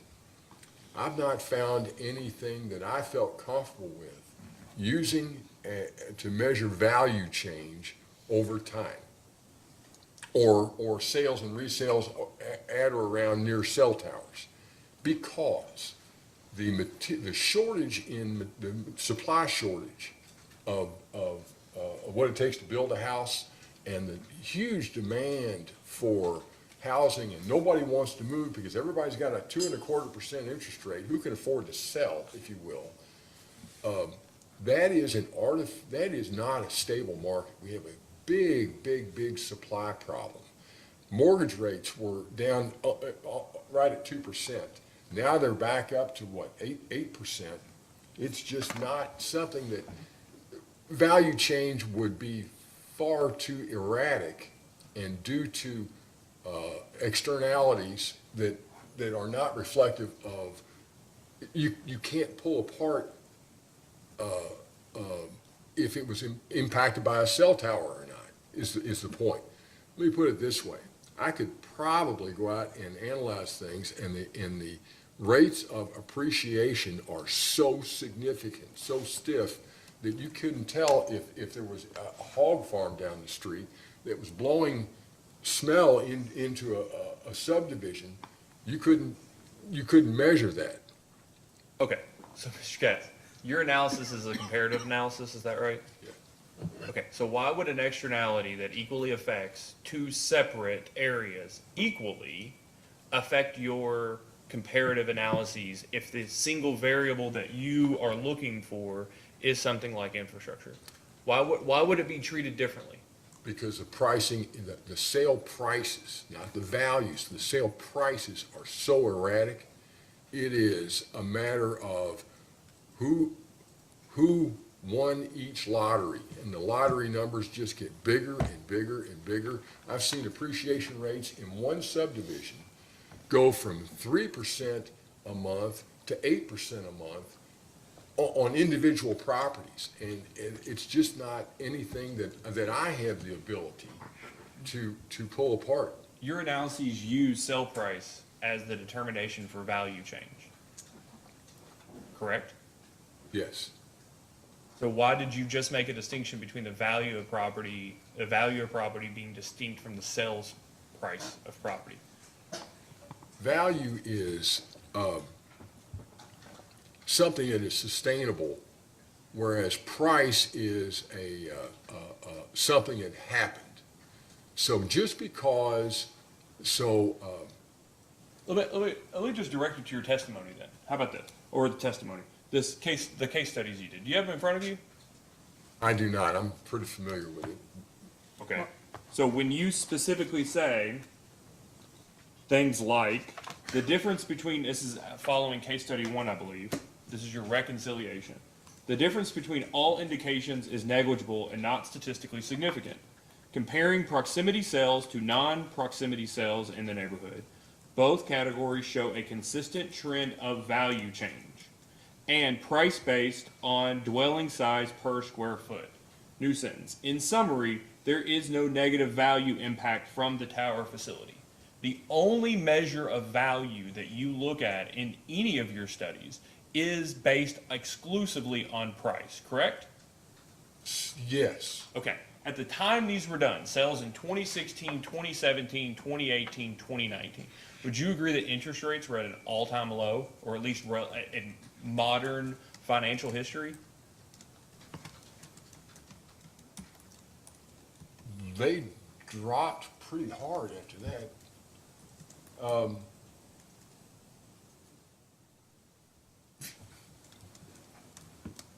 Okay. So you're saying that when the Federal Reserve in 2007, 2008, 2009 dropped interest rates, they rose again between that intervening date and 2019 significantly? I would have to say that I would have to do some research. I haven't got the answer for that. Well, I'm just curious because your answer earlier was specifically based off of mortgage rates, right? No. Your answer a second ago, when you were talking to us, let me finish. The question or the answer you gave a second ago was not based off mortgage rates when you cited mortgage rates at 2.5% that are now at 8%. That is one reason of many. I apologize if I meant to hinge all my testimony on interest rates. It is more of interest rates are certainly part of the impact. Most of it is supply. So what interest rates, supply, new home starts, whatever it is, right? Why are those not externalities that equally affect the two comparative groups? There is no reason why they won't equally affect both comparative groups. Then explain to me why it is that updating your analyses with sales post 2019 would not provide indications as to whether the single variable that you compare the two being distinct from would have, well, no, let me withdraw that. Do you see where I'll just ask a very direct question. Do you see why I'm asking my question in the fact that your argument for why you haven't updated your analyses is equally applicable to your comparative groups. I understand exactly what you're saying. Okay, so, And so it is my opinion that the significant sale pricing differences in any of the three case study areas that I have are, the pricing is so volatile and so inconsistent that I don't think that it is credible. I have many years of data before, and if we can get through the supply chain issues and get things where people are not frantic and buying, coming from out of town and buying things sight unseen for astronomical numbers, that people are buying houses and for the purpose of flipping them. And I don't mean what we see on TV, house flippers, they buy a house and they fix it up and they sell it. I'm talking about people that are investors that are buying things on speculation and then maybe not winning the lottery, if you will. It's just all over the place. let me ask Mr. Katz. It's very clear. Your response there, and a couple of your responses in Ms. Tussey, well, your response there indicates that you've done the analysis that would show that your results are deviating significantly from what you would have expected. But your response to Ms. Tussey would indicate that because of your opinion on the variability or volatility of the housing market, that you haven't chosen to update your analyses to determine whether the volatility is affecting the outcome. So I just want to ask very directly, have you actually run and rerun the analyses post-2019 with new sales and resales to determine whether that volatility ultimately affects your comparative analyses? Yes, I have. And it is a matter of looking for sales and resales of properties, and then looking at the value change. And it's all over the place. There's just nothing consistent that I felt comfortable bringing forward. I felt that, honestly, I felt that there were more inconsistencies in the data than I could explain. Inconsistencies in what sense? Let me just ask you this. Rates of appreciation. Rates of appreciation. Okay, but why would rates of appreciation not affect? If these are comparative analyses and these are fairly homogeneous or comparable groups, why would those appreciations not affect them equally? Well, I suppose for instance, if I have a sale if I have a property that's sold literally 3 or 4 months here and then sold 3 or 4 months later with an appreciation rate that is far above anything else in the neighborhood, do I use that or not? Yeah. So does the expand? So your two case study, your first two case studies, the transmission line and the cell tower. Just looking at those, the sales for sales or resales over a number of years was less than 10. Would you agree? Yes. Yes. Okay. Does the expansion of sample sizes or the expansion of the group that you're comparing, does that tend to, all else being equal, weed out those unique situations that you're referring to? I mean, I know, Well, certainly more is better. More data is better. Yes. Yes.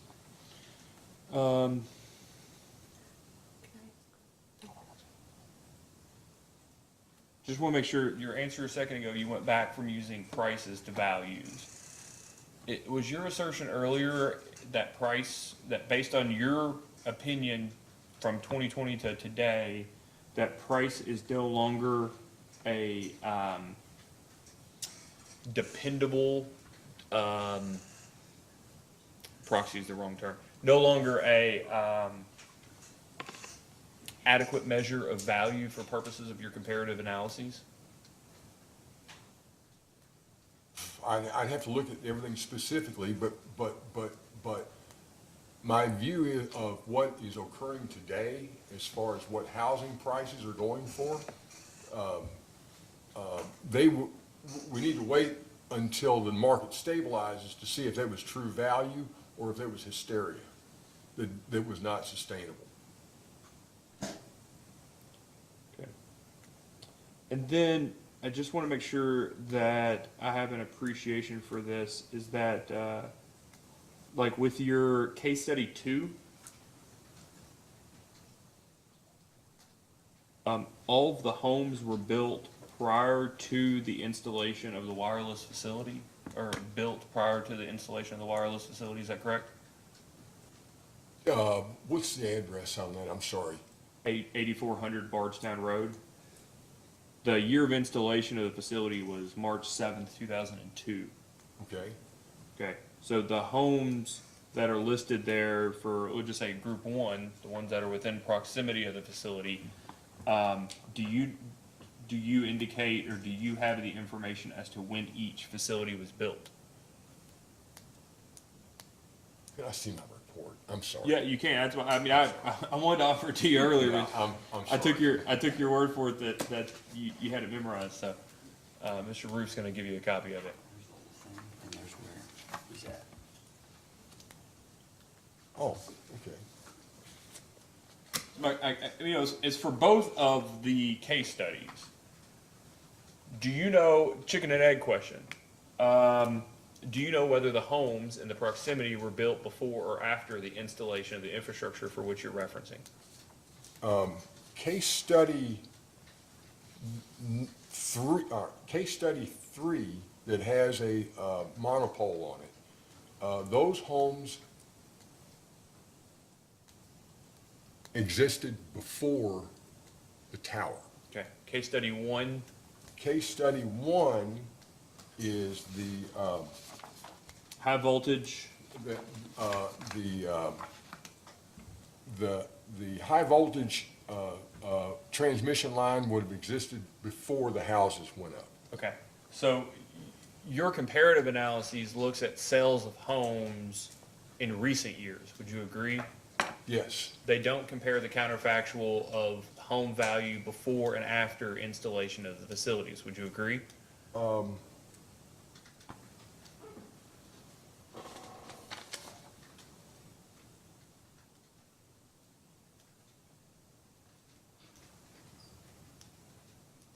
I agree. Okay, so your study stands for the proposition, at least case study 1 and 2, that homes in proximity of these types of infrastructure appreciate at the same pace as those not in proximity to that infrastructure, correct? Correct. Does your study stand for the proposition that the installation of the infrastructure has no effect on the value of property after the installation versus before the installation? It has no negative effect, and that would be study 3.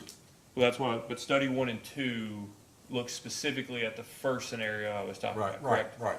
Okay, and case study 3 is the study of a comparative analysis of appreciation from before installation and post-installation. Is Before and that after. correct? Yes, before and after, correct. And that's a 140-foot pole. Would you agree? Or a 140-foot tower? That is correct.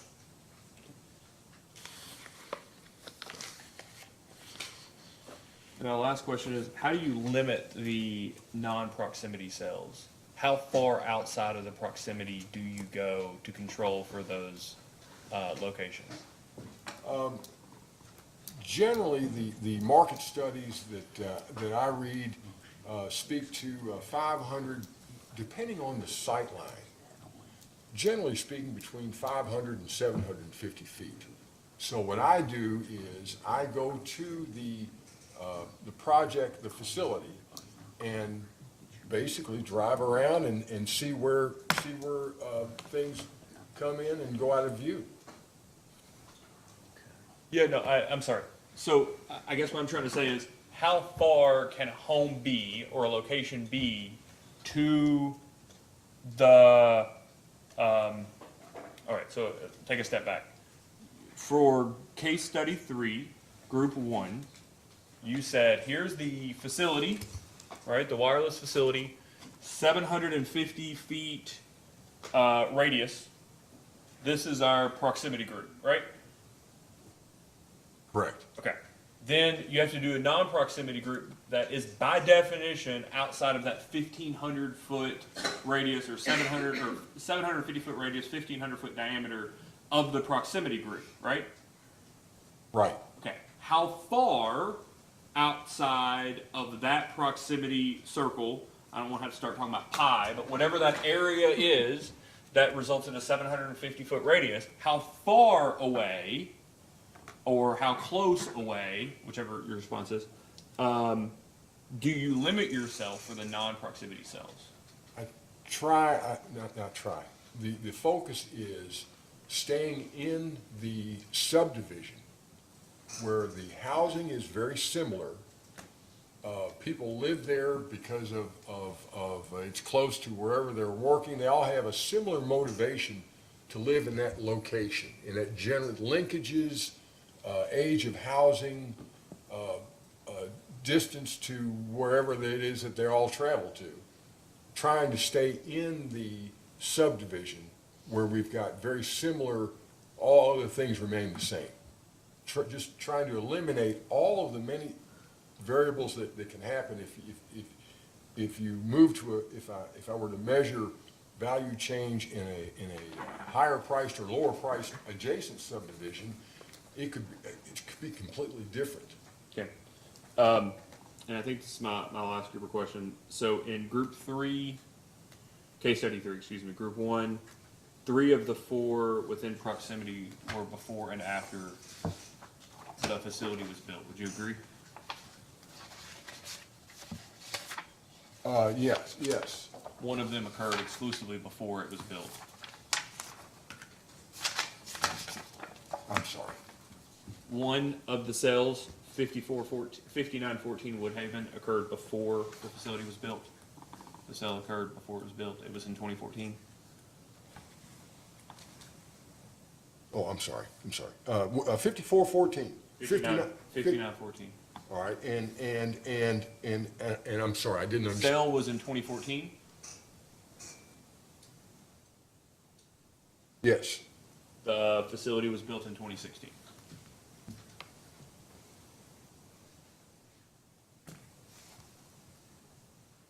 Well, if I made an error, I apologize.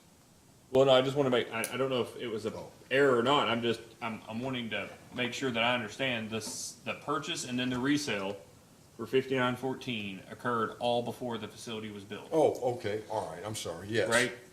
All right, I understand, yes. So your proximity group, your proximity cells has 3 data points for before and after the installation of the communications facility. Is that right? 2, 3, that is correct. And then the next group, the first sale was in 2012, the next in 2016, the next in 2016, the next in 2013, the next in 2016, the next in 2015, and it's only the final one that actually occurred later in the decade in 2018. Would you agree? I agree. Does the time period of sales and the relative, financial condition, interest rates, mortgage rates, are those not taken into account when determining or looking at the relative percent change?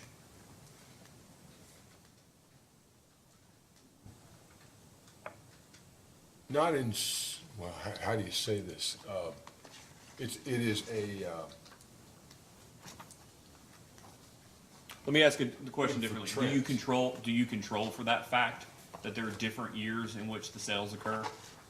I do not. I do not make adjustments for the date of sale to bring it up to a current date. No, I do not. Does based off of some of the comments you made about the last 3 years, for instance, does the further apart that the appreciation or the sale and resale date relative to two different properties have an impact on the comparability of those? It could easily have an impact on the rate of appreciation, yes. Right, and that can be affected by a number of different things: local economic activity, macroeconomic activity, prevailing interest rates. Would you agree with all those things? I agree. Okay. How far apart? So if we're comparing sales from appreciation between a 2011 and a 2012 resale versus appreciation between a 2017 and a 2017 purchase and a 2018 resale, how much concern should we have that that is more than half a decade apart, and that there could be different factors that affect the appreciation in those facilities? Valid concerns, yes. But that's not something that you control for. Is it something you're aware of, whether other folks when doing these analyses control for? Or set parameters for, to make sure that we're not comparing sales from 1981 to sales, what's the other end of the spectrum, in 2021?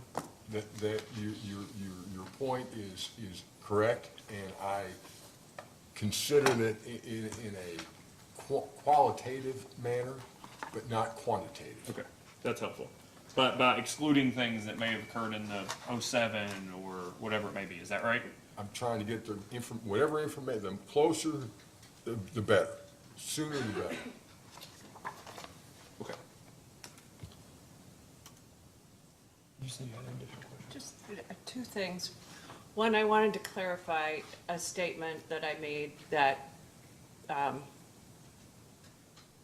cell service is not today considered infrastructure. Would you agree with that?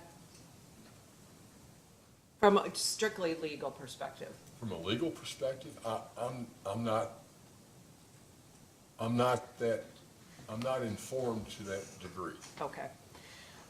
I just wanted to clarify, on the case studies, that Jefferson County was used.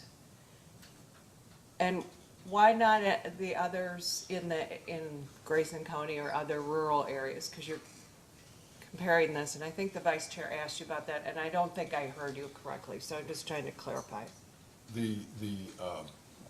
So we have to go where the data is first. We need a volume of sale activity where there are sales and resales. That's important.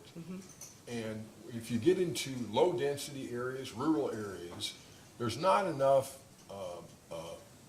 turnover volume of the same property to have any sort of volume, to have any sort of numbers that show credible results. We need volume. So, and you got to go where the data is. So that's why these properties are. That's why this study focuses on areas where there are sales and resales. There's a density of properties that turn over. But they turn over faster in urban areas? Would you say that there's a difference between property value between the rural area and the urban area? They,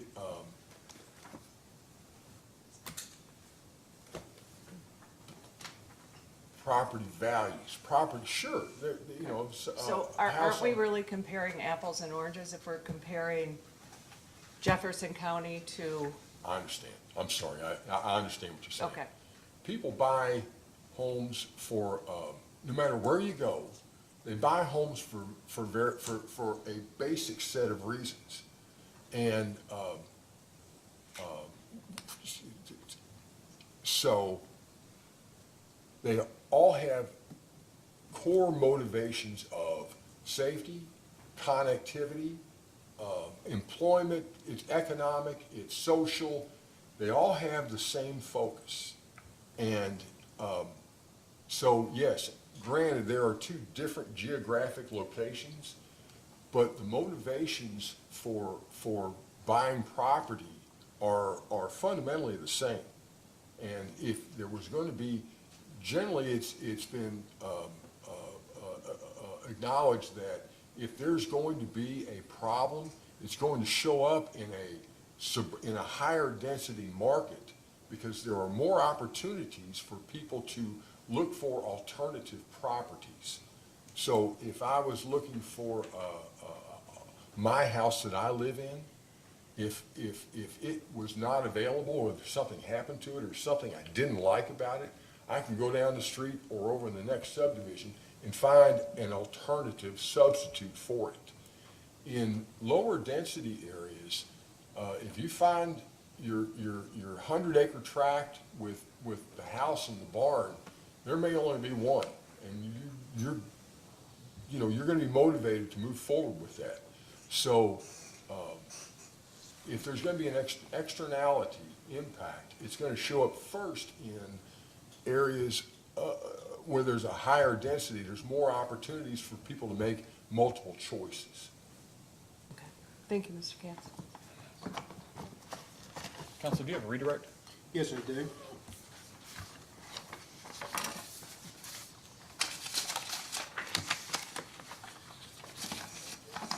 Mr. Katz, are there ethical obligations that apply to your profession as an appraiser?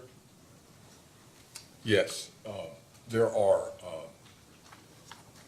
Well, in general terms, when I sign a report, I always include a certification that explains that I am not impacted by anything other than my research. As well as there's several rule books out there that we operate under, and ethics and business practice is always first and foremost out front. And that's true regardless of what you're paid. No matter, payment has nothing to do with ethics and business practice. Have you visited the Newton's property in the vicinity of the Nicolai's property to look Yes. at the area? Yes. How recently was that visit?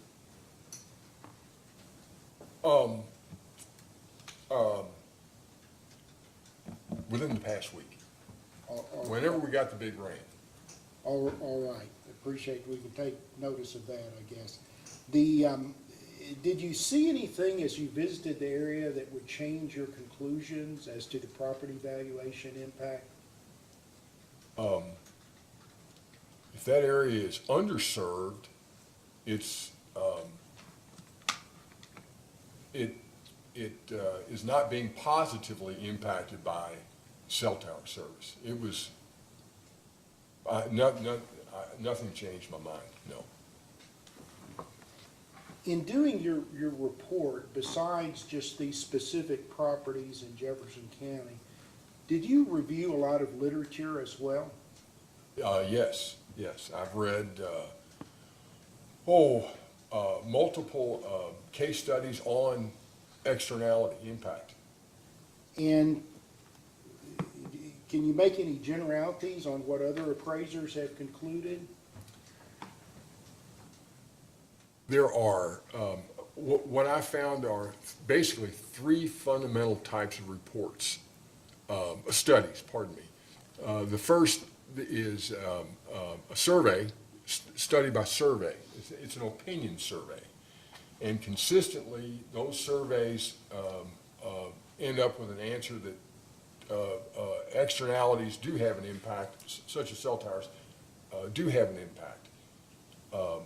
And then the second study is the academic study, which would be similar to the Blom and I can't remember their names. The two studies that are in the in our case here, those academic studies are they're inconsistent in terms of the overall opinion at the end. Some say that there is an impact, some say there is not an impact. What is consistent is that they all say that everybody else is wrong because of various problems in the analysis. Most of it is they're not measuring distance correctly, or they're not measuring location correctly, or they're omitting some data. And then the last study is the group of studies is performed by real estate professionals, valuers, and consistently, they don't see negative impact from tower facilities on values. They just don't.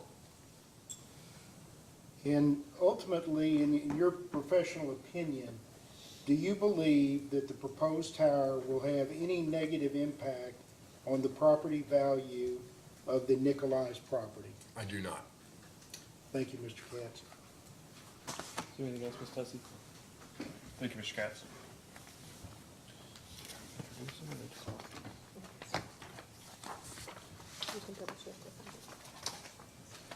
Mr. Brown, is there anything else from the applicant in this case? Well, possibly, if the intervener seeks to testify, I would cross-ex them. Oh, yeah, I'm sorry. Yeah, I just mean any other additional witnesses, any motions that you want to take up, introduction of evidence, you're fine for your case in chief is what I'm asking. Depending upon the testimony, I may want to recall one witness as a rebuttal witness. That'd be fine. All right, but no motions right now. I, Okay. of course, have my pending motion about striking the property valuation studies submitted by the interveners. Okay, As you're- to their testimony. Yeah, striking, obviously, they're not here, so they weren't disclosed on the witness list. Who's they? I'm sorry. The authors of the property valuation studies that the interveners have submitted in the record, based on the absence of the witness list and them not being here and me not being able to cross-examine, I've asked the commission to strike those reports from the record. Okay. All right. Mr. Nicolai, Ms. Nicolai, would either of you or both of you like to testify today on your own behalf? Yeah, I can do that. Well, I'm not forcing you to, I'm just asking Yes, sir. if that's what your Well, interest is. I guess I kind of don't understand the process when you're asking testify. So I'm willing Okay, so you wouldn't ask a question there, and I've seen it, it happened on TV show one time. Somebody tries to ask a question, then they run up there, they try to answer it and come back. So here's what we've done in the past, Mr. Brown, Mr. Nicolai, Ms. Nicolai. For anybody that's effectively representing themselves, for all intents and purposes, pro se, representing themselves as a party and not by counsel, we've given them an opportunity to effectively testify in this forum, where the chair, whoever is chairing the hearing, swears you in for the purposes of your testimony in that regard, and then essentially, in practice, asks if there's any testimony under oath that you would like to provide the commission for its consideration in this case. And then, once you've given your testimony, have an opportunity for staff counsel, the commissioners, and the attorneys for the other party to ask you questions similar to the cross-examination that's occurred today. Yes, sir. Limited effectively to the, I guess your direct testimony, you're entitled to your direct testimony, and any testimony that you've provided today. Yes, sir. You'd be interested in that? I would. Okay, and Ms. Nicolai as well, or just yourself? I'll be. Okay. Yes, sir. All right, that'll be fine. So for the purposes of your examination, I ask that you raise your right hand. Do you swear or affirm that the testimony you're about to give is true and correct under penalty of perjury? Yes, sir. Okay. And I know we already have it, but if you would state your name and address for the record? Roger Nicolai, 2663 Bluebird Road, Falls Rough, Kentucky, 40119. Okay. Is there anything that you would like us to know about this case that you didn't initially file in your direct testimony? I do have evidence to submit if that would. What is it in particular? Frankly, it's another study as well as specific comment from another economist. So since you've already had an opportunity to provide direct testimony and attach whatever exhibits you would like to that, Yes, sir. I'm not going to allow you now to introduce new testimony on direct examination just because you've already had an opportunity to do that. Go I'm ahead. sorry, I don't quite understand the process and what you're referring to, partially because the new evidence that was introduced earlier today, it's probably just a logistical admin, but I don't. Okay. Yeah. So what new evidence are you specifically referring to? I believe it was FAA reports. Okay. And you have testimony specifically in regards to the FAA report? No, sir. Okay. So so try to take a big step back. Make an objection as you would like, Mr. Brown, to my characterization of the case process. So the applicant is seeking a certificate of public convenience and necessity in this case. Yes, sir. They have the burden of proof. They have to prove to us the legal standard for us to grant them that certificate. Yes, sir. You all have effectively intervened, providing objections, evidence, things like that. Yes, sir. I think of it as like a mountain climber council, where they're trying to get to the top of the mountain and you're trying to keep them from getting there, and we rule at the end whether they got to the top of the mountain and got their certificate. So they bear the burden of proof in this case. So they have to make sure that they provide all the testimony in the world to meet their burden of proof. You have an opportunity to provide intervening testimony, intervening evidence that would indicate that that's not necessarily the case, or why we shouldn't otherwise prove it. Yes, sir. So when we process these cases, effectively, and I'm skipping through a lot of other things here, but effectively the applicant should be able to meet their burden of proof by virtue of their application. Everything should be there for the commission to be able to approve it. That's the case in any application before an administrative agency. They have an opportunity in providing their application to support it with whatever evidence they would like. They can do it by oath verification, they can provide it by documentation, or they can provide direct testimony in support of that evidence. You, in this case, were provided an opportunity to provide testimony. Yes. You did. Okay. Okay. So that is effectively the evidence through presentation, kind of like you're doing now. Yes, sir. Providing us your testimony as to your position on the case and what evidence the commission should consider. And Yes. you added whatever other additional evidence and supported it, which included while I was upstairs, the documents that we're referring to, the other studies, I think is what you included them as. I didn't add them though. Or you're saying I had the time to add them. Are we talking about back in October? Is that- I don't know the exact date, but you Yes, sir. specifically referenced those Well, studies. I did, but I had brought in new studies as well, And specific. that's why comment. I'll get to the new studies in just a second. Sorry. Yes, sir. Okay, so that was your time to provide the evidence that you would like for the commission to consider through your directly from you, right? In support of your position as opposed to in contravention of their position. Okay. So we have this hearing for the purpose of conducting cross-examination of witnesses who have provided testimony. Yes, So I'm very much making up a scenario here. But imagine that the applicant was a water district that wanted to build a water tower, and they had to prove they needed a water tower, and you believe they didn't need a water tower. You have an opportunity to provide evidence through cross-examination, through questioning the people who said they needed a water tower, provide evidence, documentary evidence, or whatever it may be, Yes. that says, see here, you don't need additional capacity or storage on your water system. Okay. That was, you asked, I'm paraphrasing here, I'm probably gonna get myself in trouble. You specifically asked questions earlier of the witness about the 200-foot requirement under FAA registration, or, what was it?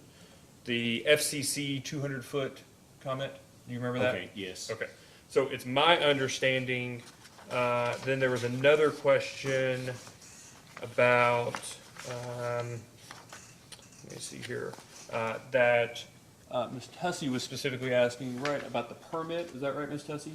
And it's my understanding that the questions about the permit this is the extension that you were specifically requesting. So Ms. Tussey was asking questions about, well, do you even have that, do you even have that approval for the FAA permit, for instance, right? Yes. Okay, so then, because if the answer is no, that may not look great, I promise I'm not characterizing your evidence in front of you. It may not look great if they didn't have the application. Yes, sir. Then on redirect, he wanted to bolster his witness by effectively providing evidence that they did have this extension. Does that, up to this point, sort of make sense? I think so. Okay, so, I take from your request a second ago that you would like to now effectively supplement your previous testimony and add to those other studies that you've provided in furtherance of your Effectively. position in this case. Yes, sir. And what we have done for ages is that you put your case on through the testimony that you file, and Yes, the sir. purpose of the hearing is to ask questions about that testimony that should have already been provided. Yes, sir. So here, by effectively asking for new evidence to be considered that isn't used to bolster your position, I mean, look, if you get asked questions and you go, I actually have something that, you know, hold on a second, I do have something that proves that, that may be admissible at this point, because it's effectively as a result of the questions you were asked today. It's to further bolster your case in response to the cross-examination that occurred. Yes. Whereas effectively what I understand you're moving to introduce now is something that with reasonable diligence, you could have provided at the time that you conducted your direct testimony. Understood. Okay. Yes, sir. Do you have any other questions? I know that was, I promise I don't like to hear myself. No. Okay, and do you have any other questions about process? I mean, I should have taken this up at the outset if you had any questions, and that's my fault for not asking. I don't. Okay. Counsel, do you have concerns about the? I would, I appreciate, Let me ask the full first question. Do you have concerns with the way I characterize the processing of the case? I do not. I appreciate your summary. Obviously, KRS 278 and the administrative regulations of the PSC control everything. Speak But for I themselves. appreciate the accuracy of your summary, but I do have an objection here. An objection to what? And if he's arguing that he can enter this study of these real estate appraiser, or these economists or whoever, this study right now, this new study, I object to that. It should have been in the witness list. They should be here for due process considerations. And that study is not in the record now. I don't think you should admit it. Yeah, I just want to be clear about it. You were referencing this study or the two studies attached for the purposes, very specific purposes of this objection, the two studies that were attached to his previous testimony. Well, we had previously filed an objection on that. But right now, I'm objecting to the one that he apparently wants to file right now. Yeah, and I will sustain the objection. I think it's Yes, new sir. evidence that sounds like to me was, well, let me ask you, could you have found with reasonable diligence this evidence at the time that you filed your original testimony? A portion of it. Was it in existence at the time that you filed yours? Yes. Okay, all right. So I'm going to sustain his objection and not allow you to introduce the additional evidence. Okay, all right. So absent that, is there anything, what would you like us to know about your position in this case necessarily, or any evidence that you would like to provide? Yeah, I mean, nothing too much other than, we're just trying to protect our property. At the same time, we have tried to do it in such a way I can understand the Newton's frustration, who wants to be told what to do with their property. I also feel like that's sort of the burden that we're under right now, that we're being told just to suck it up, and that we were in the wrong place at the wrong time. And that's the gist of this. Okay. I'm sorry, Counsel, do you have questions for the? I do have cross-examination questions. Go ahead. All right. Well, good afternoon, Mr. Nicolai. As you know, I'm counsel for the applicants here. A few questions. Did you file a witness list as required by the order of the PSC within the time frame of the order? Within our understanding, Do you hold any certifications or credentials as an appraiser of real property? no, sir. Are you a licensed real estate broker or hold any other license from the Kentucky Real Estate Commission? No, sir. Are you a licensed land surveyor in Kentucky or any other state? No, sir. Are you a licensed attorney at law in the Commonwealth of Kentucky or any other state? No, sir.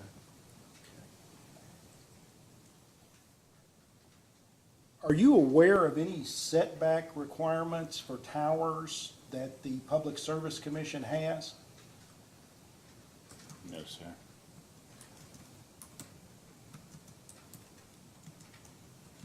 Are you aware of whether there is a zoning ordinance in effect in Grayson County? No, sir.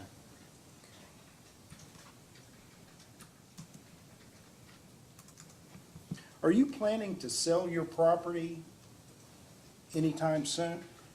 I don't know. But there's currently no purchase agreement No, on anything like that, no, sir. okay?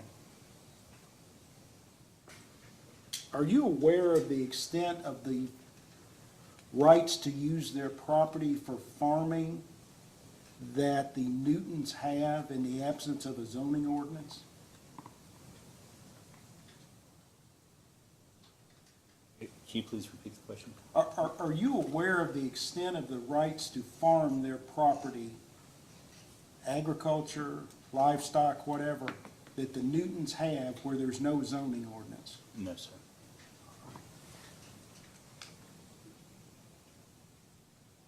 Why do you believe that your property will be devalued if this tower is built? Because of the particular studies that I've seen now, and I'll even go a little bit further and say that there's a bunch of studies, even studies, that say property's going to be devalued. My frustration with many of those particular studies was that they were survey-based. And that becomes an issue of, of stated preference and revealed preference. And I don't like those studies. That's not what I depended on. And so as I tried to understand what it would mean for a cell tower to be built, this was the information that I found, and yes, I was convinced of it. Do you have any other reason that you believe that your property will be devalued beyond those studies? Any reason in your own belief or knowledge?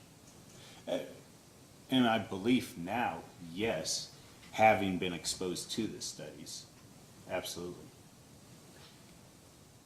Do you believe that the aesthetics of the tower is what causes the devaluation? I thought aesthetics were pulled from. I'm sorry, do you have a question? I thought, yeah, I do, sorry. I thought aesthetics were pulled from the. No, I denied the applicant's motion, with regards to that. And so what was the question? Do you believe that the aesthetics, the look of a cell tower is what will devalue your property? No, where I'm coming from is from the studies I've cited, where aesthetics aren't the issue. Visibility is an issue, but visibility is something that's measurable.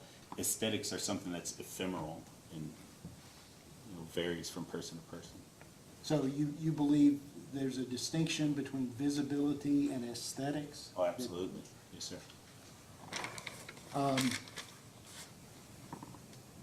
Do you want AT&T and Tillman Infrastructure to move this tower to a different point on the Newton's property?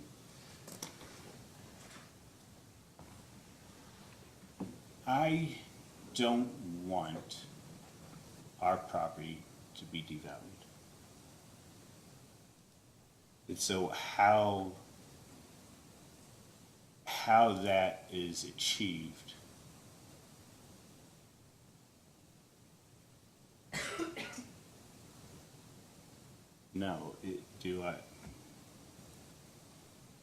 I think that's beyond. I'm just asking, what do you want? Yes. Do you want the tower moved on the Newton's property to a different location? I don't want my property devalued. Do you want the tower moved onto your property so you can get the rent? No.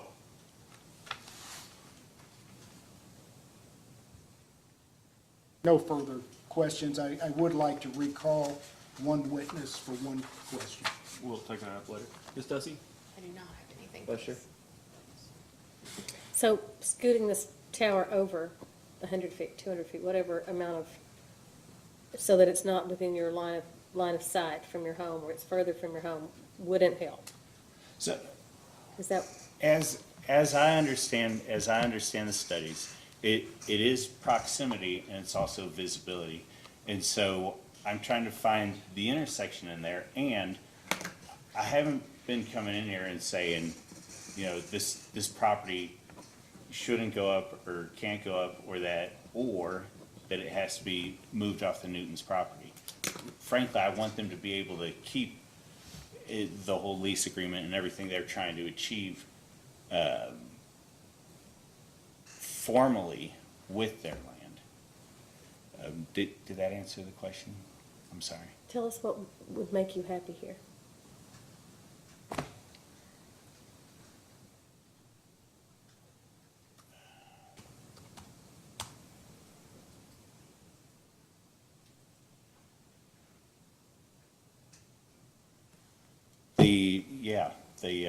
The 800 to 900 feet or so alternative spacing that we've submitted, or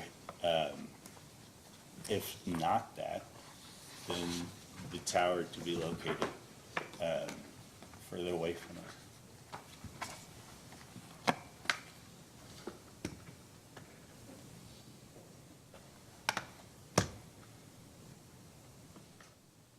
Some questions. So, just to be clear, you're not opposed to having cell service in No, this ma'am. county? It's important to everybody that lives there, I would assume, Yes, right? ma'am. So the tower was moved, that it is not in your direct sight. You would be, and I guess where you said over 800 feet. Would that be a compromise you could live with?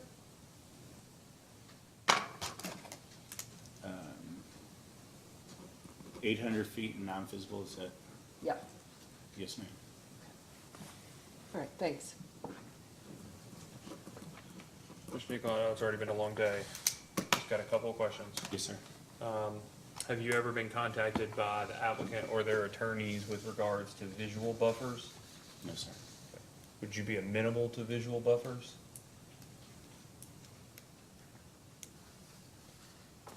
I'm not asking you to agree to this. I'm not asking you to make a handshake and say, do we now want the tower because there's going to be a tree in the way? Yes, I'm just asking, you know let me withdraw that question. So I assume you enjoy where you live, right? Yes, sir. Okay. Is there anything in particular about the space between you, on your property, the space between your home and where the tower is located, that you would be, have a particular objection to visual buffers through vegetation?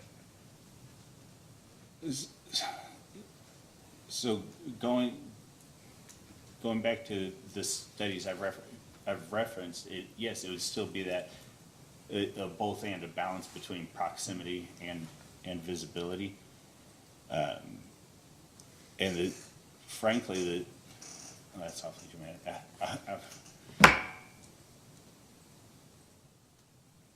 The 600-foot proximity worries me as much as the visibility.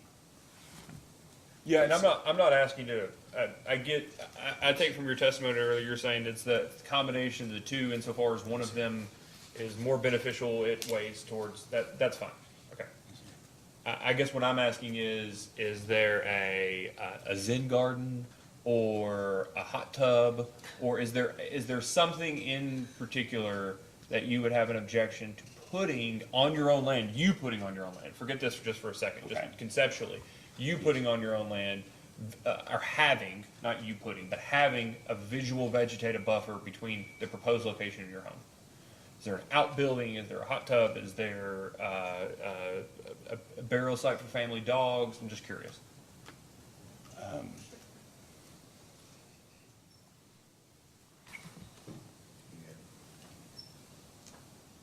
can't think of anything, that's fine. There's nothing that jumps out, you're like, that's where we're gonna put a new air conditioner in, and that's where we plan on putting it. I'm just curious. Oh,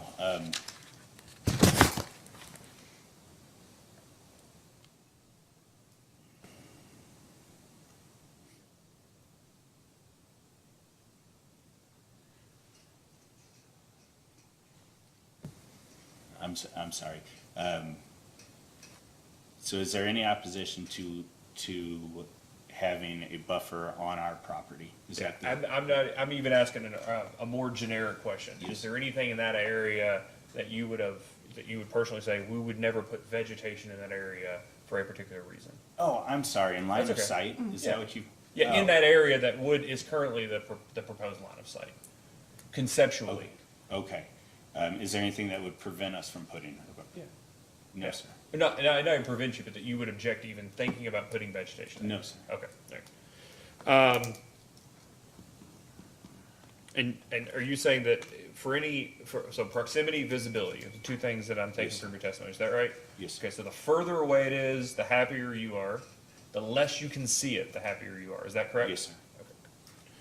Just want to make sure. And so every foot and every one less inch that you see weighs in making it less objectionable. Is that accurate? Yes, sir. Okay, great. And then finally, you asked some questions earlier about the letters that might have been Yes. sent, and specifically Ms. Zucco's previous data request responses around the communication with major landowners, I think, is significant landowners, whatever the Yes. term was. Did you get a letter in regards to this project? Not that we are aware of. Well, you can't speak to what was sent. Did you receive a letter asking to use this, asking you to enter into agreement with this land? That you remember? No, You can sir. only speak to what you actually know. No, sir. Okay. What would have been your response had you opened a letter asking if you wanted to put this tower on your property? I don't know.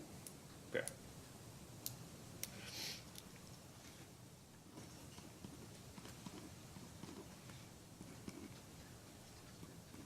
Are you all AT&T customers? No, sir. Okay, I'm just curious. Well, actually, I'm sorry. Yes on my iPad, no on phones.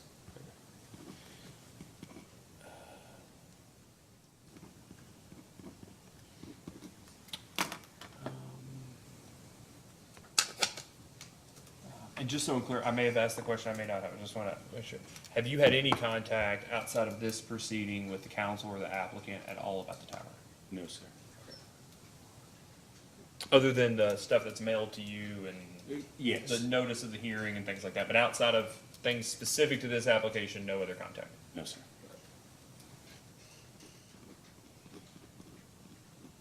And is that sort of, as a family you haven't, or you personally haven't? As a family, she Okay. has not, I have not. Not that you're aware of? Okay. Yes.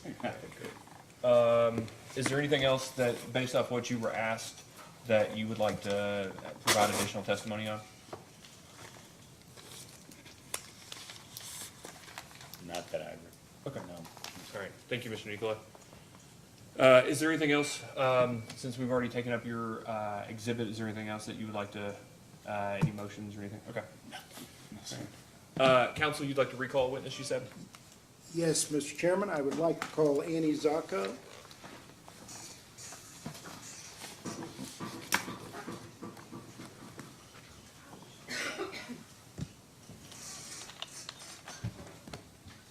Ms. Socko, just remind you that you are still under oath, counsel? Good afternoon, Ms. Zacco. You probably thought you were only going to go up one time. I know. But I have just a brief question. There's been a lot of talk up here today about movement of the site. Could you speak, based upon your experience, on how much it would cost to move a tower site that has already had all the due diligence, application filed and everything? What are the kind of costs involved of moving the tower to a different part of the property? Yes. So we would basically be starting all over because we would need to resurvey, get the right legal description for this property, get the new coordinates for the new tower, refile for the FAA, redo all our, everything that we've done, the geotech that we've done, the tower and foundation design, so all this, obviously, there's costs associated with this, along with, you know, the zoning and all that aspect. So to start over, we are looking at $78,000 to $80,000. That's how much it costs just to do the site development for us to put this site into construction. And all of these other permits are not a guarantee. Correct. The FAA was very Let's look at particular. that. Just let the council finish Oh, the sorry. question before you start answering. It's tough for our record to pick everything up. The council, I'm would you like sorry. to- And these other permits that you might need to request to move the tower, there's no guarantee that they could be obtained, right? That is correct. If a tower is moved to a different location, isn't there, in your experience, a risk that new opponents will show up in the next proceeding? Oh, absolutely. That's not something we can prevent on who will have objections, so. And did you give a number on the tower movement cost on the due diligence, the total cost of an estimate?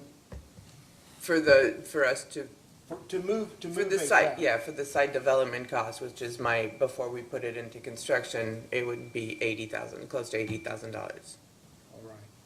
No further questions. So do you call it anything limited to the testimony that was just given by Ms. Eckhart? Ms. Desi, Vice Chair? Yeah. The $80,000 Yes. would be the cost that AT&T, I'm sure, would cover? No, that Tillman needs to It would cover. be what you would have to? Yes. Okay, not AT&T, is No. that correct? Okay. That's it. In some ways, I'm sure AT&T, I don't know who handles the financials, I just know. Right, it's a Right. chargeback, I would think, to the company. I cannot, I don't know, I'm not. So 78 to 80 to do an alternative, is that right? Yes. What were the alternatives that you all considered to satisfy this need? So it was at our original site selection, right? We had contacted the Nicolais, the Newtons, and the Sheltons. Well, that's what I want to ask you about. So Right. you heard the testimony today. Mr. Nicolai has no recollection of ever receiving anything from anybody, whether Tillman or AT&T. I heard that. Mr. Excuse me, I want to get this right. Mr. Newton said he never got a letter, that he was first contacted. He wasn't first contacted. His daughter was first contacted. All right. You said you've never seen letters or copies of letters that were sent. No, I have seen the letter. I did not say I didn't see the letter. I said I saw the letter and I thought it was included in our submittal. Okay, so you're sure that the letters were actually sent? I cannot, I know one of them was sent because I saw one Which one was sent? in I would say Newton's for some, not, yeah. The So that- Sheltons, sorry. Oh, the name sounds familiar. So I think it was the Sheltons that were sent a letter because they did reach out later on. Okay. What do you mean by reach out later on? So they reached out, I think it was last year, after the hearing, and said that if there was any, if we had any problems, that they would be willing to do, to move to take on the lease area.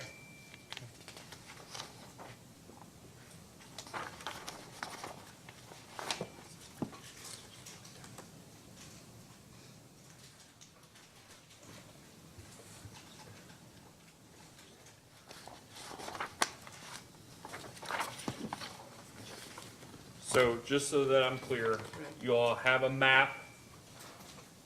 The map Exhibit A that I was talking to witness, sorry, I want to get everybody's names correct.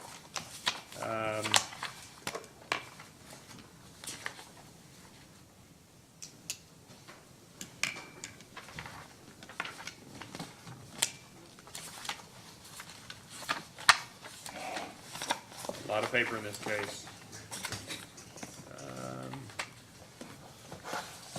I'll give you the script. Can I get the script? Oh, here. Thank you. That witness Lewis was talking about the map of coverage before the proposed tower. You're generally aware of that map, or what those maps look like? Yes. So people got into a room, not Miss Lewis, got into a room, looked at Miss Lewis's map, apparently, as a matter of practice, look at the complaints and other things that may drive the decision-making for a need, and you said, we want to put a tower in this general vicinity. Is that right?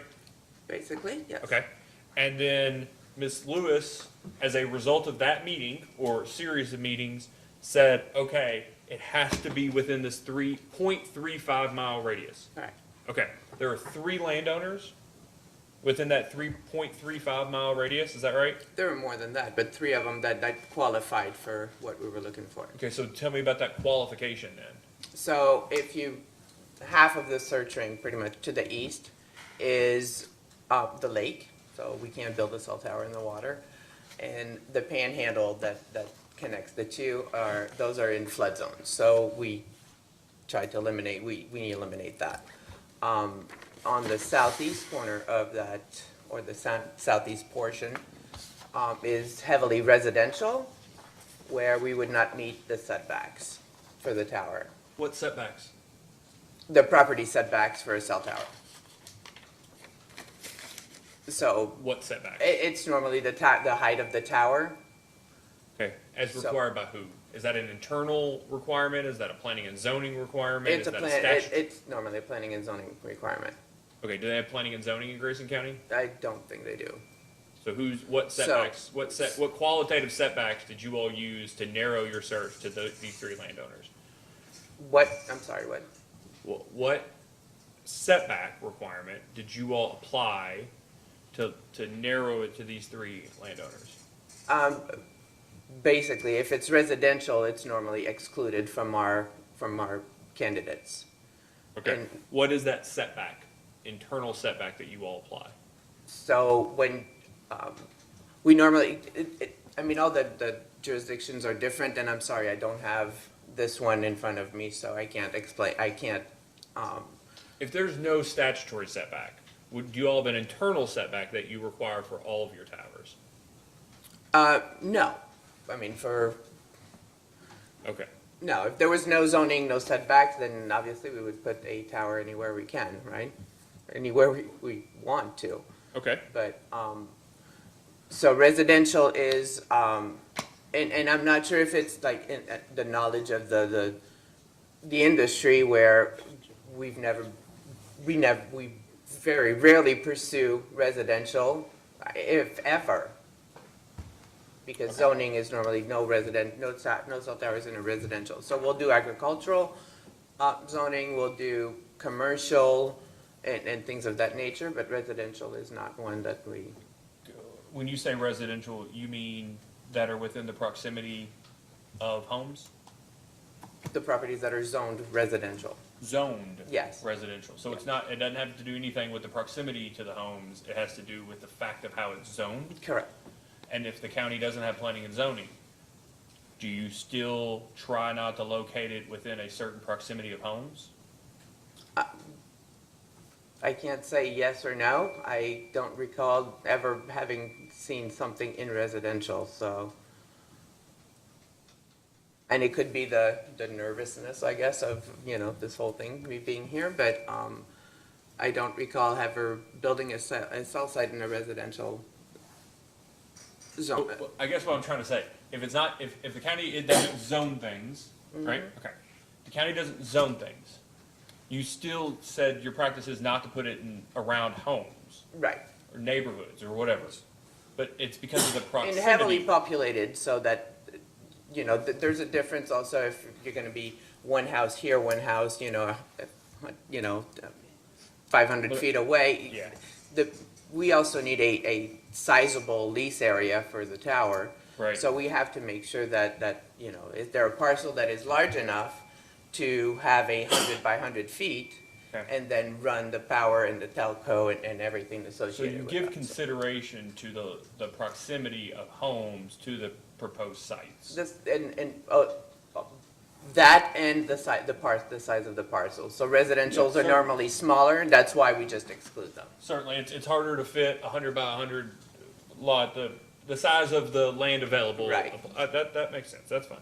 Okay, so you've got basically 3 landowners then, because qualitatively you all determined it shouldn't go anywhere else in the .35. There right? was nothing, correct, there was nothing else that could have, Okay. And 2 of the landowners either initially or subsequently have indicated their interest, is that correct? correct. So when we reached out to the Nicolais, from what I was reading in my documents, that we spoke to a real estate attorney or a property, maybe it was a real estate agent, that said that they were planning on maybe selling one of the 3 parcels that they own, and they didn't want to tie anything Well, down but with that. I'll just be clear. And- That's a conversation you Right, had it's with a the- real estate agent who says they spoke to someone Exactly, else. it's, that's, you know. Respectfully. Yeah, But to that, where I was going with that, and I'm not, strike that obviously, but where I was going with that is that because they did not get a letter, it doesn't mean that that contact wasn't made with somebody that confirmed either the approval or the rejection. I guess I'll ask it very directly. Do you know whether anyone at AT&T or at Tillman do you have personal knowledge, had a conversation with the Nicolais about their property? I wasn't present for it. I was told that yes, it had to happen. A conversation or the letter? The conversation. All right, counsel, anything else? Just a couple of very quick questions. Ms. Zonko, I'm looking at your affidavit that's filed of record in this action, and at one point it says, Robert Wayne and Deborah R. Shelton, owners of parcel 034000013.0F, responded but declined to lease space for tower placement. Is that an accurate That statement? is accurate. All right, thank you. And in general, have you found in your experience that residential neighborhoods often have subdivision restrictions that would not allow towers? Correct. All right. Is it your general understanding of the industry that regardless of specific zoning requirements or zoning setbacks, there's a general practice in the industry to stay away from dense residential subdivisions, et cetera, to avoid opposition? Yes. Thank you. Is there anything else with this witness? Do I get to ask? Is there I don't- something that she well- said that you? Never met with a realtor, and That's okay. So we struck that. Yeah. I'm going to strike that portion of the testimony. It's definitely hearsay evidence. She has no personal knowledge of the fact that any conversations occurred. So Yes, sir. I'm just going to get ahead of you.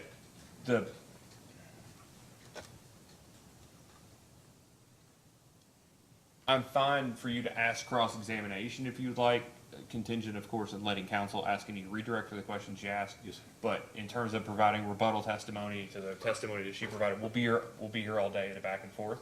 Yes, sir. So we struck that portion of the testimony. Do you have any additional questions for the witness? Two small ones. If I heard you correctly, you said that you know that we were contacted by someone. Was that correct? Again, that's where we struck that from the record because that's what I was told, so it's really, So that might have been on me. I thought there were 2 separate instances where one was that there was a realtor involved and the other one was that we had spoken to somebody. That was the same instance? it was the same incident. Okay. No questions, Your Honor. Okay. Anything else? Counsel? That's all. Okay. All right, thank you very much. Thank you. All right. Does staff counsel have any post-hearing data requests? I think there are a couple, I think Commissioner Regan had some that Okay. So we have just a couple of post-hearing data requests. We can answer those end of the day tomorrow. So we'll get a post-hearing procedural schedule out, and I think we've got a couple of documentary evidence questions that we'll have post-hearing. We'll issue those by the end of the day tomorrow pursuant to a procedural schedule. You've heard the questions that were asked today that might require some follow-up. How many days would you like to have to respond to those data requests? How about 15 days? Specific to, I think there was, Commissioner Regan had asked for an FAA study regarding a different portion of the parcel. Is that one of the data requests? Yes. For existing studies, or if it's something that has to be done from the get-go, 30 days. To get a resolution of an FCC request, if we were to say, I want approval to build a XYZ height tower at XYZ location, it would be many months. I mean, and actually Annie or Sherry can answer that Is that question better than I. what the request was? If you sell a piece to redo the FAA thing a second. That's what, I think that's what you just answered. Yeah. That it would be a couple months. It would be a couple And months. to be clear, yeah, 9 months is Annie's estimate. And that number has been significantly affected by COVID in that timeframe. I think I can speak, keeps getting longer, or is that? Yes. Okay. All right, so if those are requested, July the 28th, you can have those responded to by August the 11th. Well, if it's documents that exist. I'm gonna withdraw it. What, for documentary post-hearing data requests, is 2 weeks adequate? That do not involve FAA approvals or other agency approvals, I think 2 weeks would be adequate. So the record will be closed then in the middle of August. Would you like to file a post-hearing brief, legal brief? Yes, I would. Okay. What we'll do in this case, well, let me ask this. Do you have a preference for filing simultaneous briefs, or would you like to file the first brief and have the intervener respond, and then you have an opportunity for a reply brief? The latter, the latter. So when would you like to file your initial brief? 30 days, Okay, August 30, how about September 1st? September 1, okay. Give the intervener, we've got a couple holidays in there. We've got a lot of holidays in September. How about September the 22nd to file? For a Okay. response. And yeah, and we'll talk about substance here in a minute. I'll give you 2 more weeks after that, council to file a reply. So initial brief by the applicant will be on September 1st with a response brief of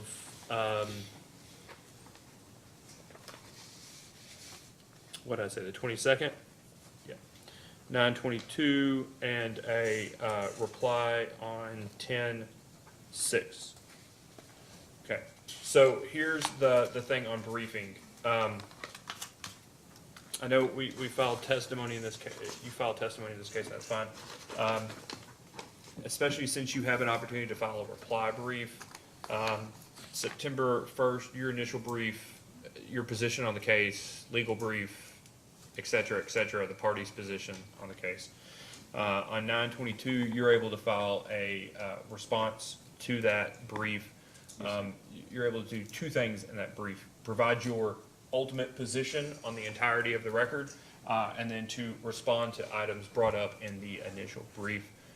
Your reply brief, counsel, will be limited to anything that either the interveners brought up as their position, and I guess replies to specific things in your brief that they responded to in their response. Does that make sense? That's very, very traditional approach, yeah. I just want to make sure we're clear on the record, and so this hearing, of course, is going to be recorded, so if there's anything I say that you want to come back to and you go, I want to understand it, you can always go back and watch the video of this as well. Yes, sir. For clarification on, you'd said, final response. So to some degree, I'm just trying to figure out, sort of administratively, should I repeat everything that was put in from last October? So, yeah, Or- let's talk about that just for a second. So, everything that's done up to now has evidentiary value. Okay. So, evidence that we can consider, okay? The brief is for the purpose of providing arguments on the evidence in the case. So, the record will be clear as to what is in or not in the record as evidence at the time that it closes on the 18th, 19th, okay?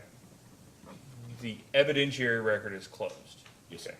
So you are able to, in your brief on September the 22nd, Yes. to make arguments stating your position or your concern, or whatever it may be, based on all of the other evidence in the record. Yes, sir. You can reiterate it, you can comment on it, you can characterize it, you can say why it's good or say why it's bad, but they're arguments, not additional new evidence to Yes, sir. consider. So no additional exhibits, no additional studies. I don't know how, I don't know. That's the best way I can explain the purpose Yes, sir. of the post-hearing brief. Any concern with my characterization of briefing, counsel? Well, no concern. I would just note that the briefing needs to state what the legal arguments are. They can state what the legal arguments Yeah. are. Yeah. That they're, the purpose of a brief is to identify the legal authority supporting one's position. Well, that may be your personal position, but the joint or the interveners here do not have a burden of proof in this matter. Nor are they, nor is it an adversarial proceeding. Right? As the applicant, you carry the entirety of the burden of proof, and it's your application to be approved. And we intend to carry that burden. Very, very good, very good. Any other questions, any other concerns or issues? Yes, sir. Okay. We will do a notice of filing with the report in probably a number of weeks rather than days. This hearing will be posted, of course, except for the private confidential portion. Just reiterate the point I made about that earlier, on our YouTube site in a couple of days for reference to it. We will timely roll on your number of motions by order prior to the close of evidence on the 19th, so that it's clear what is and is not part of the evidentiary record. Is there anything else that you all would like to take up? Anything, counsel? No, sir. Mr. Nicolau? Okay. Ms. Dustin? Nothing else. All right. Thank you all very much. This hearing is adjourned.